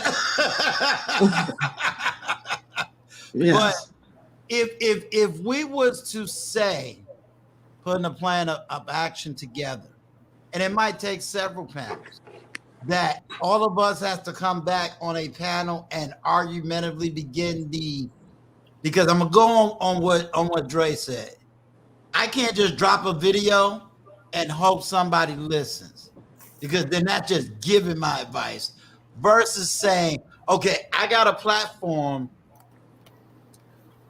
For part one, we're going to talk about meaning of family social contract and try to have an intellectual discussion. What does that mean and what does it look like? And then begin to say, here's how we have to have the conversation. Here's the vocabulary. Because I'll admit, until you said certain things, I didn't even have the vocabulary. Now it's like, okay, now I'm getting to the heart of a matter and try to have that dialogue and really get more women participants, because I'm very surprised I didn't get any women on the panel, whether to agree, disagree, or just share her personal story. Because I agree with Dre, at the end of the day, if I'm talking and you're not saying, then I'm still lost. And then it still feels like everything on the man, but you're still not reacting, because I'm going, okay, I got women in the chat. I know they're here, but can we maybe hear your story? Can we, it's like pulling teeth, like, okay, we got a woman, you see, she's not being attacked, she's not being beat up, she's not being cussed out. So you're well protected on the platform, but we're not getting the dialogue. Let me chime in on that, Uncle Stu. Okay. And I'm gonna say this based on, if everybody can mute their mics though, if you're not speaking, that way we can eliminate some of the background. I'll mute after you go. I want to address something Sportsadelic said. Go ahead. You go ahead first. You. No. Go ahead first then, because I'm going to talk about what Uncle Stu was saying about more of a solution-based argument. So I want you to go ahead and say what you say, just in case you say something I need to pick off of. Okay, I had to handle some things over here real quick, but I was listening in the background and I heard Sportsadelic talk, and I don't think that it's fair to her to address her point with what the exception is instead of what it is she was talking about. So I do understand where she was coming from on that point. I would say that when it comes to her point, there is a man that can speak to her situation when she says that there are women who aren't going to win the affection of a man or be able to learn a man without giving sexual access, which I agree, because I'm one of those men who I don't give women the time of day. If after a certain point of time I'm not having sex with you, I'm moving on.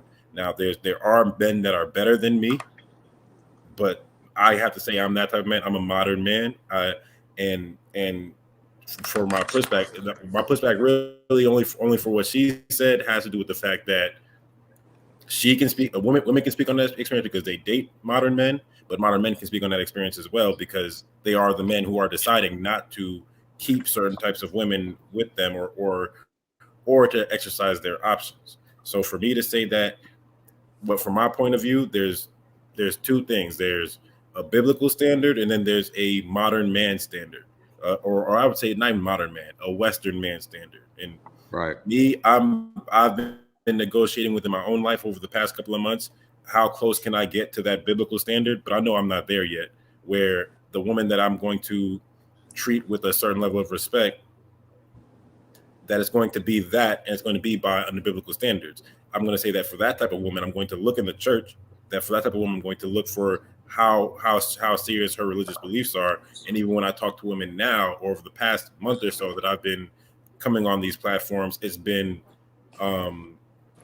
her personality as well as her religious belief that kind of dictates for me how serious do I take her, because I get to relate how serious my own relationship with God is when it comes to that space. But when it comes to the sexual access part of women, it's just like, if I'm dealing with a woman and I really like her, then I'm going to weigh what is it she has to offer as well as what is I'm trying to get from her, and then how does the conversation go after that?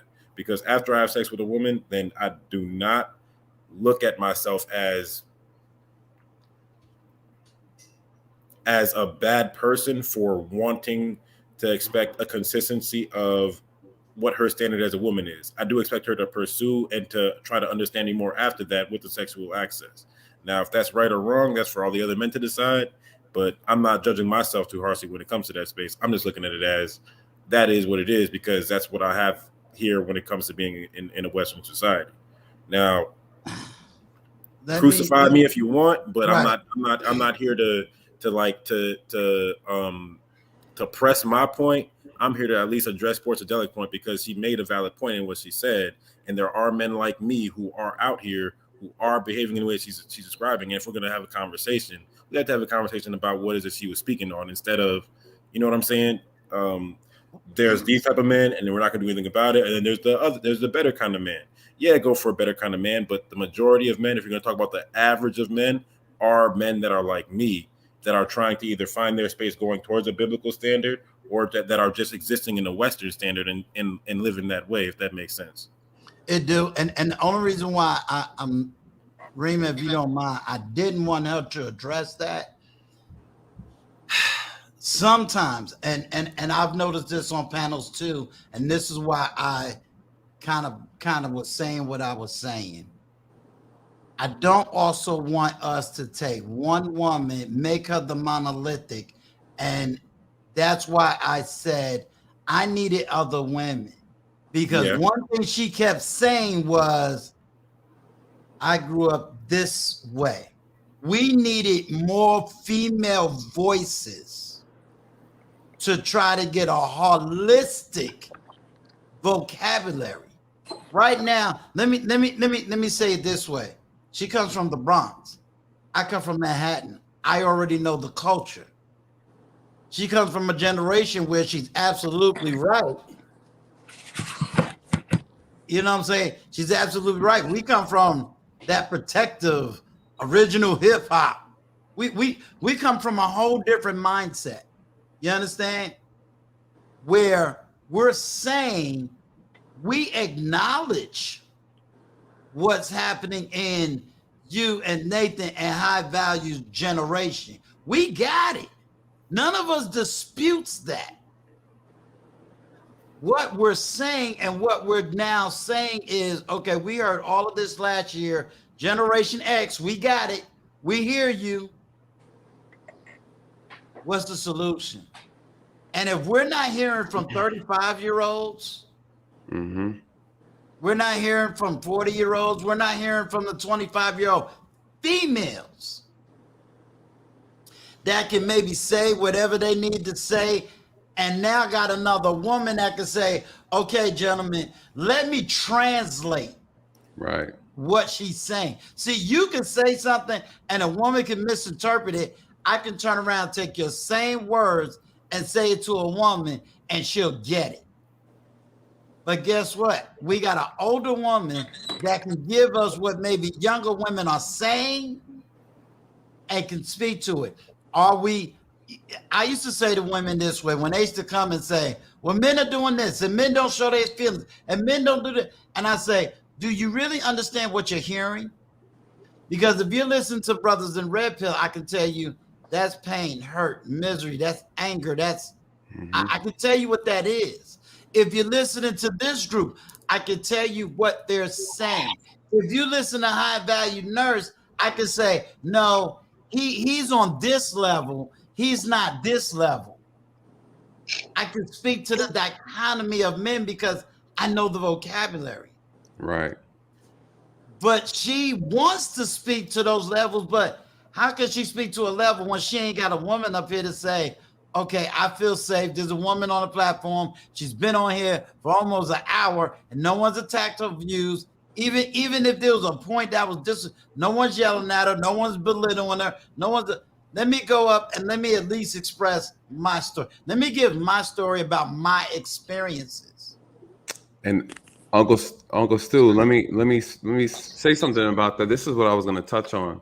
Okay. And the problem with the different generations and age group is, unfortunately, this is even a problem amongst the men, the young men, is that their problems are rooted in fantasy, right?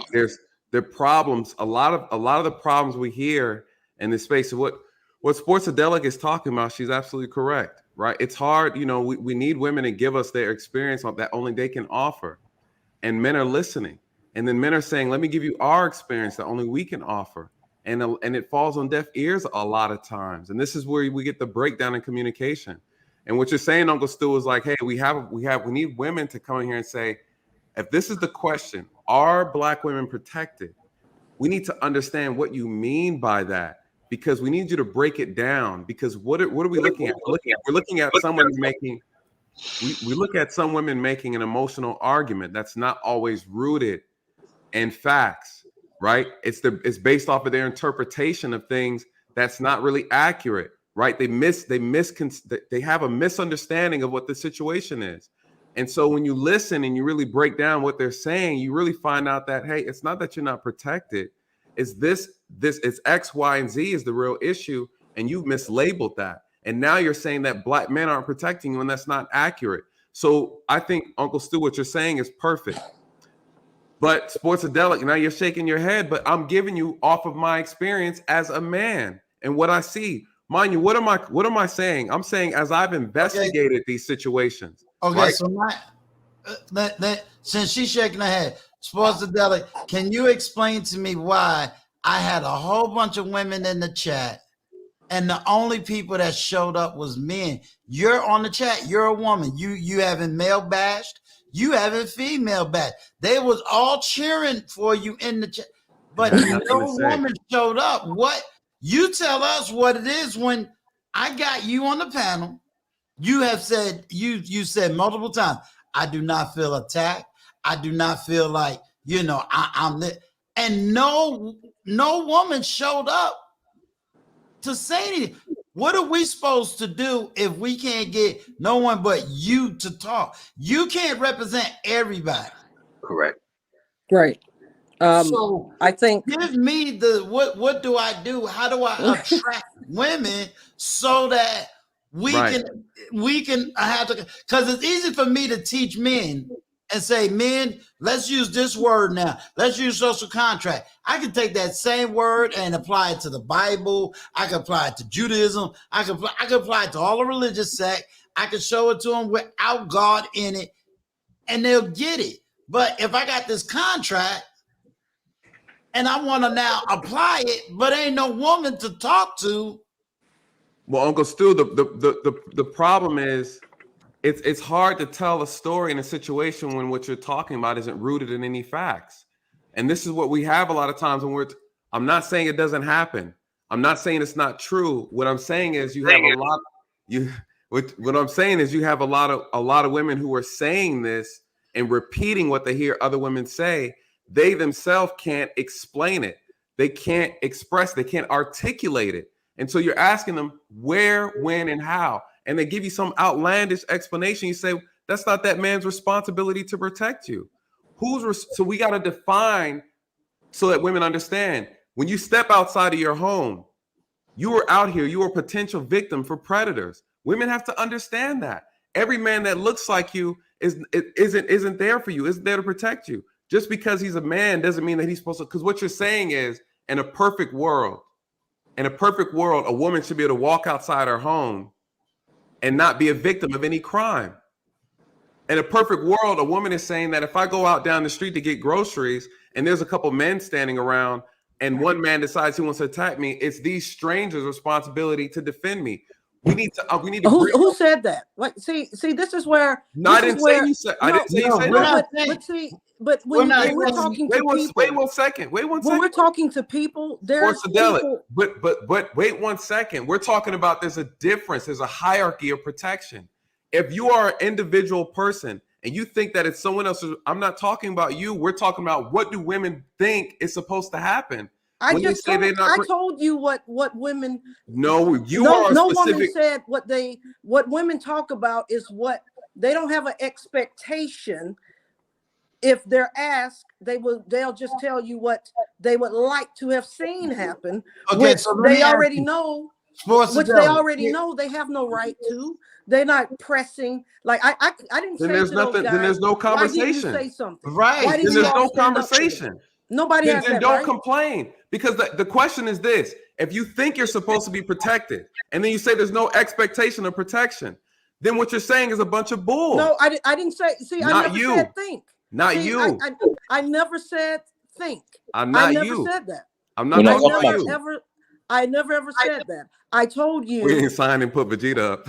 Yeah. You can pull up, He's about to pull cook. up whatever you want to pull up. The question was asked to me, where did it come from? Right. It came from my father and how I was raised. That's what I said. But my question never got answered, which is this. Let's put all of that and say everything you said is right.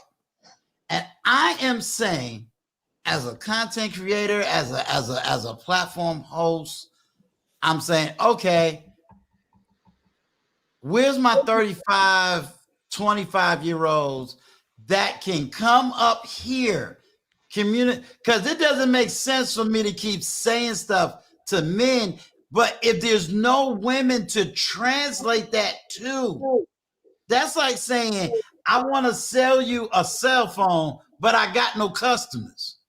It ain't gonna go nowhere. So I'm saying, what do I do to attract women to get on the panel and learn what you're saying? You can't be the only woman talking. Okay, but what I'm saying to you is this: the part of it could be, and when I say could be, I can only go by the feedback that I'm given and whatever messages that I receive. Okay. Women typically shy away from platform conversations for 3 reasons, and 3 reasons only. But there's different reasons why I stay in the conversation. Okay. Number 1, there's always a dilution of what you're saying. It's always going to be diluted, devalued, or diminished. I'll give you an example. Black Lives Matter. Then you started saying Asian Lives Matter. All lives. No one ever said that all lives didn't matter. But if you start throwing that in, it will dilute whatever narrative, whatever messaging you're trying to get across with Black Lives Matter. That's number 1. Number 2, there's always going to be a changing of the variable. People like to change variables to connect to their point because there's more of a need to have their point heard or a need to be right than just stick to the actual variable that needs to be addressed to get us to the solutions. And then the third thing is stay in your lane. Men let men, women let men talk from their point of view and vice versa. But the reason why I was shaking my head is because, again, up underneath it, all of this, I mean, I'm a retired counselor, but when I hear words like, this emotional thing, that's what starts to shy women away. Because if we speak about something and it's not agreed upon, it has to be coming from some wild emotional place, when that's not the case. And then I can prove that men are more emotional than women. But you just proved a point that I think a lot of men has made on this panel for several hours. And you know what the point is? It becomes exhausting. So why should I talk to the Black woman if she's not willing to come to the table? Everything you said had absolutely nothing to do with this panel. I have been running my platform 4 months. I've given up my platform to women. My wife been on the platform. What if I'm sitting up here saying, here's the new, okay, if we can't say it to them, what platform will? Because after a while, I can't keep telling black men, well, here's the solution, but there's no one else sitting at the table with them.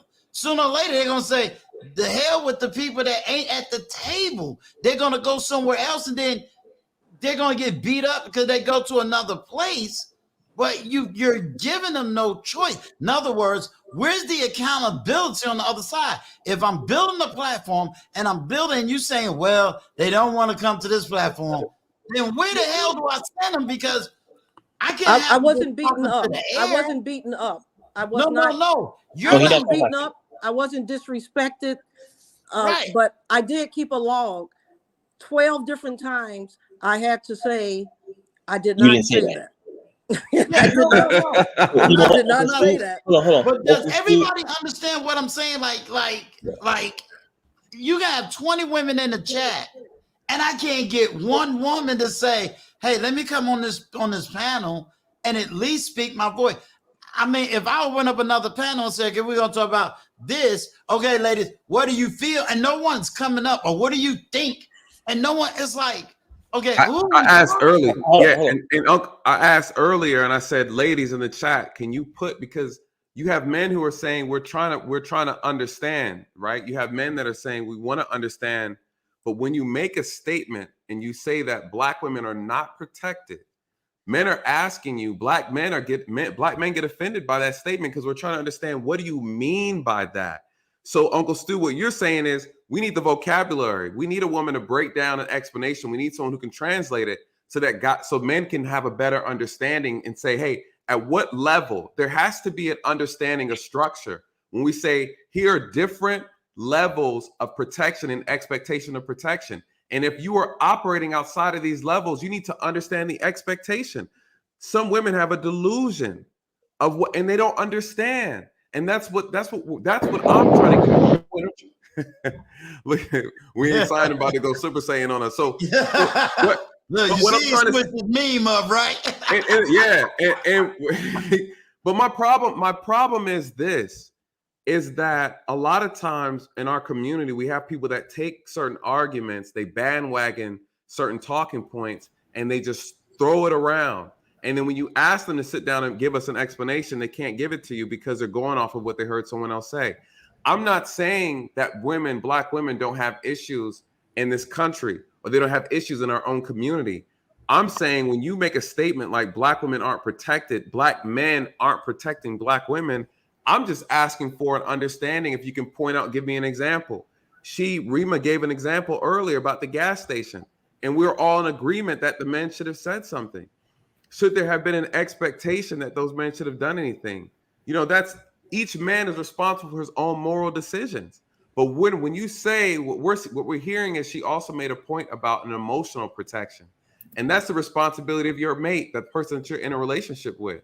So we have to understand and break down, because when we're talking to women, a lot of times men are bringing a logical perspective and women are coming from more of an emotional perspective.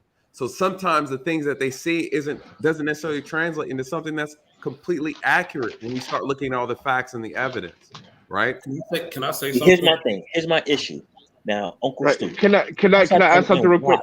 Just this is real quick. I'm just gonna say, Uncle Stu, I sat down and watched the chat. You have active women typing, yes, but are not engaging and clicking. The link is in there. Come on, we want to know, how do we fix this situation? You can't have Sportadelic. You can't have Rima being the sole person representing you. You have an opinion. You have your own experience that may be different from Rima's.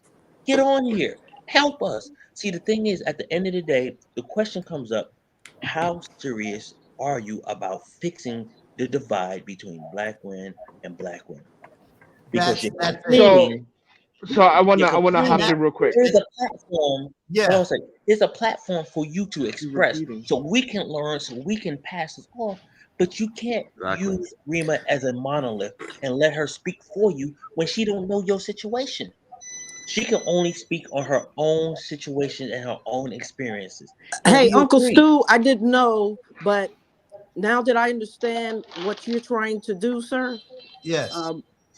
I can bring a wide range, all the way from 17-year-olds all the way up the chain that's they want a platform, and they will definitely come on here and speak, because it's different, because you know, the disconnect, you know, like I said, I'm 50, and you know, if my nephew is 34, you know, and he sees things totally different than what I even understand. It's almost like it's foreign, because 10, 15 years with technology and everything, it's almost like there's a 30-year gap versus a 15.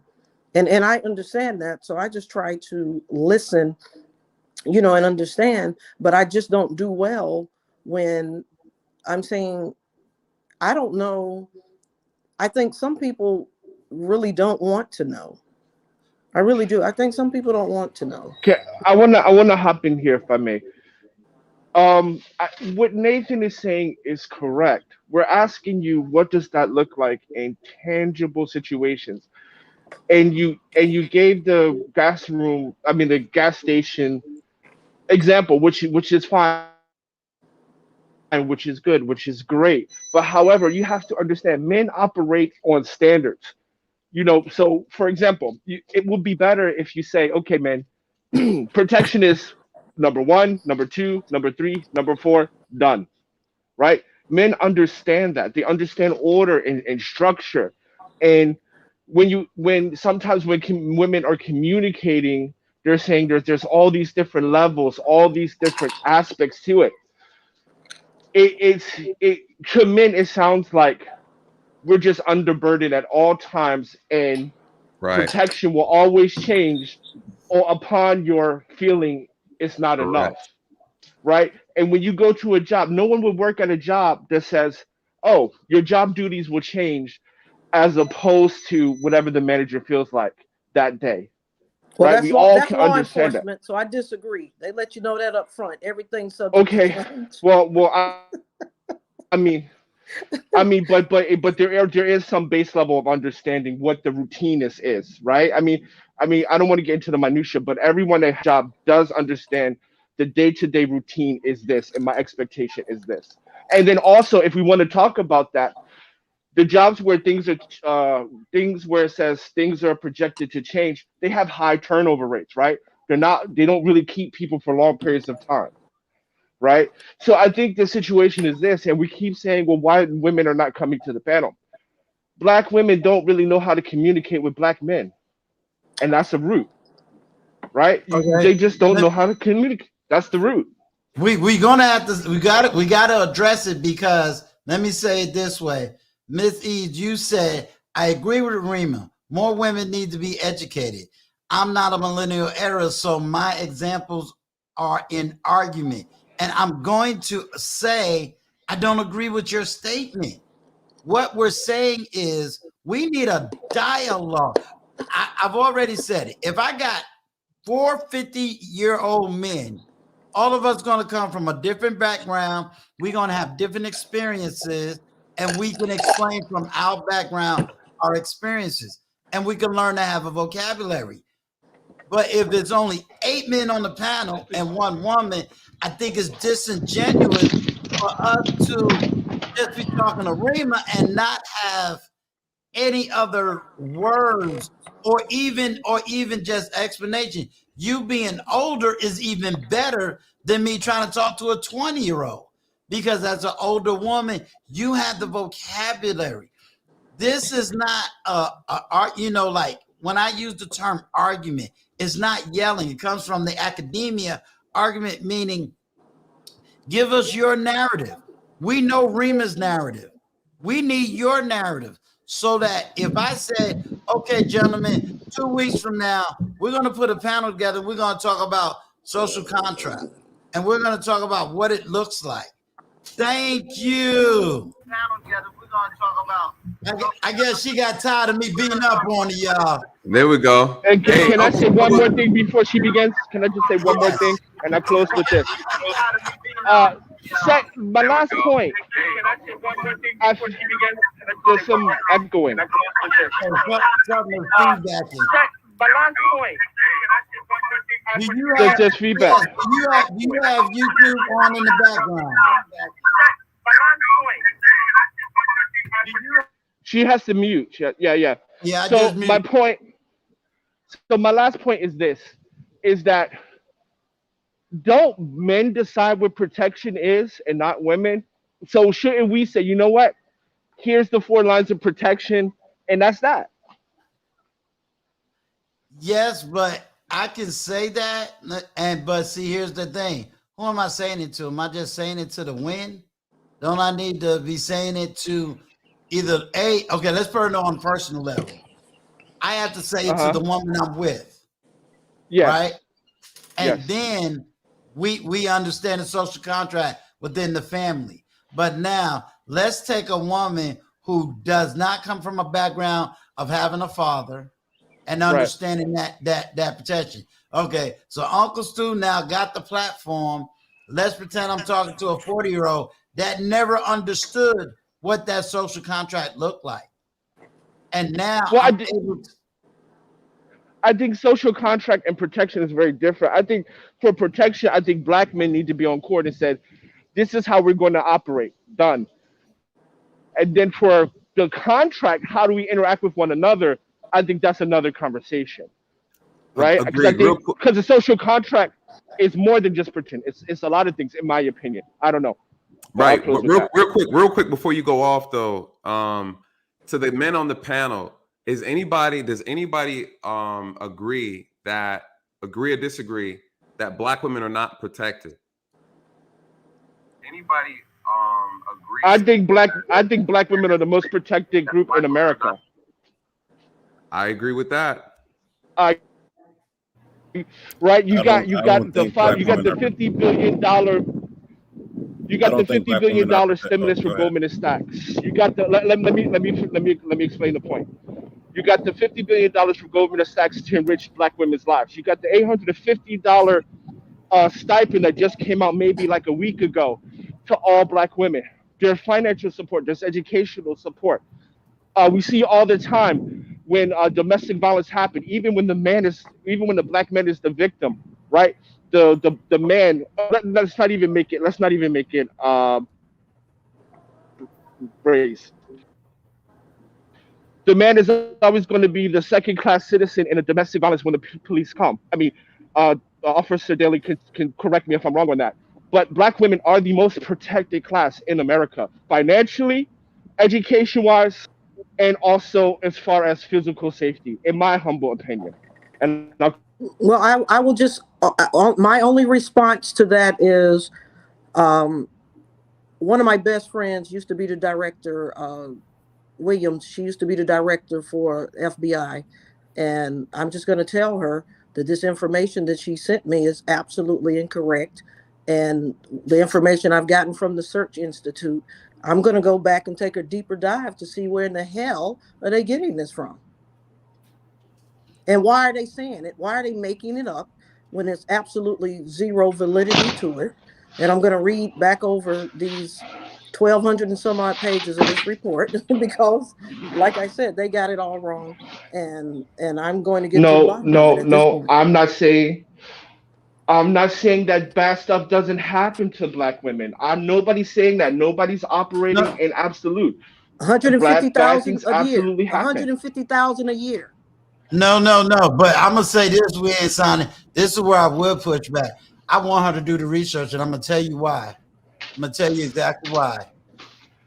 Because I believe that some of the numbers is fudged for political, social reasons, and I need her to take the deep dive. But I believe, and this is why I'm saying that, because we gotta admit, court system is twisted. We gotta admit that laws has passed that was more under a woman's law than it was equal family law. And I think too, Uncle Stu, I just want to say this. Can I just say this one point? When I'm saying that they're most protected, I'm not saying nothing bad happens. Bad things happen all the time. But when we look at the numbers, The women who are the most abductive are Arab and Eastern European women in the world. The most violated group of people in America are boys. Where are these numbers? When right? you say look at the numbers, where are you getting them from? Because I want to CDC, go to that source. CD, you can look at, so from when we talk about violation, you can look at CDC 2019, right? Sexual assault. CDC, you go to cdc.org 2019 sexual assault. Yeah, but what's the name of the report is what I need. So again, I'm telling you, when you're talking about the report, you can go to CDC 2019 sexual assault data. You can, and then when we're talking about abduction, you can go to the UN 2018 abduction report on the CDC website. Yeah, just put CDC.org, correct. We ain't signing. He'll put it in the private chat. I think one thing that we have I'm walking outside, so I'm on my phone, so that's why I'm not on my computer. I'm walking outside, but I have to land. But I can just quickly say this. You can go to cdc.org to talk about sexual assault, and there's tons of news articles as well. You can also go to the UN where you talk about female abduction and child trafficking, things like that. So I'm not saying that nothing happens to Black women. I'm just saying they're more protected than others, but nothing is absolute. Do Black women get missing and abducted? Absolutely. No, I am not denying that fact. I'll repeat again, I am absolutely not denying that fact. But when you look at the collective, the Constitution was written in the act of punishing men when we're talking about America. Then when you look at violent crimes, sexual crimes, things like that, men are 3 to 4 times more likely to be exposed to that kind of crime. That's all I'm saying. Both your numbers and my numbers are correct, but when we compare them, your gender and demographic is more protected than mine. That's all I'm saying. It doesn't mean your numbers are not wrong because they're right, and I agree with those numbers. And that's my point right there. At some point, there's going to be a dilution. Again, we're not saying that it doesn't exist for Black men too, or also, but it has to be thrown in there as you don't really have this position because you know what is happening to us too, but that's not what the actual original variable was. There's always going to be some dilution, some other variable, and that's Uncle Stu, why the resolutions never come, because nobody ever wants to actually stick to the actual variable. You're correct, but there's I do want to hear slavery thrown in. There's going to be. Let me say this. The reason. But hold on, one second. I'm saying. Just give me. I want one sentence. One sentence. What I'm saying is because you're asking for a resolution, and I'm saying you have it already. That's what I'm saying. I'm not saying that you have it better than worse, so we shouldn't do anything. I'm of the belief that you are protected. So I'm disagreeing with your overall statement that Black women are not protected. Like, I'm different from the others because I'm not saying what if this and what about that. I'm saying that you are protected. I am negating the resolution, or I am telling you. There's a lot of financial resources that. Right. So I'm just saying. So when you're saying that I'm giving variables when what's the solution? I'm saying the solution is not needed. I'm explicitly saying the solution is not needed because you are the most protected group. What is your I'm name sorry, again? guys. I got to go with that. What is your name again? Oh my God. Yeah. What I'm saying is. Hold on. Only reason why I'm gonna slow you up. I finally got the woman on the panel because she got tired of me calling her out on the chat. Hello. That's what I was saying. I want to hear what she got to say. Look, if I finally gotta go get me a cup of coffee, My only thing I wanted to say is that is the issue right there. You know, we have people that live and reside outside of our country that's telling us we don't have a problem in our country. We already have the solution. And I just don't know that that's factual. And then I'm trying to figure out, well, how is it that you know that we have the solution and all the powers that be don't? That's why I want you to just take the deep dive, being that you got access to the deep dive. And because you did ask a good question, and I argue from the political standpoint there's not a political will to see certain data. Because when I did a research, because I am a victim of domestic violence. And when I started doing the data and the research and found out that there's almost 48% of men who has actually been victims, but there was no political will to do anything about it, it showed me a lot. But I want you to take the deep dive and come back and tell us what it is. First of all, let me welcome the one woman of the hour who been rocking in the chat. She said she coming up. So we all gonna shut up and hear this sister speak her mind. Then she gonna tell us, well, I'm not a millennial. Come on, you look like you about 25. Stop playing. You ain't got a lot of us, girl. You ain't got a lot. We good. No, hello, good evening, good night, basically, everyone. Because it's like midnight here. So one thing I have to say though, we ain't signing. He checked up out of here and stuff though, but he is like the Apostolic Pentecostal church that I grew up in. When that pastor is just like, wait, I got one more thing. Wait, I got one more thing to say. And he keep trying to close out. My goodness, we ain't signing. Okay. But the reason I was saying at first, I wasn't trying to cam up. I know y'all were trying to say y'all want to school, educate and stuff, the women and stuff. I'm right behind though, Rima though. Sportsadelic, I'm right behind her. So I agree with what she was saying. And basically I talk about, it's just basic chivalry for a lot of things. So it's not to say like, well, I expect this and that from the Black man or or if I'm at a gas station or whatever. Again, she was just using that as an example, of course, but we can go on and on about, the examples and stuff though. And I think that's where it was taken out of context for a lot of people. And I'm like, oh my God, like y'all are not hearing her. That's the thing that I wanted to try and back her with, about just hear what she's saying and not just be so, one track minded and looking down that one tunnel.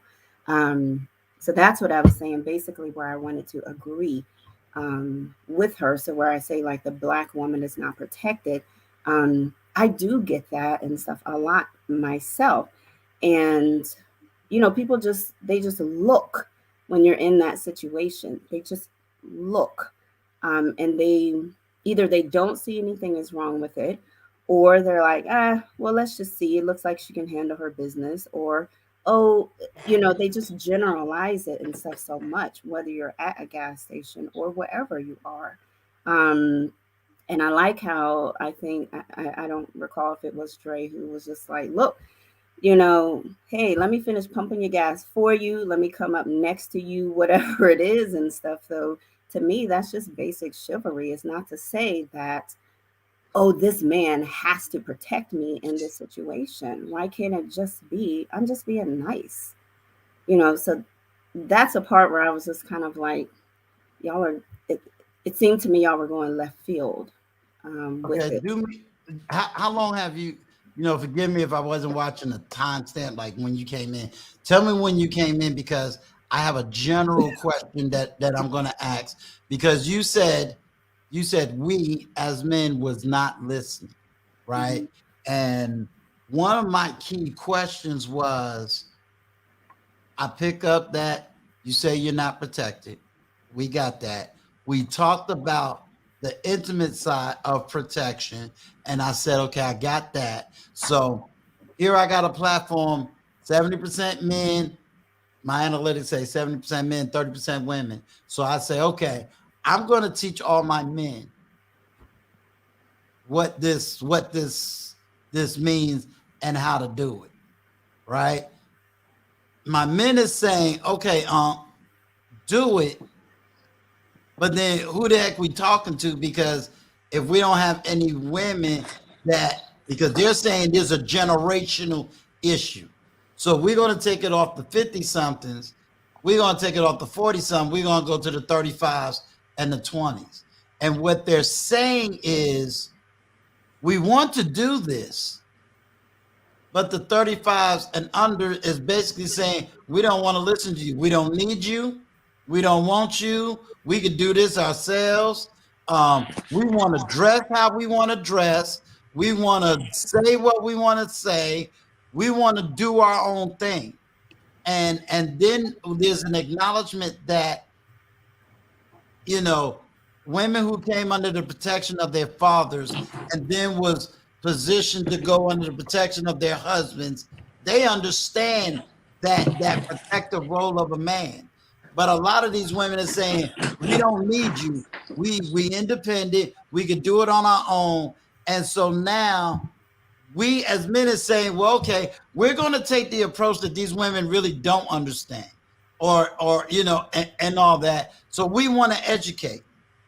But then we've been on a panel for almost 5 hours and you're the first woman to come up, when I know for a fact I had over 20 women in the chat and none of them showed up, even to do what you did, to say, hey, I back Rima. This is what I agree with her on. This is the statement I agree. Even a 35-year-old to say, hey, Rima, we agree with Rima on this point. Hey, let me tell you, maybe you don't have the gas station story. Maybe yours is the supermarket. If we as men hear, this is what we hear. When you say, well, we're the least protected, but we sitting around here going, well, wait a minute now. And I'm not dumb. Okay, I protected you from that dude who was beating on you. I went to jail. I went to the hospital for you. And when I got out, you were still sleeping with him again. Or I told you, baby, don't go out there wearing those clothes, but you was independent. You went out there and now all these dudes are saying what they saying, they doing what they doing. You're attracting this and you want me to fight every man on the block because these dudes is disrespecting you, but you want to come out here in a bra and some shorts. And I know what that's going to attract, but you independent. Do you understand where we're saying, okay, if you don't want to listen to us, where's the women that can say, listen, ladies, we out of control. And because we out of control, men has literally stopped dealing with you. They don't want to protect you because you're out of control. There's a reality. I don't care what the feminist movement say about you should be able to walk down the block butt naked and nobody should be. That sounds good in theory. That is not practice. And there's this disconnect, and we're saying, okay, listen, we done leveled up. We trying to love you, but if we can't communicate, we got a problem. So if I put a panel together and I say, okay, I got you, I got sports that, and then I put it together and I say, okay, ladies, let's sit down, let's talk. And no ladies sit there, then men is looking stupid. And then you'll get mad if the men say, see, Uncle Stu, you did all that you could do. No women showed up. They didn't want to hear. So you know what? I'm going to go to Maria because Maria's willing to listen. I'm going to go to Mary Jane because she's willing to listen. I'm going to go to the Philippines because they will. And then the black women go, why are you leaving?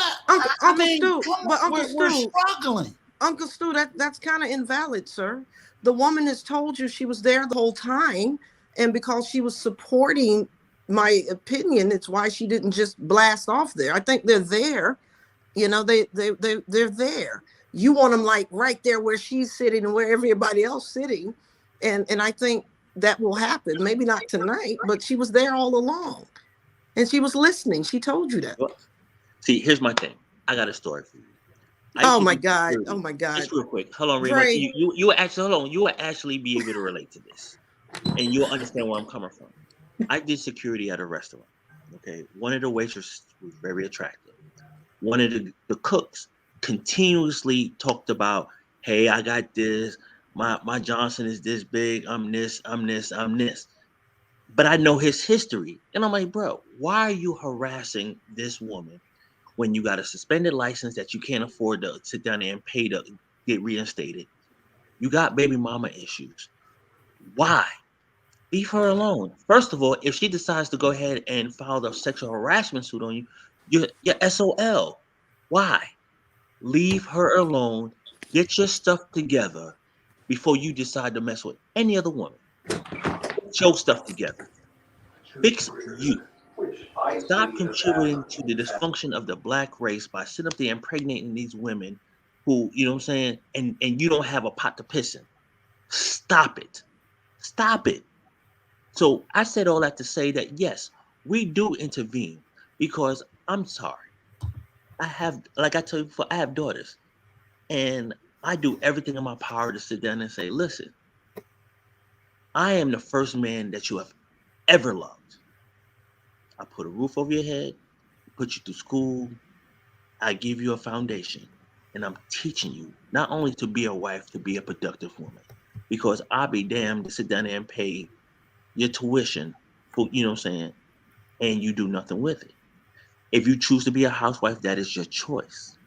But I am giving you a foundation so you can be a productive citizen in society. Whether you was, and I tell my daughters, whether you're male or female, if you would be my son or my daughter, my job is to make sure that you're a productive citizen in society.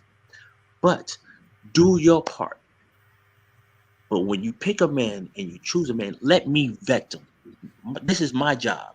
Vet him, because I know if this dude is selling me bullshit. And I know if this man really, his intention is either to take your virginity and leave, or he genuinely loves you. I can see that because I have love in you. I have love for the black woman. You understand what I'm saying?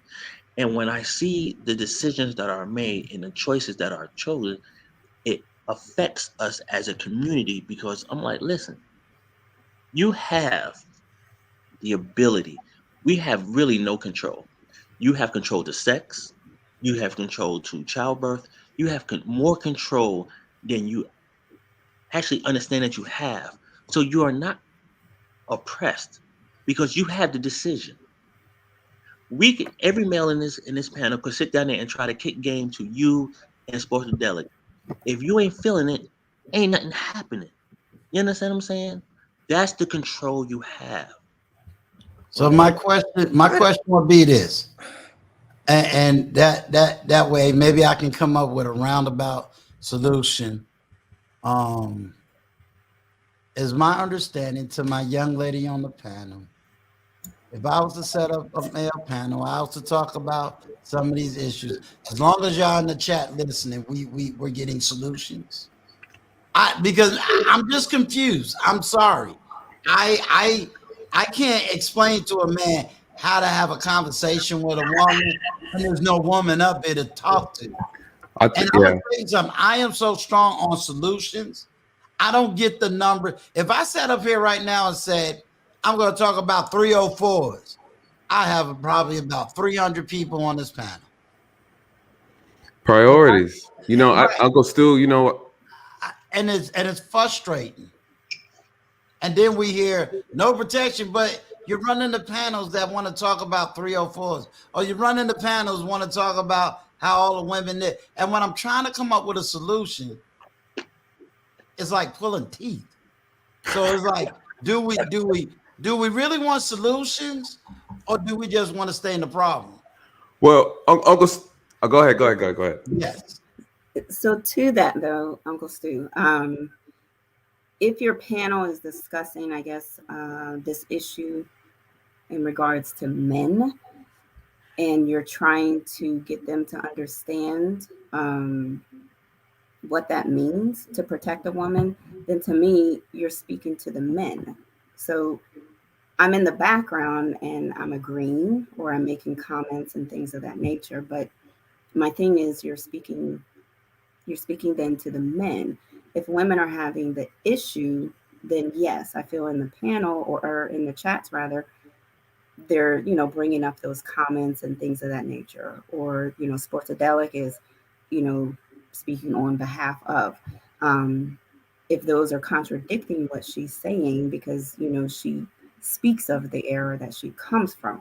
So to me, if there's some out there that go against that, then they should speak up, and then you can school them or educate them. But I feel at this platform, you all are coming up with solutions, and that's great. To me, the solutions, it's kind of twofold, because, you know, in some ways, and I'm not going off topic, but, you know, you'll talk about like, oh, well, women need to pick better men. But are you teaching the men how to become, you know, that desirable man, and the woman to be, you know, the cream of the crop?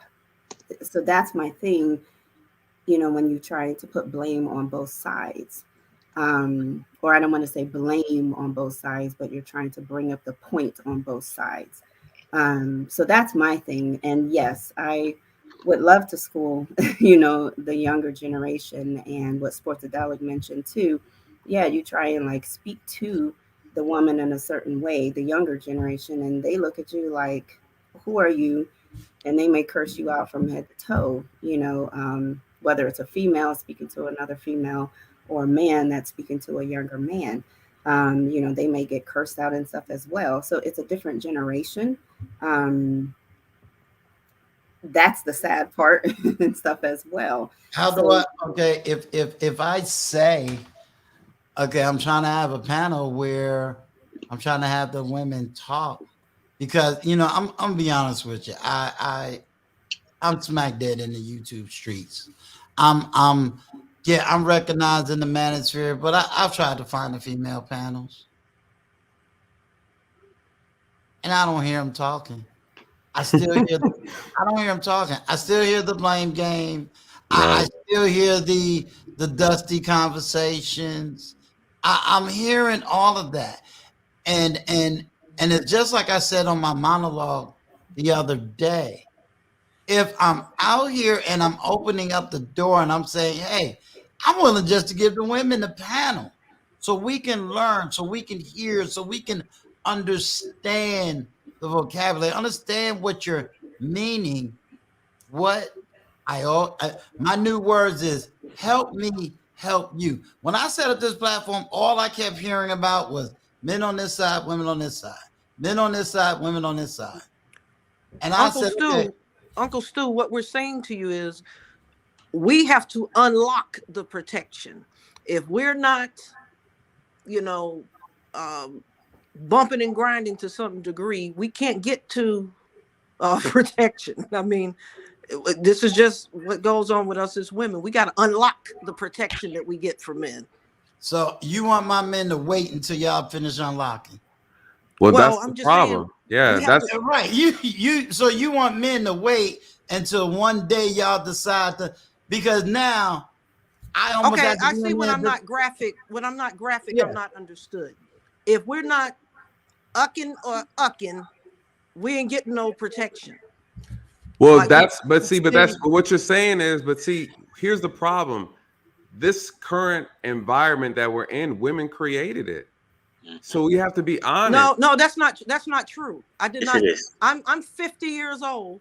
I'm 50 years old. And you out the game. I'm and you out the game. Sportsadelic, you're out the game, sister. No, that's what I'm trying to tell you. What I'm saying to you is, no, I'm not, because you're not. You riding the bench. You riding the bench. You're not playing. Listen, you're not listening, because I deal with the men. Not anymore, though. That's what I'm deal saying. with the men. But Sportsadelic, not anymore. Are you out the game or not? You still playing the game? I'm trying to tell you. You're not. If you close it up, I'm going to answer your questions. I run from nothing. Zip it up. The same things are going on with men 40, 50, 60, and it's such a shame. And bless their heart, but we're not talking about the men, because the men are complaining. But what I'm saying to you is, I didn't create it.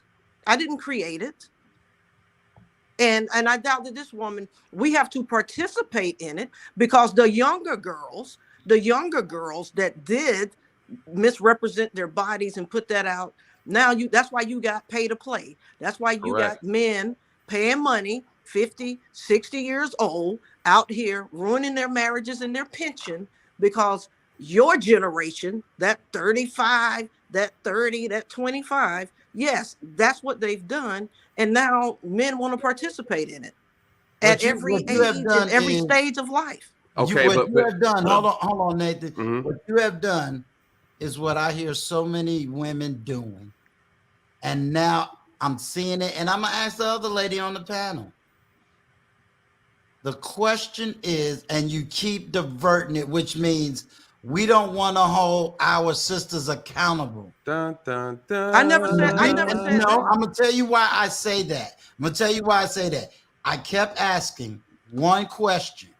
The question was, I am willing to open up a panel to have women run the panel to explain to women about this protect. And every time I say that, you know what you keep saying? Well, the men, and the reality is I don't want to be a woman on the panel to hold my sisters accountable. Okay, nobody said that. Nobody said that. That's number one. And then number two, Stu, you can't do an impromptu, off the cuff, out of nowhere panel discussion, for women on a topic like this. Now, if it's a little more planned and organized, everybody sitting right here, we're willing to do that. I told you, hey, now that I know what you want, I can assist with that. She did I say she came could on bring the thinking I'm body. going to be discussing House Bill 426 and House Bill 838. And that's the point I wanted to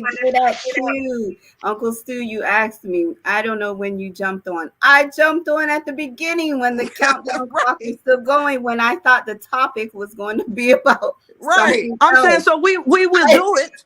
We will do it, Uncle Stu. You're our uncle. We got you. But it can't just be off the cuff. I'm not. It's not I want to hold it's not some of off these the women cuff. accountable. No, they Do are. They need to be held accountable. I'm not running I from nothing. want all the men on the panel to recognize something. Oh, first before we do that, move on, Uncle Stu. Drop Zoe. This brother over here taking a nap. I'm about to fall asleep too watching him. Yeah, man. Yeah, you're right. Where we at? Zoe, what's up, Zoe? Zoe. But Uncle Stu, this is but this is classic, everybody. It took me 2 hours to get here. You did. It did. It took 2 hours to get. How many men is going to be patient enough? Do you want to? A lot of men I are. don't want to be disingenuous. I got you when you said, "Hey, in the beginning we was talking about this," and you're right. The conversation changed. You're right. But can you honestly just one time, somebody just help me? Did it not take over 2 hours just to get here? When I say put a panel, I'm not asking off the cuff. I said, okay, I recognize it's all male. Got it. So I want all females.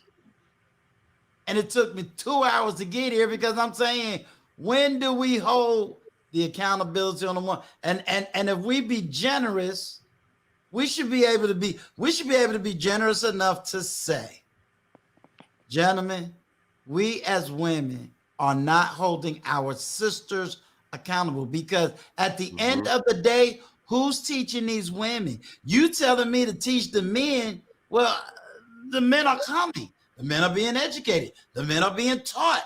I have nothing but good men that's coming to the panel. They not hanging out with the Pookies and the Ray Rays. They're not hanging. That's not who they are. So if I'm bringing up the good men that is saying, I want a good woman too, why are we? And they're saying, okay, Uncle Stu, you presenting the women, you presenting us. Now where's the women? And then the first thing we say is, well, black women ain't protected. Okay, let's understand that. We take an hour and something to unpack that. Right, okay, Uncle Stu. Go ahead. Uncle Stu, here's the thing too. I want to touch on real quick. We gotta talk about two different things. There's two different things when we have this conversation again. And the reality is, why do men get offended when women say that?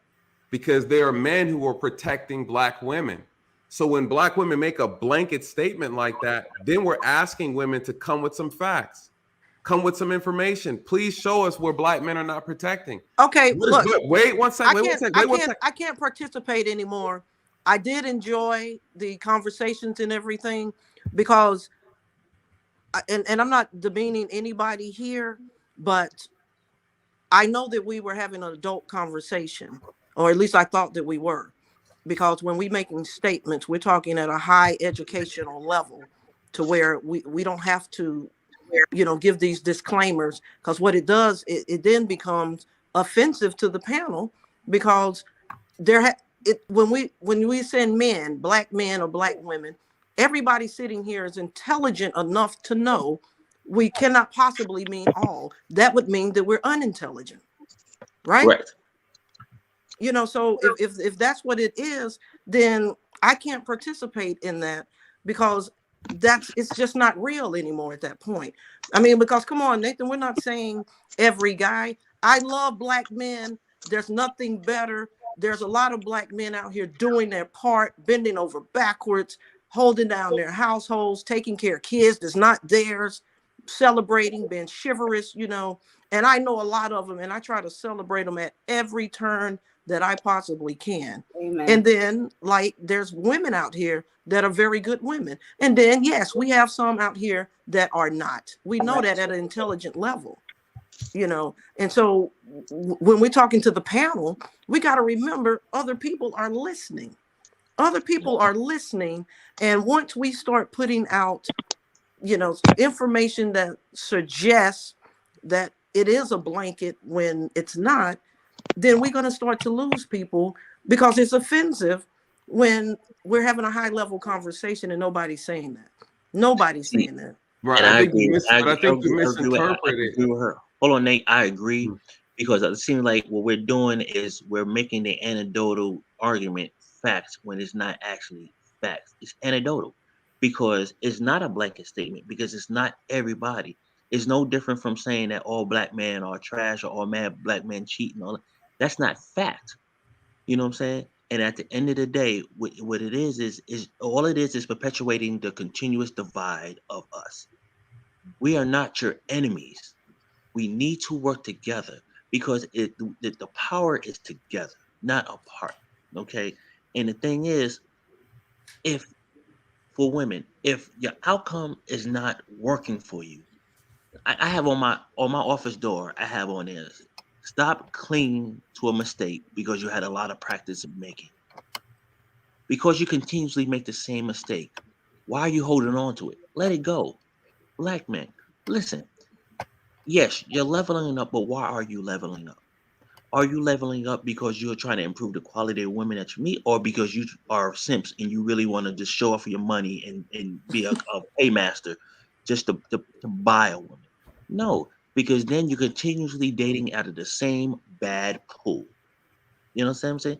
At the end of the day, when you're a genuine person, and I'm just like this, I don't believe in manifesting without work. If you think your mate is going to manifest in front of you and you're not putting in the work, that's not going to happen. You have to work. You have to put yourself in situations to where you are attracting the person that you want. Going to a club to meet a woman or meet a man is a recipe for disaster. Getting online and trying to find somebody on Tinder or Backpage or whatever it is that folks or Blended Fish are looking for mates, you're not going to find what you want.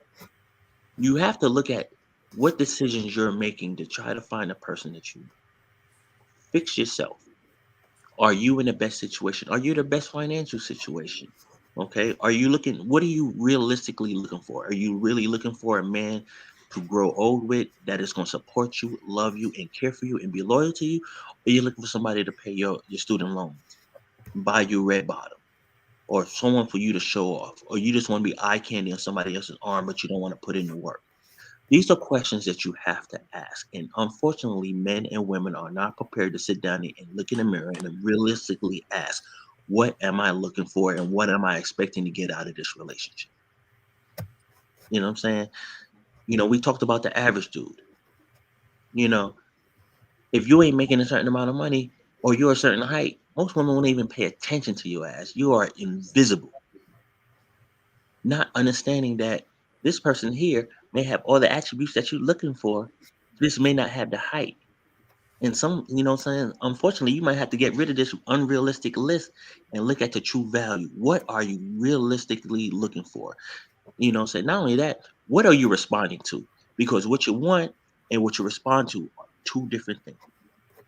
And that's the It question. could also be the era that you're in or the time frame of your life that you're in. Sometimes you just may not see that bigger picture. Let's just say if you meet in college or something and you plan on now spending your lives together or something like that. Okay, that college boyfriend of yours is not going to be a six-figure, man at that point. Does he need to be though? That's the Well, question. but that's what I'm saying. Hold on. What I want to people say start that talking about now. I don't mean to cut you off. I'm gonna say something. That six-figure stuff, I ain't heard until I came to YouTube. I ain't never heard that. That's Kevin Samuels. Right. And the reason I say that, right? Yeah, that's the Kevin Samuels stuff. In all honesty, and I'm even talking I'm 54, but when I was in the dating world, even at 50, long as I had a source of income, a place to stay, and a car, and I did not need to take her out to dinner. That's all I needed. So when everybody tell me, well, you gotta, I'm sitting up here saying, wait a minute now. That ain't the women I've seen. I ain't never had a woman ask me, how much do you never? Exactly. Right. Never. Exactly. Yeah. So that's the only reason why I stopped you guys. I said, nah, that's a YouTube thing. And I'll tell everyone that's a YouTube thing. Miss Paulette. Ooh, mama's in the house. All right.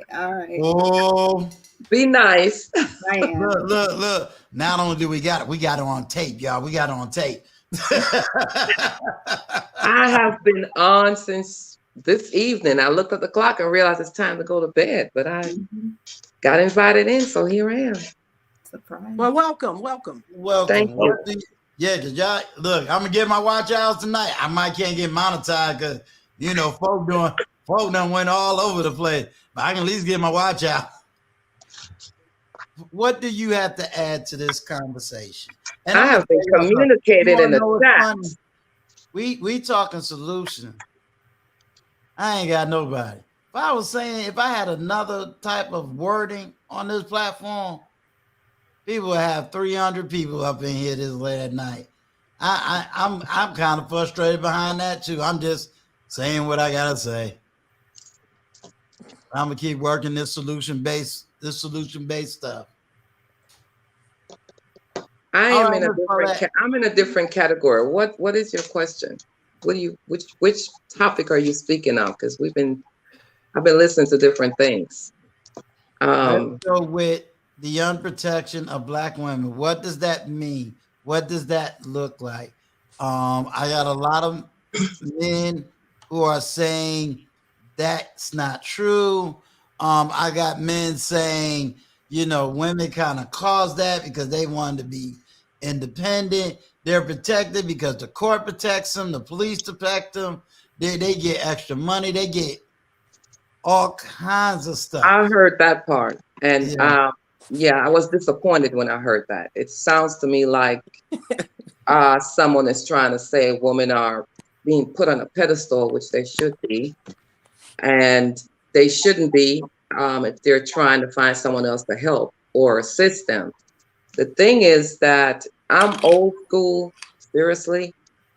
My years of growing up and becoming a teenager and a little bit older, I have always looked out for myself and also have my head turned just in case I need some help. There would be a man there that's going to protect me.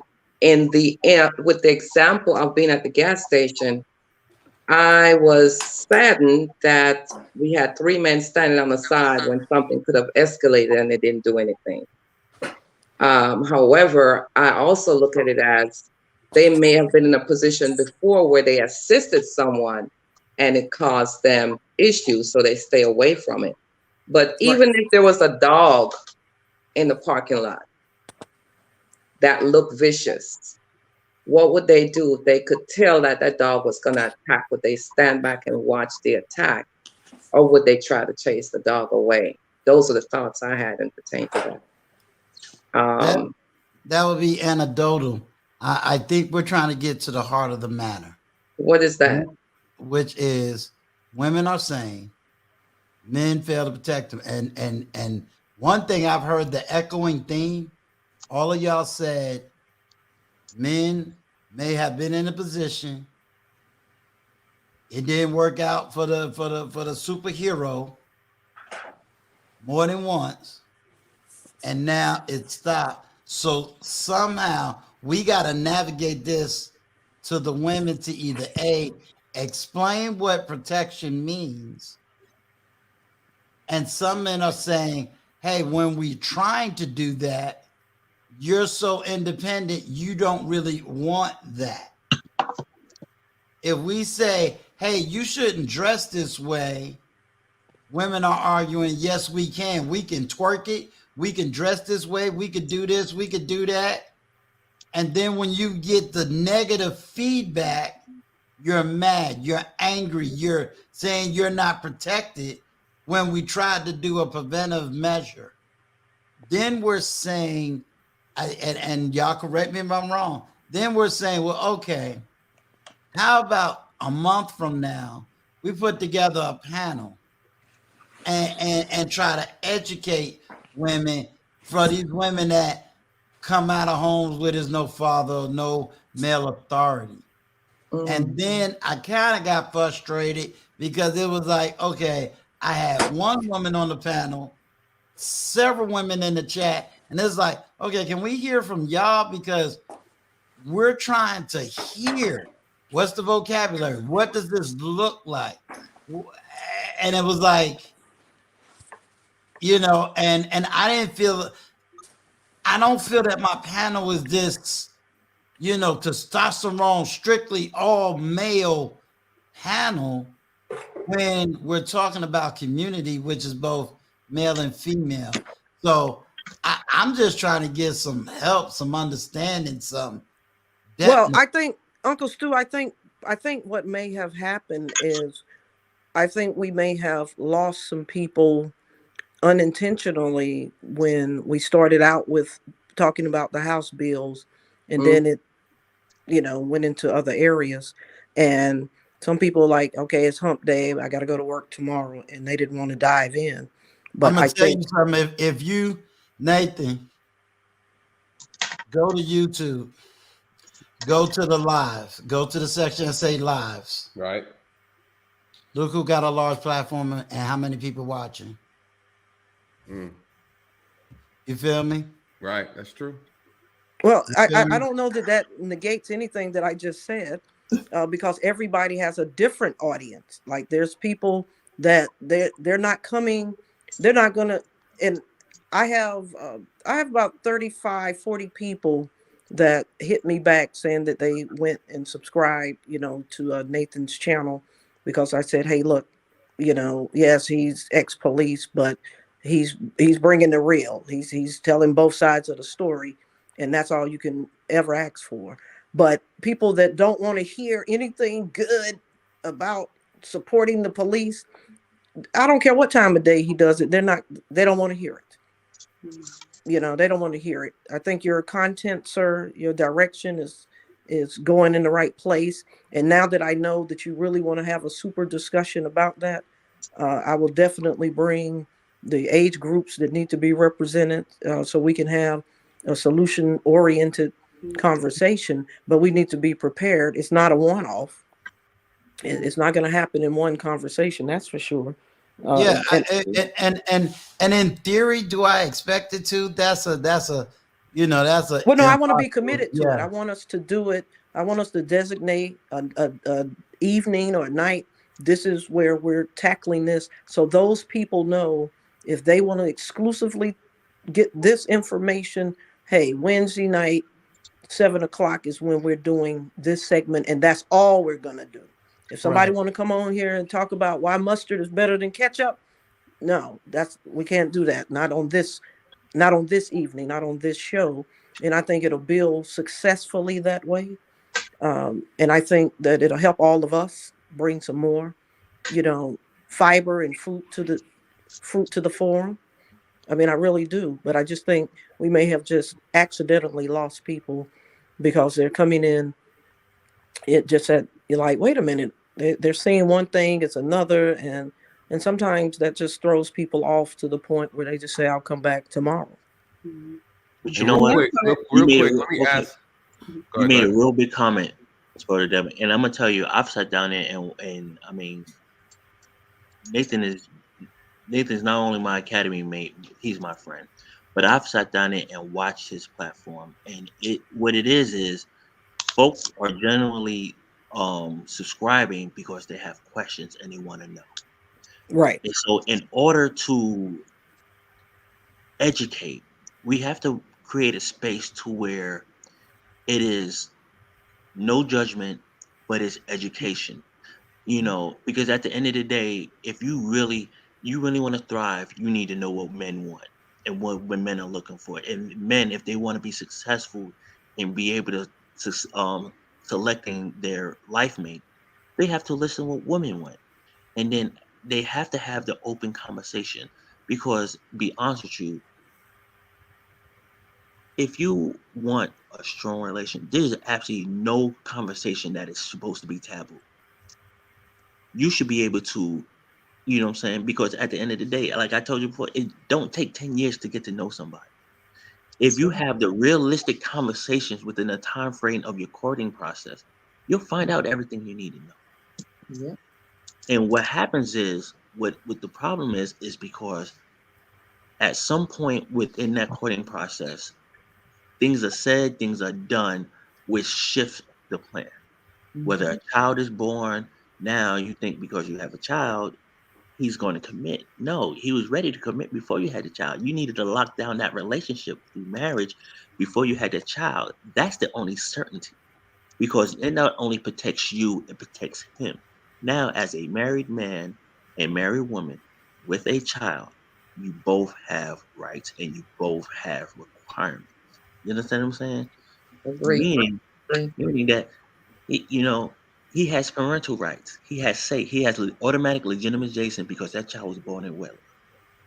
Okay, so these are things that we talk about building community. You got to build the family first before you start building the community, which means that we have to build stronger relationships within our community to be stronger. You know what I'm saying? Which again, like when I was on Nathan's channel, I said we got to stop fighting each other. We're not enemies. Okay, you want. You look at, you want to do whatever you want. You know what I'm saying? A lot of women think that body count is not important and they don't understand why men, push body count. It's because we hold you on a high scale and we hold you on a pedestal. And what you have to understand is that once you deal with a man, he is still coming behind every other man. Dre. No, let me finish. That's YouTube. That's YouTube. Dre, that's YouTube. I'm not trying to demonetize you. See, here's the thing. And because I'm very careful about the language. And when I say language, meaning what's YouTube and what's the street. Right. And let's be honest. And I'm not calling you out. I'm saying because I hear it echoed a lot. Let me use you. Do you honestly think I'm gonna ask her, well, how many men you've been with? Oh my God! No. That's not we don't talk like that. We gotta stop men from taking anecdotal conversations. What I'm saying. That is not the No. The reason I say we gotta stop that. This is why we gotta stop disingenuous conversation. No, but here's the thing. We have to bring the conversation to a reality. I'm gonna use Ed as an example. I'm gonna use her and I'm gonna use Paulette. You have 3 attractive women on your panel. You understand what I'm saying? So when you go out at their age and you're trying to figure out why they're single, you're going to ask, what happened on your last relationship? Because you want to know. Because one, are you going to bring that baggage into what we have here? And it really, I'm not going to sit down and ask women how many dudes you've been with. That's bull. Right there. Really don't You care. just made the point. Right. You I don't care. made the That's point. your past. Nobody's going to ask about how many But sexual your past partners you have. relationship history is important because the question is, have you survived it? Are you emotionally prepared to enter another relationship and leave whatever you dealt with before behind, and you're coming in there genuinely looking for, But saying what something that real? got to do with the original topic? We're right. Well, hold on, Uncle Stu. Before you get into that, because I gotta bounce, but I want to ask one question real quick to Paulette, because she came up and I want her to touch on this Right. situation real quick before you guys get into that rabbit hole. Yeah, because that's Rabbit hole it is. I'm gonna shut this down because homeboy made me hungry 2 hours ago. Yeah. I'm curious to know, because we're talking about, we have different generations here on the panel. And, earlier the statement I was making, it was taken out of context, and what Sportsadelic was saying is she's right on what she was saying. But before I had a chance to explain the context of what I was saying, you guys didn't get a chance to hear it. Because what is the real issue? You have men that are making statements. You have women that are making statements, and it's causing confusion. And so what I'm saying is people need to define what it is they're talking about, because I myself find a little bit confused about certain things that I see because it doesn't match what I'm looking at. So if we have women who are making statements about outcomes they're not getting in the public, or they're saying, I don't feel protected. You have men that are asking, what do you mean by that? Because I'm a man and I protect the women that I see. And so we need to put these things in context, because what ends up happening is you have women that are just repeating stuff because they hear other women say it. And so when we have this discussion, we come back to it, I think the most important thing is to get a definition and an understanding and explanation as what is it that what you mean when you say you're not protected. What does that look like? Because again, there are men, like we say, that are protecting women, and there are other men that aren't. So we need to understand that. What I want to ask Paulette is that, when did you start seeing the shift in this, right? Because even Sportsadelic talked about it growing up. She was raised by a father. She knew and she was told certain things. So when was there a shift, and why did that shift happen? And I think if we don't identify where that shift started to take place and understand why it took place, then how do you find a solution in order to reverse engineer the problem? And so that's my question for Paulette, if you'd like to answer. When did you start seeing a difference in how men started to treat and look at women as being protected or unprotected? When did women start feeling that they weren't being protected? I can't imagine that was always the case. Wasn't always the case. All right. So what are your thoughts on that? It wasn't always the case. When she said it, I actually went back some years, even from high school, when, boys and girls look at each other. Even in college, I didn't have to raise my hand to get an assistance from anyone if I felt a little bit out of place. I remember one quick story. At the train station in Chicago, I was eating a popsicle.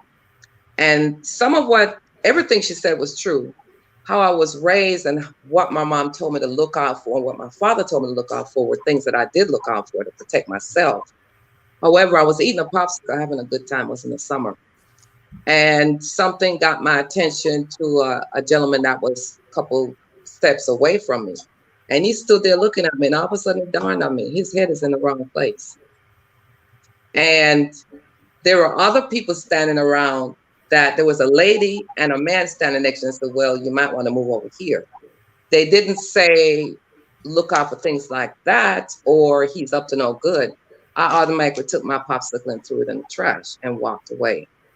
I noticed a big difference when I was in my 30s, that men did not reach out to women quickly or show interest unless they were interested.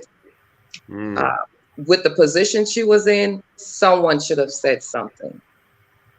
However, how we are now in the world, I think some men are fearful, and not in a bad way, more protective of themselves more so than jump in to protect someone else. One of the reasons why I raised my sons the way I did is you do the right thing. Every woman you pass on the street should remind you of your mother. Every female you pass should remind you of your mother. So they were raised to respect and be there to save a woman, whether she's the woman in their life or just a stranger. Don't walk away. My Always question is, but you was taught how to be a woman. You taught your sons to protect women. To protect and respect. Right. The question is, who's teaching the women? I was gonna get to that. That doesn't exist anymore because it doesn't really. It doesn't exist. Most women now that are younger than I am are living the life of, I've gone to college, I can do it myself, I don't need a man. I heard someone said that also on the panel, agreed with it. And because of that mentality, we have men pulling away. They want to do what they saw their dads or older family member does to protect women. But because of how women are treating them now, they have a tendency to shy away from even speaking. Right. And I agree with what the other young lady said. I want to be protected. I want to be cared for. I'm not going to be the leader. I'm the woman, I wear the dress. I may put a pants on, but I'm not a man. I'm a female. I'm a woman. And I expect that man to wear his pants and not my dress. So that's how I look at it. It changed when Nathan was probably about 6 years old. Everything changed. Yeah. How do we reverse it? If we try to go, because I'm gonna get your answer on an idea of reversing it. And what I'm gonna say to the panel, first of all, let me thank you, Nathan, for spending and rocking out with me for these many hours and allowing me to get your partner on the panel. Although I'm gonna have to get a cap button. He was kind of capping on a couple of answers. I gotta speak. I'm gonna give me that cat button. You know, Sports Deli. I definitely was dropping your link in the chat, you know, so that you can get your, you know, your flowers. You have been amazing, and I definitely as always would love you back. And echo to the women that now all of us black men in the manosphere is trying to harm them verbally and socially and beat them up and whatever they say that happens on these barbershop panels, that I'm just here to have the conversation. Most of the time, part of my panel, I'm usually doing an interview. Nathan was just supposed to be the interview, but you know, it turned to this. But you know what I love about it? Because it's organic. It's authentic. Yes. It's not. It just shifted because somebody came in and made it shift. Something new, right? Right. You came in. You started speaking about things, and it organically went into a deeper topic.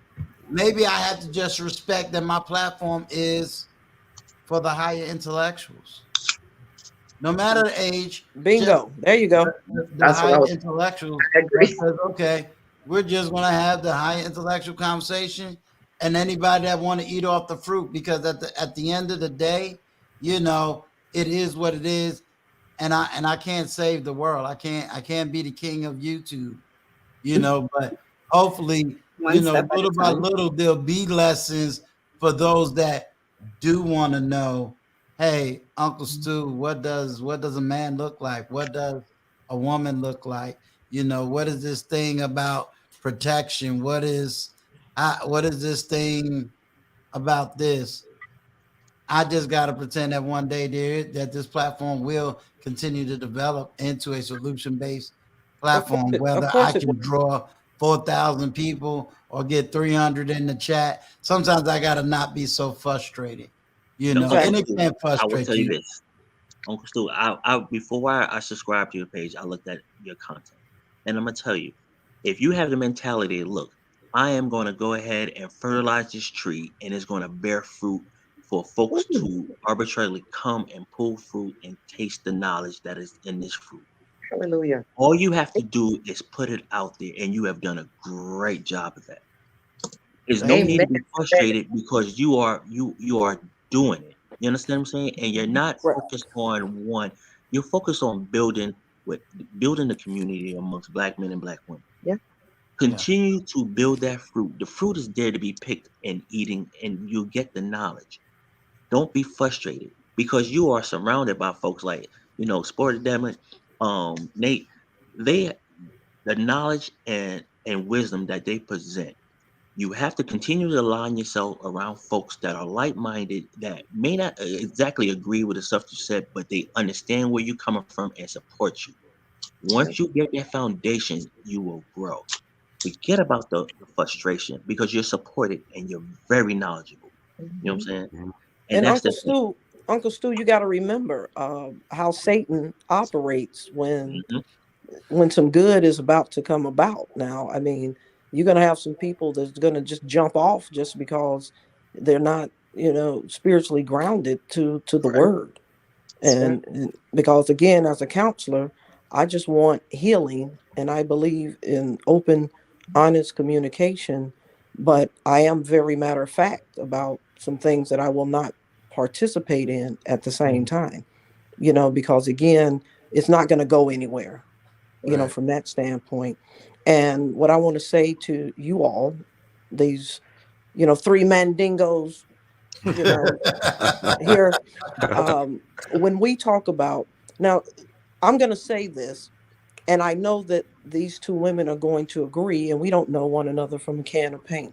When we talk about protection, again, let's not talk about physical protection. Exactly. What we're talking about is this. I'm going to be as specific as I can. If we are in any setting,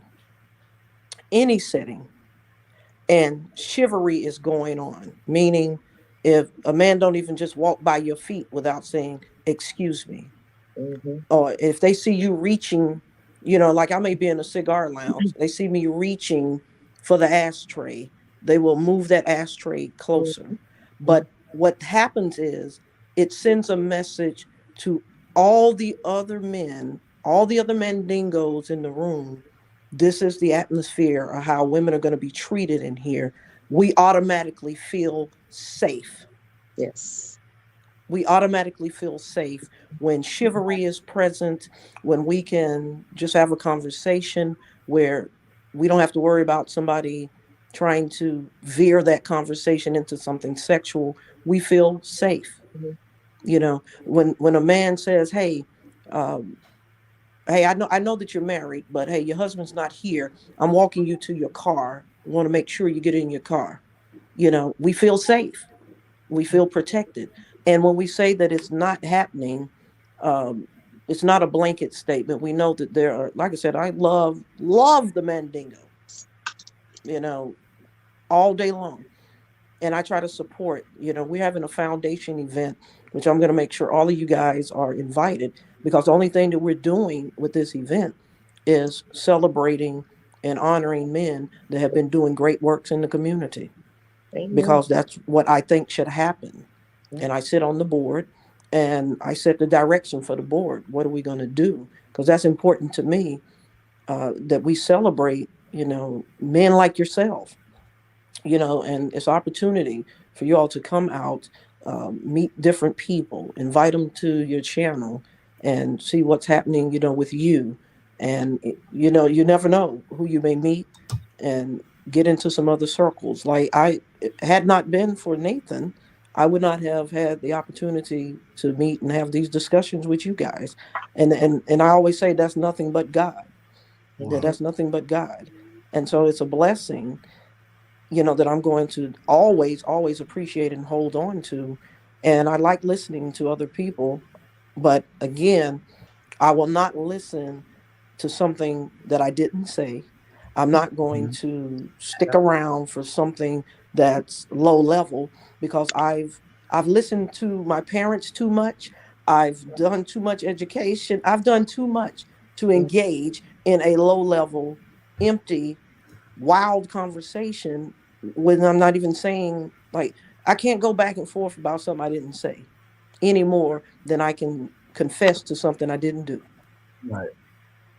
And you keep doing what you're doing now that I know. And Nathan, if you would you give Uncle my number? And if you call me, and I just want to understand how you want it structured, what age groups you want represented. And I guarantee you on that day and that time, I will have it together for you. All right. And like I said, I'll probably have Dre number, but I'm gonna make sure I get a cap button because he was capping tonight. Hold on. Yes, he was. Hold on. Nathan. Yes, he was.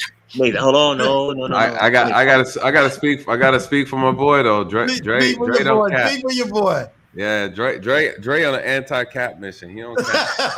He don't cap the guy. I cap. I'm a capster. I'll put the cap on in a heartbeat. Dre don't cap. One thing you will learn about me, because we will exchange numbers and email address and everything. One thing you understand is that everything I speak through personal experience and what I've gone through and what I'm capable. When I say not even capable of doing, is what I have done and what I believe and what I was taught. So in reference, because it may be an anomaly compared to how everybody else is thinking, and it's easy to say this cap, but I can only speak through my experience and what has been successful and worked for me. You know what I'm saying? But see, let me tell you why your voice is so important. Because I rarely meet men close to my age that is family oriented, got children and can speak to that side. You know what I'm saying? So it's definitely needed. And if nothing else, I'm 10 toes down when it comes to the police department, especially black police officers. I mean, what I look like throwing them away, that's like throwing my dad away. You know what I'm saying? So. And Nathan, you got an old soul. Nathan, you have an old soul. You're just gonna have to leave the 35-year-old women alone. You're gonna have to go older to women that listen to you. You know what? Supposed to women that are ready. I have had conversations when Nathan started his page. I had conversations with some of our classmates, and when I told them that, hey, Nate has a podcast, we need to support him. A lot of them was like, out of everybody in our class, I know it was 49 of us, started out 57 and we graduated 49. It's like, we're all smart, but he is very articulate and he is very intelligent. And if anybody would succeed in bridging the gap between the community and law enforcement, it's Nate. And I told Nate, we speak, and we was tight when we were in the academy. I'm older, because I went from federal to state because I thought I could make a little bit more money starting out state to go back federal, but they put a freeze. And I got state, but I actually loved what I did.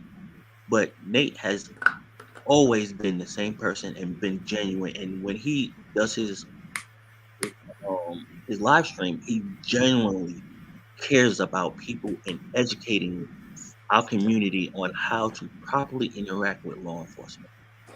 I can give you stories and aspects of what I've gone through and what we've both seen and what we've dealt with, but what you have to understand is that we're people, and there's a lot of trauma and there's a lot of stuff that comes with being a police officer, because I'm gonna tell you, he probably dealt with trauma prior to his accident.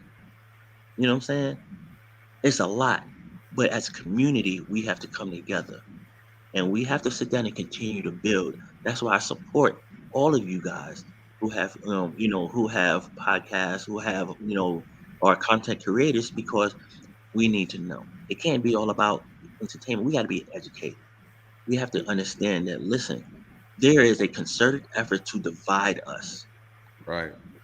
And we have to come back to, and we have to get in our minds. Listen, I grew up before there was social media. There was no, there was no Facebook, Instagram, TikTok. There was none of that growing up. If you didn't read it in the newspaper, it didn't happen. You know what I'm saying? And then I'm a New Yorker. We all about, nobody mind their business more than New Yorkers. That's true. I mind my business. You know what I'm saying? But if it affects my community, I'm going to speak up. I appreciate it and stuff too, though, Dre. I'm with you and stuff on that. With when it comes to Nathan and going way back, and even with his family, when you talk about very articulate and love to educate people, that's his whole family, and I love that and stuff about them. And he's very solution based and everything. But yeah, I didn't know anything about. They talk about these YouTube streets. I tell Nathan, I was like, what, huh? Okay, well, I'm a ride with it and stuff though, but I didn't know. But I'm seeing and everything, the platform and, giving people like him and everyone, Sportsadelic, Uncle Stu, all of them, and others that I see on the panel, and Courtney Michelle, I see she's on there and stuff too. Gail and I, there's so many people now. And that's the thing. I'm just like, ooh, when it comes to social media, I don't subscribe to a lot of people and all of that. Some of that is, has to do with me being in HR and stuff. I know how it is when we do background checks, we do it on social media. So I'm very careful about, clicking likes for things of that nature. Right. But you know where I what? work. But it's funny you say that. You'll definitely be someone that I hope I can continue to connect with.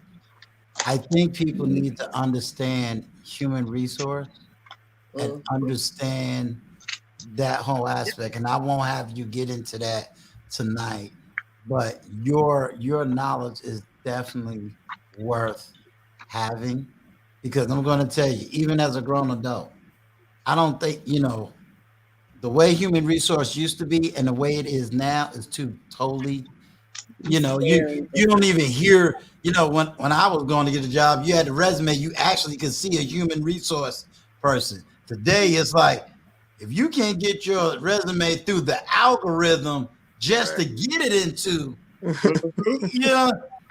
back in the day, it was who you knew, it was like, oh yeah, man, I know so-and-so, she working HR. Yo, you're an anomaly. Like, that's what those people look like, but it's still like that a little bit. I'm not gonna lie. Last week was my 23rd anniversary. 23 years I've been in there, but okay, but I would love my congratulations on that.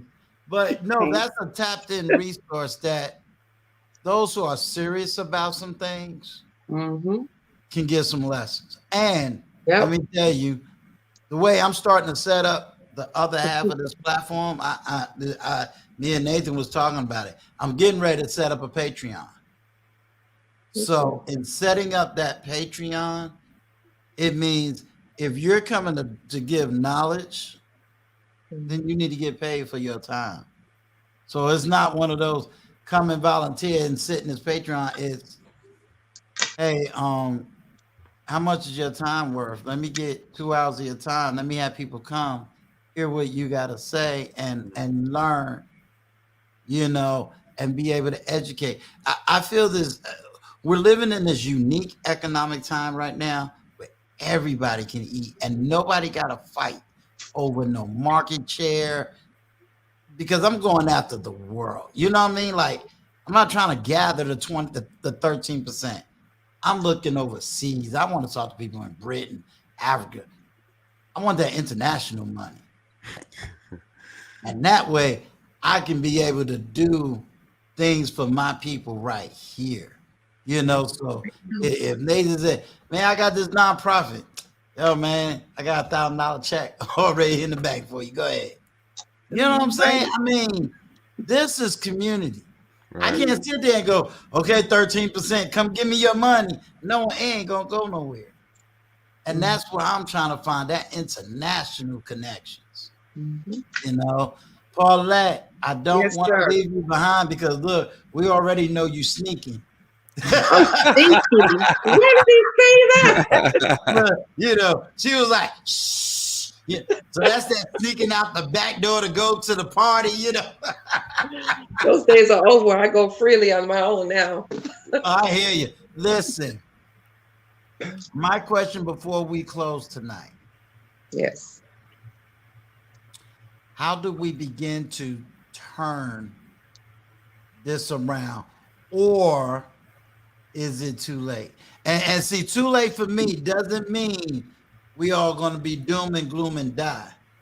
Too late simply means, for me, the black men may have a point, and we need to just, any old ideas of this Adolf's philosophy and the black community, we might as well just let that go and just teach them how to be better men regardless of who they're going to love.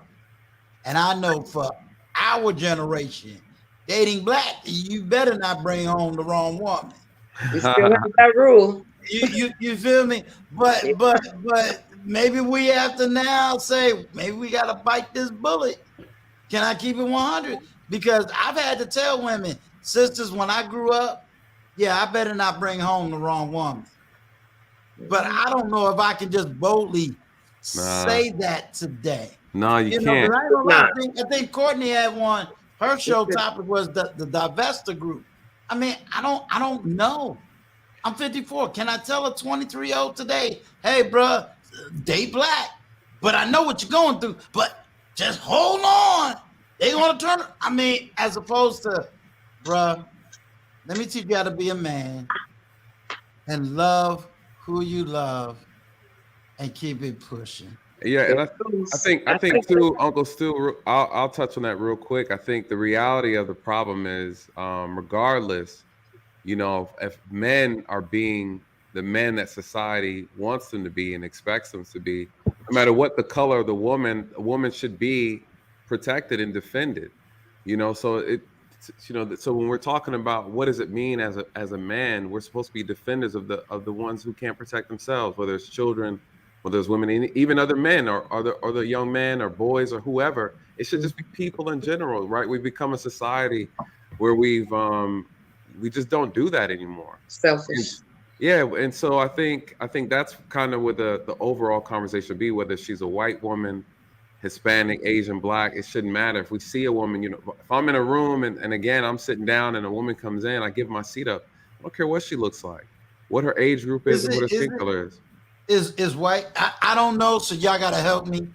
I'm retired. I ain't out there like that. Is white women going through the same thing? Yeah. I think, yeah, everybody is. Yeah, listen, y'all, I just asked the question now. Yeah. but to your point, Uncle Stu, before in reference to a closing statement, I think what everybody said is legitimate. I think what Paulette touched on is spot on, is that we need to find out, when did this thing happen? Where did the shift happen? And then why did it happen? And what are we talking about? Sportsadelics hit on the nail. She said, you know, it is chivalry. You know, chivalry has died out. You know, it's dying out. It's not dead. It's dying, but it's not dead. It's dying, right? It's dying, but it's not dead. And so I think the conversation needs to go, how do we get it back, right? Because I didn't understand when we came into this conversation. I said, I don't really understand what women are saying when they say they're not protected. And to the point, the purpose of the panel, like the new panel you plan on doing in the future, is to get women to explain what they mean. Because a lot of men are saying we don't understand. And so when I say that, not to say in a blanket statement, because we are all intelligent, right? I'm talking to the audience. I'm explaining to what men are saying that women don't hear, is that men don't like that when they hear that statement, because they don't agree with it. So what Sportsadelic said, and she translated, is the first time she said it, she said chivalry. So when you say chivalry, men don't think that's protection, right? What do men think when they hear chivalry? Right? Why are men not being chivalrous anymore? So men are equating that to protection. Because when I hear a man say they're being chivalrous, I don't equate that to protection. Dre, do you equate that to protection? I did. But see, that's perfect, because women interpret things different than men, and that's why we need women to explain. And men are saying we don't understand. And so when men are saying we don't understand, it doesn't mean we don't want to do or correct or fix. It means that we don't see or interpret the things that women are explaining, because we look at the world different. And so I can understand when Sportsadelic says, hey, chivalry is missing. Okay, cool. Now we can have a conversation. This is the vocabulary that you were talking about, Uncle Stu. So the vocabulary now is, why are men not chivalrous? Because women are looking at this and translating this into protection. They don't feel protected when men aren't chivalrous. That is a perfect conversation to get into. But when we go around and say Black women aren't protected, that's a very, very, very bold statement. And it requires a lot of context. So that, to my closing on that, is just saying that we do have vocabulary now, meaning, Uncle Stu, you know how to formulate the next conversation. Right. How do men become more chivalrous? What did Paulette say? It starts with the teaching and education. She's educated her own children, right? On how to treat women. And so now we need to say, why are Black men not being taught to be chivalrous? Or why are Black men, though they may have been taught, choose not to be chivalrous? And then this leads into the question is, okay, then what are the women doing? What can we look at to the women? What can we see from what women are doing, why men are reacting a certain way? And it dives into a new argument, a new discussion. And that's what I would say in my closing. So we had the vocabulary, Uncle Stu. I think that way we can put a label on it and then have a discussion where both sides are understanding. Women are saying we want men to be more chivalrous. It makes us feel more protected. And then men can explain why they may have stopped or why they may not have known that that was something they should have been doing. I agree with that too, though. Yeah, let me go ahead. I'm sorry. Go ahead. No, I was saying I agree with that too. Somewhere in the chat, I had mentioned when you guys were talking about financial protection, and I put in the chat like, wait, are we talking about in a marriage or just in a relationship? Because then it was talked about if a man moves into a woman's house and things of that nature. So for me, mentally, I will think of that question differently if I'm talking about in my marriage versus just in a relationship with the opposite sex, about what financial responsibility may look like or financial protection. I think clarifying that question, it does help and everything too. And again, I know with Nathan, he's always solution-based. So a lot of things with him, he'll talk about, okay, let's just get down. Here's a problem. Let's look at solutions and stuff. And he's very big and stuff with that. And I'm surprised he hasn't mentioned certain things on his thoughts and philosophies of when he feels that the shift has changed, because he has said to me before when he feels that has happened in society. And with the whole women's movement and all of that. So I'll be curious to see if he'll ever bring that out. I was going to. But believe it or not, I am huge. I am very huge on that. Being a historian, I am very huge on when that shift took place, when Black men's voices became dead, when Black men was no longer allowed to receive a smile. I have taken women around and showed them. That's why I had to ask the race question. I have taken women around and did an anecdotal social experiment, and they got to see it for themselves.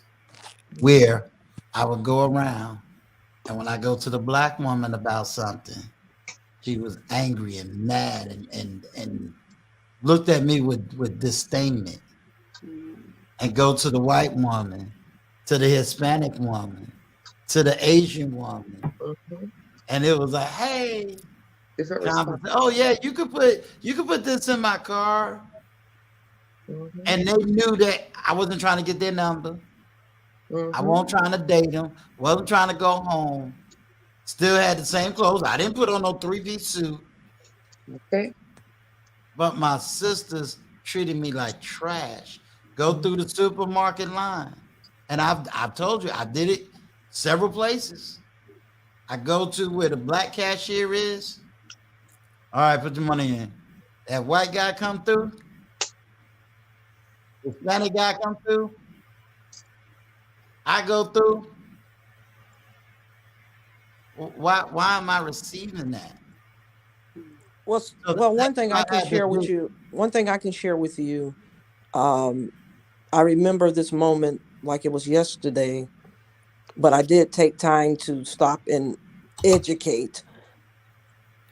A college campus, that's when everybody was like 2-3% body fat, right?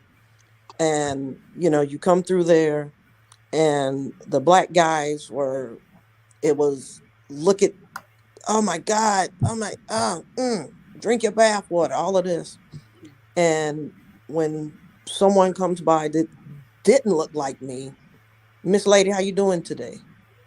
So I stopped, turned around, and I went back and I asked them the question. I said, hey, look, why is it that I just passed by here and I had to hear comments about my derriere, my chest, and what you want to do, moaning and groaning. But when others come by here, you ask them how they're doing. How's your day? And you call them Miss Lady. I didn't get any of that. Why? And then they checked, and they received it. They checked themselves. But when you have multiple episodes, because again, the chivalry piece is gone. It used to be that you could smile and say, hello, how you doing? And then you do a double take and the guy's following you like, oh, well, what's up? Can I get your number? And only thing you were doing is just being cordial, saying hello with a smile. Mm-hmm. And so here we go. Now I don't feel safe. So it's like I don't want to speak because I don't want him to think that I want anything other than to say hello. Right. You know what? I agree. Let me ask y'all 100%. this. Let me ask y'all this question. So that way I can kind of know. Should I argue that it should be Generation X and what's the generation after? Z. Millennials then Zennials. Yeah. All right, Generation X and just millennials. Millennials This and is the Z. reason why I'm asking that question, because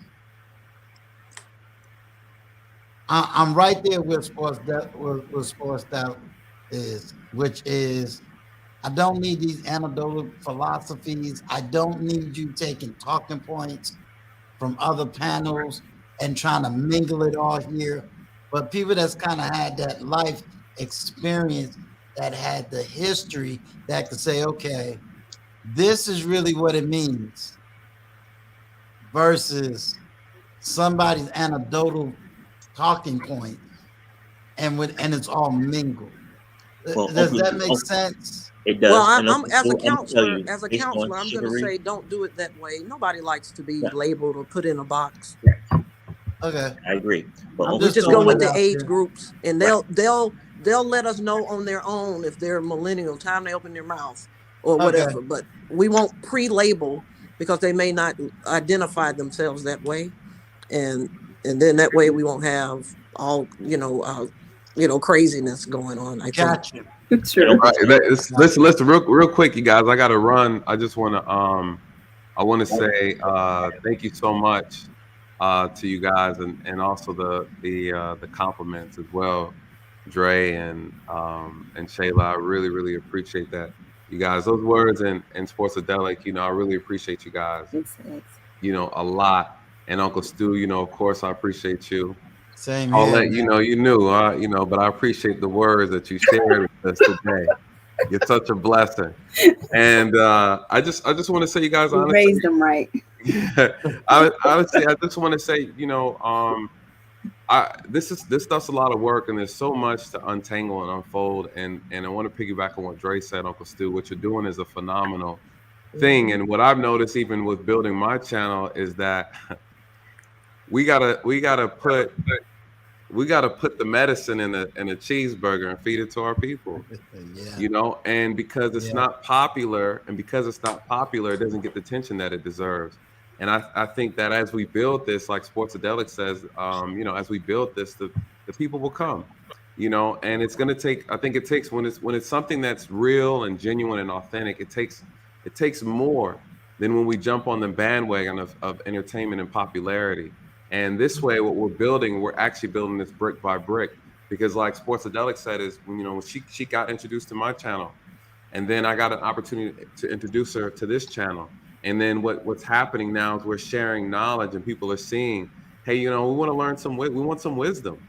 We want some wisdom, and people are going to get burnt out on the other side of the street because it's not going to bring them the outcomes that they're looking for, and it's short-lived. And then again, people are going to come because they're going to be thirsty for real knowledge. And like Dre said, the fruit will be here for them to have. And so I know how you're feeling, Uncle Stu. I feel the same way. I'm trucking along, but at the same time, I feel like I should have more. And because don't wait until it becomes a problem before you come over here and want to start asking questions. When I'm here now, Uncle Stu, you're here, and you're here. Sportsadelic is here to give the knowledge beforehand. We're trying to be preventative. And so again, let's keep up the great work. I think we're off to an amazing start. And as long as we keep having you guys here as support, we can't fail, because there's more of us out here who want it.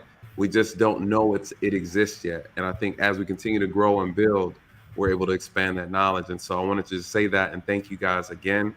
Thank you, Sportsadelic, for coming up and supporting Absolutely this as well, because you are a gem dropper. That's what I'm gonna start calling. I'm gonna start calling you that, Jim Dropper Jenkins. You coming with all the. We change your name real quick. We gonna change your name. So well, that's why I call you Hot Dog. That's Nathan right. Hot Dog. That's right, Nathan Hot Dog. Because they're the best. Because they're the best. They 100% Nate B. Hey, listen, 100% B. Okay, I'm all They're the original. best. Hey, you're not gonna find no pork in me. Go They're, on they're, with the they're the pigs, best. right? They're the best because you're the best. There we Nate the go. Hot Hey, Dre, say we might have been some pigs, but we don't eat pork, right? No doubt. No doubt. Uncle Stu, I'm out. Thank you guys so much. All right. All right. All right, Uncle man. You guys Stu- have a good night. Uncle Stu, on my closing, I would say this.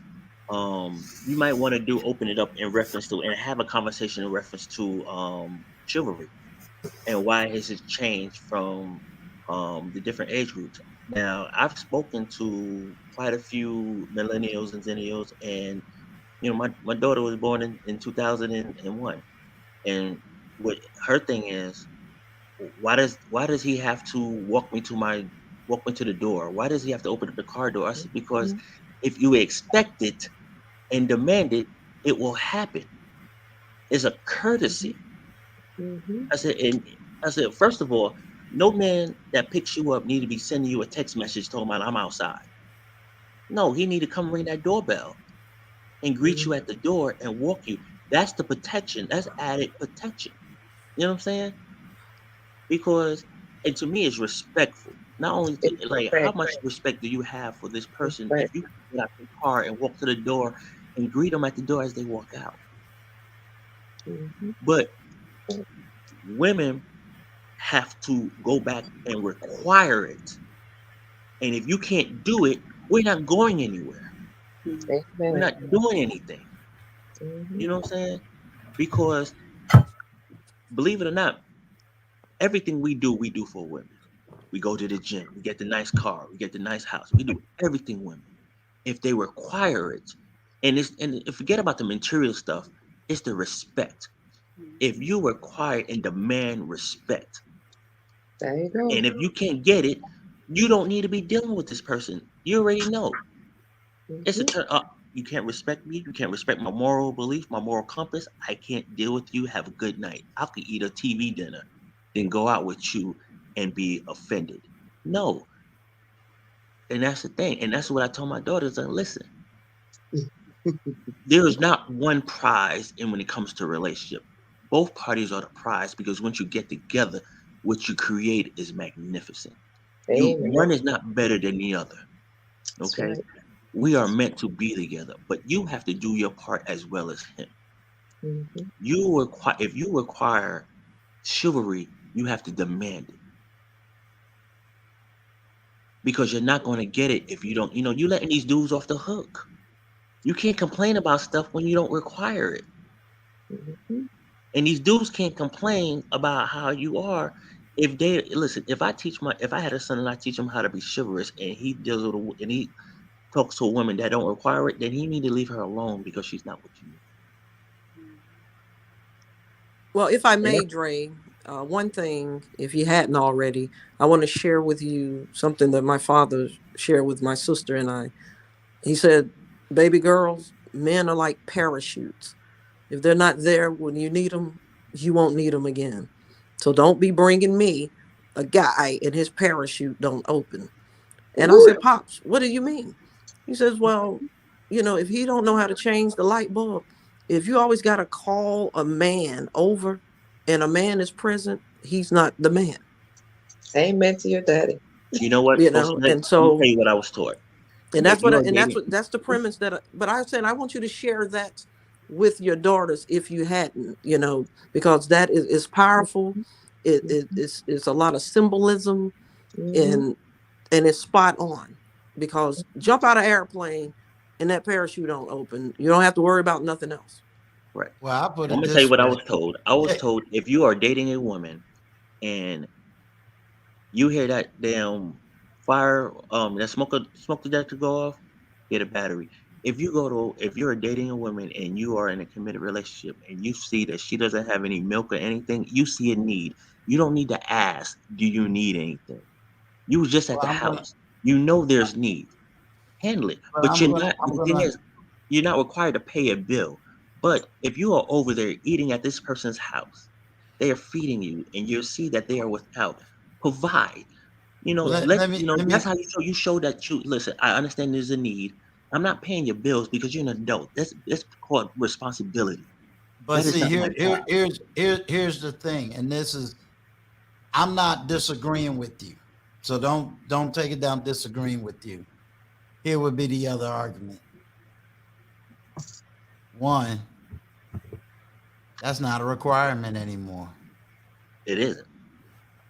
Okay. Two, men is just gonna argue and say, if I can, let's go back to sexual value. If the woman ain't demanding it, because she pay all the bills, you know what I'm saying? They'll say to us, if we keep teaching that, they'll say, oh, that's your generation. We ain't got to do that no more. And these are the women that got to say, ladies, we used to have good men that did these things. Mm-hmm. Because see, Paulette kind of hit it in the head. Ladies, what you asking for, we once could get. You dropped the ball. That's the accountability. These men are saying, we've been sitting around here listening. They're willing to do everything we're asking. But I'll say it all the time, if I wanted to be an F-boy, why do I need to read them standards when I got a bunch of women? If I had 10 women to choose and 7 of them saying, you can go to bed with me. You ain't got to pay my bills. I pay my own bills. You ain't got to do this. Why in the world do I want to start paying up bills if I ain't got to and I can still get what I want? But they'll pay your bills for you. Thank you. So what I am going to say, we can all sit up here and when these young folks start talking about us, we can say, look, us old folk, we can hang. We've been on here for almost 6.5 hours. We doing good. Listen. Well, I don't know. I have a lot of kids that I served before I retired, and it scared me at first because they sent me friend requests on Facebook, and I'm like, dang, they used to be on my caseload, you know. But and it was a bunch of thank yous, you know. It was like, you know, Miss Miller, I remember when you told me that I got to respect myself if I want it from someone else. If I'm not respecting myself, I can't really expect for somebody else to do it. And the women that they have, you know, become, and you think that it's falling on deaf ears, because I worked in a profession to where if somebody don't come back to me, I don't even know if I had any impact. Right. And so I think presentation matters. You know, how we deliver this information ultimately is going to be how they receive it and start to apply it to their life. If it comes off attacking or judging, let me not say judging, condemning them with our judgments, you know, because I think we have to judge, but we need to judge according to how we would want to be judged. And that's where they can receive what it is. In my experiences, and I've met them when they were 13, 14 at the lowest points in their life. And they're now 26, 27, 30, coming back to me saying, I was listening, I heard you. And man, when I started just carrying myself, because we didn't have to demand anything. We didn't have to demand, but we were fortunate, some of us, that we were taught. Like, you know, my father taught my sister and I through how he treated us. And it was based on, hey, this is what should be taking place. You know, so you have this image, you have this picture. But I think the guys, and they used to tell me that, Miss Miller, like these girls now, like we can say anything to them. Like they refer to their girlfriends as bruh. And BIT. You know, they'd be like, bruh. BIT now. Right. You know, any of that, you know, but I try to stress to them, okay, that looks like this at age 20. Do you really think, you know, that your brain and what you see and what you want is not ever going to change? You know, I ask a lot of questions because if I can get their feedback, if we create a platform where we can ask them questions. They're going to give it to us raw. Okay, now we can start building with them to show them a different way at that point. And that's just been my experiences working, juvenile justice, for almost 20 years in DeKalb County government. I have some law enforcement in my background. I've been seeing a whole lot of spectrum. I've been in other countries. And believe it or not, the kids are the same in the other countries. That's what blew my mind. All the time. Children are the same. Doesn't matter what color they are, what is wrong. Right. Yeah. But when I was younger, that blew my mind because, I just thought this was American kids. Mm-hmm. No, it's all over. And I think that, like I said, I'm going to go in the dungeon because I'm retired as well. So, and then tonight, thanks to you, I think I've had like 12 cigars. This is the longest segment that I've ever been in. Well, but I saw you spoken at Diesel. But hold on, before we go, I just want to say good night, and Uncle Stu, I appreciate you having me. I really appreciate it. Again, I'm here to support you guys. So for the Delic, check the text message and the email. Okay. Thank you. Thank you again. You're very welcome. Like I said, I'll contact Nathan in the morning, sometime in the morning, and make sure that y'all got my phone number. Yeah, and human resources, you don't have to subscribe. I understand where you come from. I already did. Oh, well, thank you. I didn't do any social media. I didn't do social media till I retired. So everything that I've been doing has just been in this year. The 15th will make a year that I retired because I couldn't be on social media. I deal with a lot of Superior Court kids, and I couldn't be. But because I do want to invite you guys to the foundation event, because when I make a connection at a spiritual level, I know that it's real, and Miss Paulette, I want all the wisdom that you have to offer because I've always had an old soul anyway. She has it. I'm always open and ready. And look, I was taken away by you. I was texting away back and forth. Thank you. I saw you. I don't pay a lot of attention to when I'm running the panel. I know I'm supposed to be interactive with the chat as well. I'm not very interactive with the chat. I look to see if there's some questions or something like. But to me, it throws me off because I want the panel to know I'm concentrating on them. HR, that's what I'm gonna call you from now on. I was trying to hold it down. I had to hold it down and represent, for the women until you guys got that's here. Right. You did a good job. Thank you. Right, you did a marvelous job. Yeah. Make sure you hit me up in an email, and I'm gonna get through January. February, I kind of wanted more of like a bunch of people who's been married, is in a marriage, to kind of show what that looked like, But I may have to sprinkle it in there with some other stuff. So it don't take me long to put up a thumbnail and go into the shivery. And Miss Paulette, the first thoughts, work on that. Yes, ma'am. Relationships. See, I'm a man. I'm obedient. See, I know how to submit to a woman too. Men mess up because they think that if they show their weak side, that it's a wrap and they won't be respected. What they vulnerable. They're vulnerable. There you go. Thank you. But you gotta understand, a lot of women now. This I could speak to, and then I'm gonna shut it down, and we're gonna have more conversation. Even if y'all, this is what I'm gonna tell you. Say you wake up in the morning and you're like, you know what, this would be an awesome topic. Send me the topics. If you got issues and send it to me. Don't have me think about all this stuff. Say, you know what? I'm not here to beat up on people. I'm here to have the tough conversations. I'm just elevating the conversation, elevating the game. You got a book you want me to read? Let me know. I will. I'm a reader. I have one on my competition. These ain't for advertisements. This is this is personal. You know what I used to tell my sons? At a time when I had to get someone else to get to the barbershop, I said, when you guys go to the barbershop, I need for you to pay attention to what's going on. Listen to the men in the barbershop.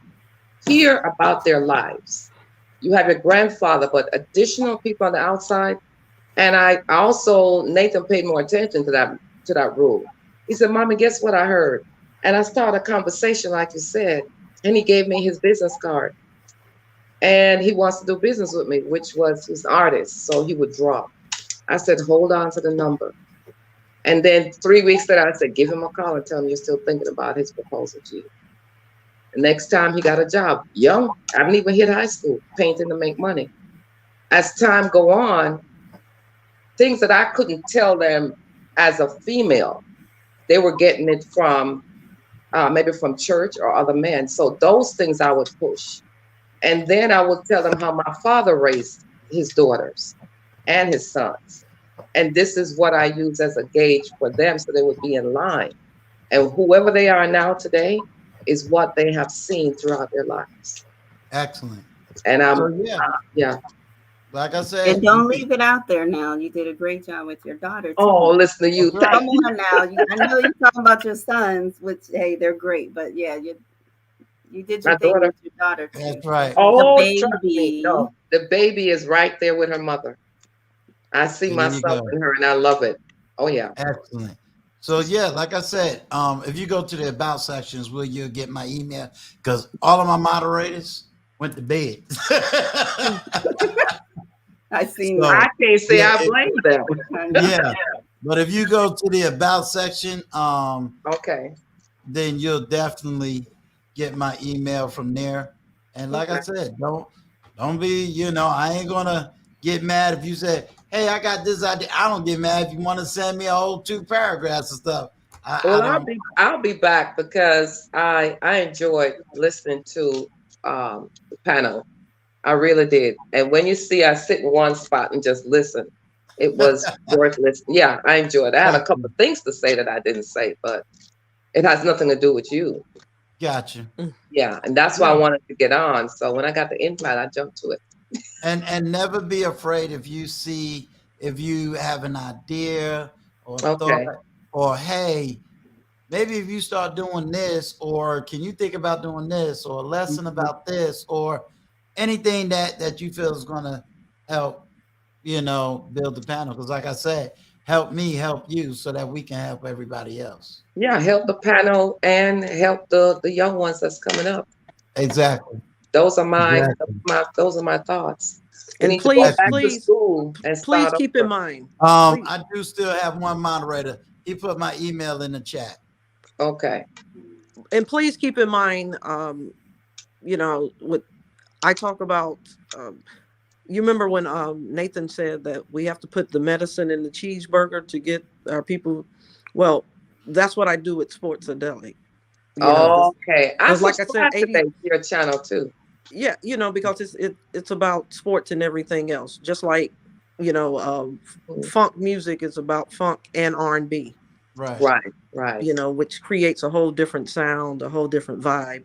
And that's like my channel because I do public service announcements. I have a whole different setup, and I am a lady of the leaf. And I have a cigar series, to educate people about, the cigars, wine, what pairs with what cigar, and how to properly cut and all of that super stuff like that.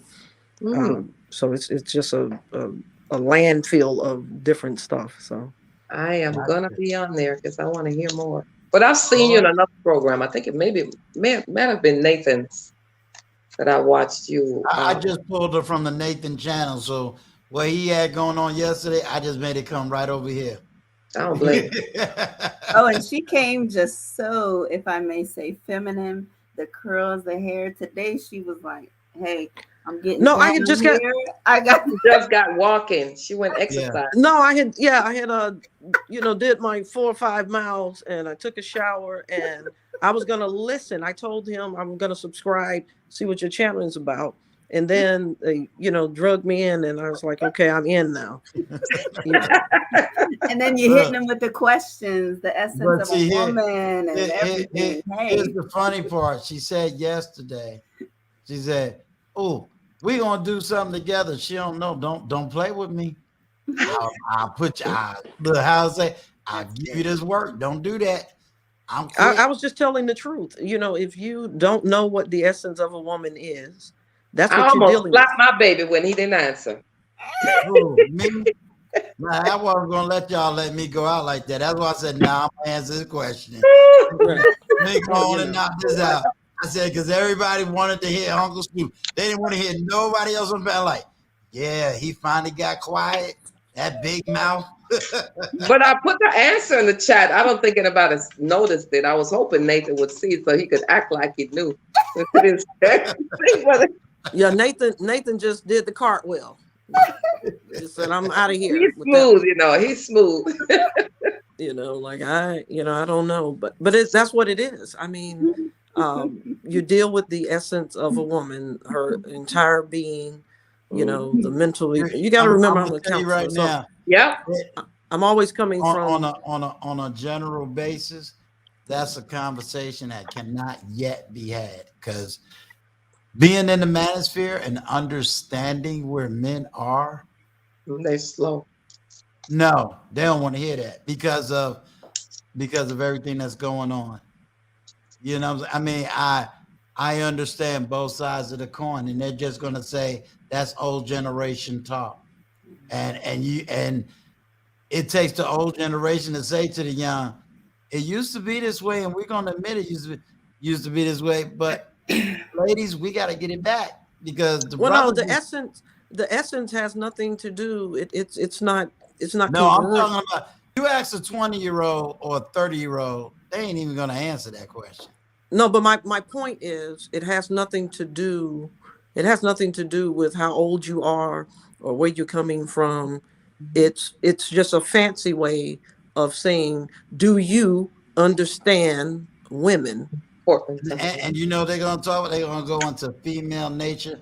Oh yeah, I done got all kinds of languages. Well, that's because we're not talking anymore. But my point is, anymore. It starts there. It just starts there. Yeah, because they're going to tell you they don't want them. That's a whole nother conversation. I understand you, but they'll go into a whole nother conversation.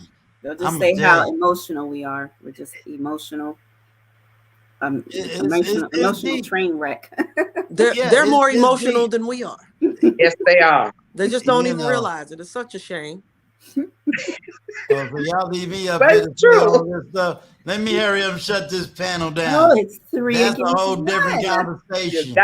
You gotta go back old school. For women, need to go step back for the ones that are not sure about men and start over. There's a certain way you talk to a man to get his attention to you, and there's a certain way you talk to a man to get him to listen and come together as one. We can't put them in a category of you're a man, you should know better. No, I never throw. I always pull forward. Right. So I won't throw you under the bus, and I'm not going to kick you away from me. But you're going to have a conversation, and we're going to come down to a point where the man will eventually, very fast, come to me, and we're going to have a discussion. Right. All right. Now watch this. So I can close this panel. How old Go do you right think the ahead. man is that made this statement? Real quick. I already know his age, but y'all tell me how old y'all think this man is that made that statement. Read that. I can't see it. Just show each other bank accounts. Just show each other bank accounts? Yeah. That young man that spoke that isn't he the one that said he was on lunch break? Oh, I thought it was him. High value nurse. He was. I was trying to be honest. We're Generation X. That's the baby boomer. If you go down my he's that was a joke for him. But if you go down my timeline, you'll see him. He's been on my panel, and I've interviewed him. And in a short clip, I say it's the way the clip reads. It reads when Uncle Stu became the nephew, and the reason that was stated because someone said when we were side by side, they said Uncle Stu looked like his nephew because he's older, and I was the younger one, and he got me by at least 10 years. So. Wow. You know. Yeah, I used to just shut them down. I used to shut them down at the job because every dance that they would do, they couldn't understand how I could do the dance. I said, oh, well, you just call it this. This is what it was actually called in the 80s. There's Go, nothing new. girl. There's nothing new under the sun. You just got a I new know, name. I know that statement. Yeah. You just got a new name for it. New name, same walk, same style, same move. All of it's the same, just a different name. The only thing that's different is how we dress and how we respect ourselves when we dress. And I did music. I did music because I like the way you move. The generation, they think that's Outkast song. Now, I played the HR, original. Where was by all Earth, these Wind, and women Fire. 6 hours ago? I'm trying to go to bed. Now they want to be up and bright and talkative. All right, well, good night then. Good night. I love y'all. Soldiers out. All right. Good night, everybody. Good night. Yeah, Y'all take care. To the next time. But no, lovely conversation. You know, we definitely got it. We definitely got it. See you on the next one. This is Uncle Stu, the old man on the block. Like, comment, Thank share. you, sir. All right. Definitely Thank y'all. Okay, take care. Peace. Rest well, everybody. I sure will. Thank Say you. your prayers. Thank you. See Keep the you at the boogeyman next away. one. All right. Okay, take care. Bye-bye. You too. Bye-bye.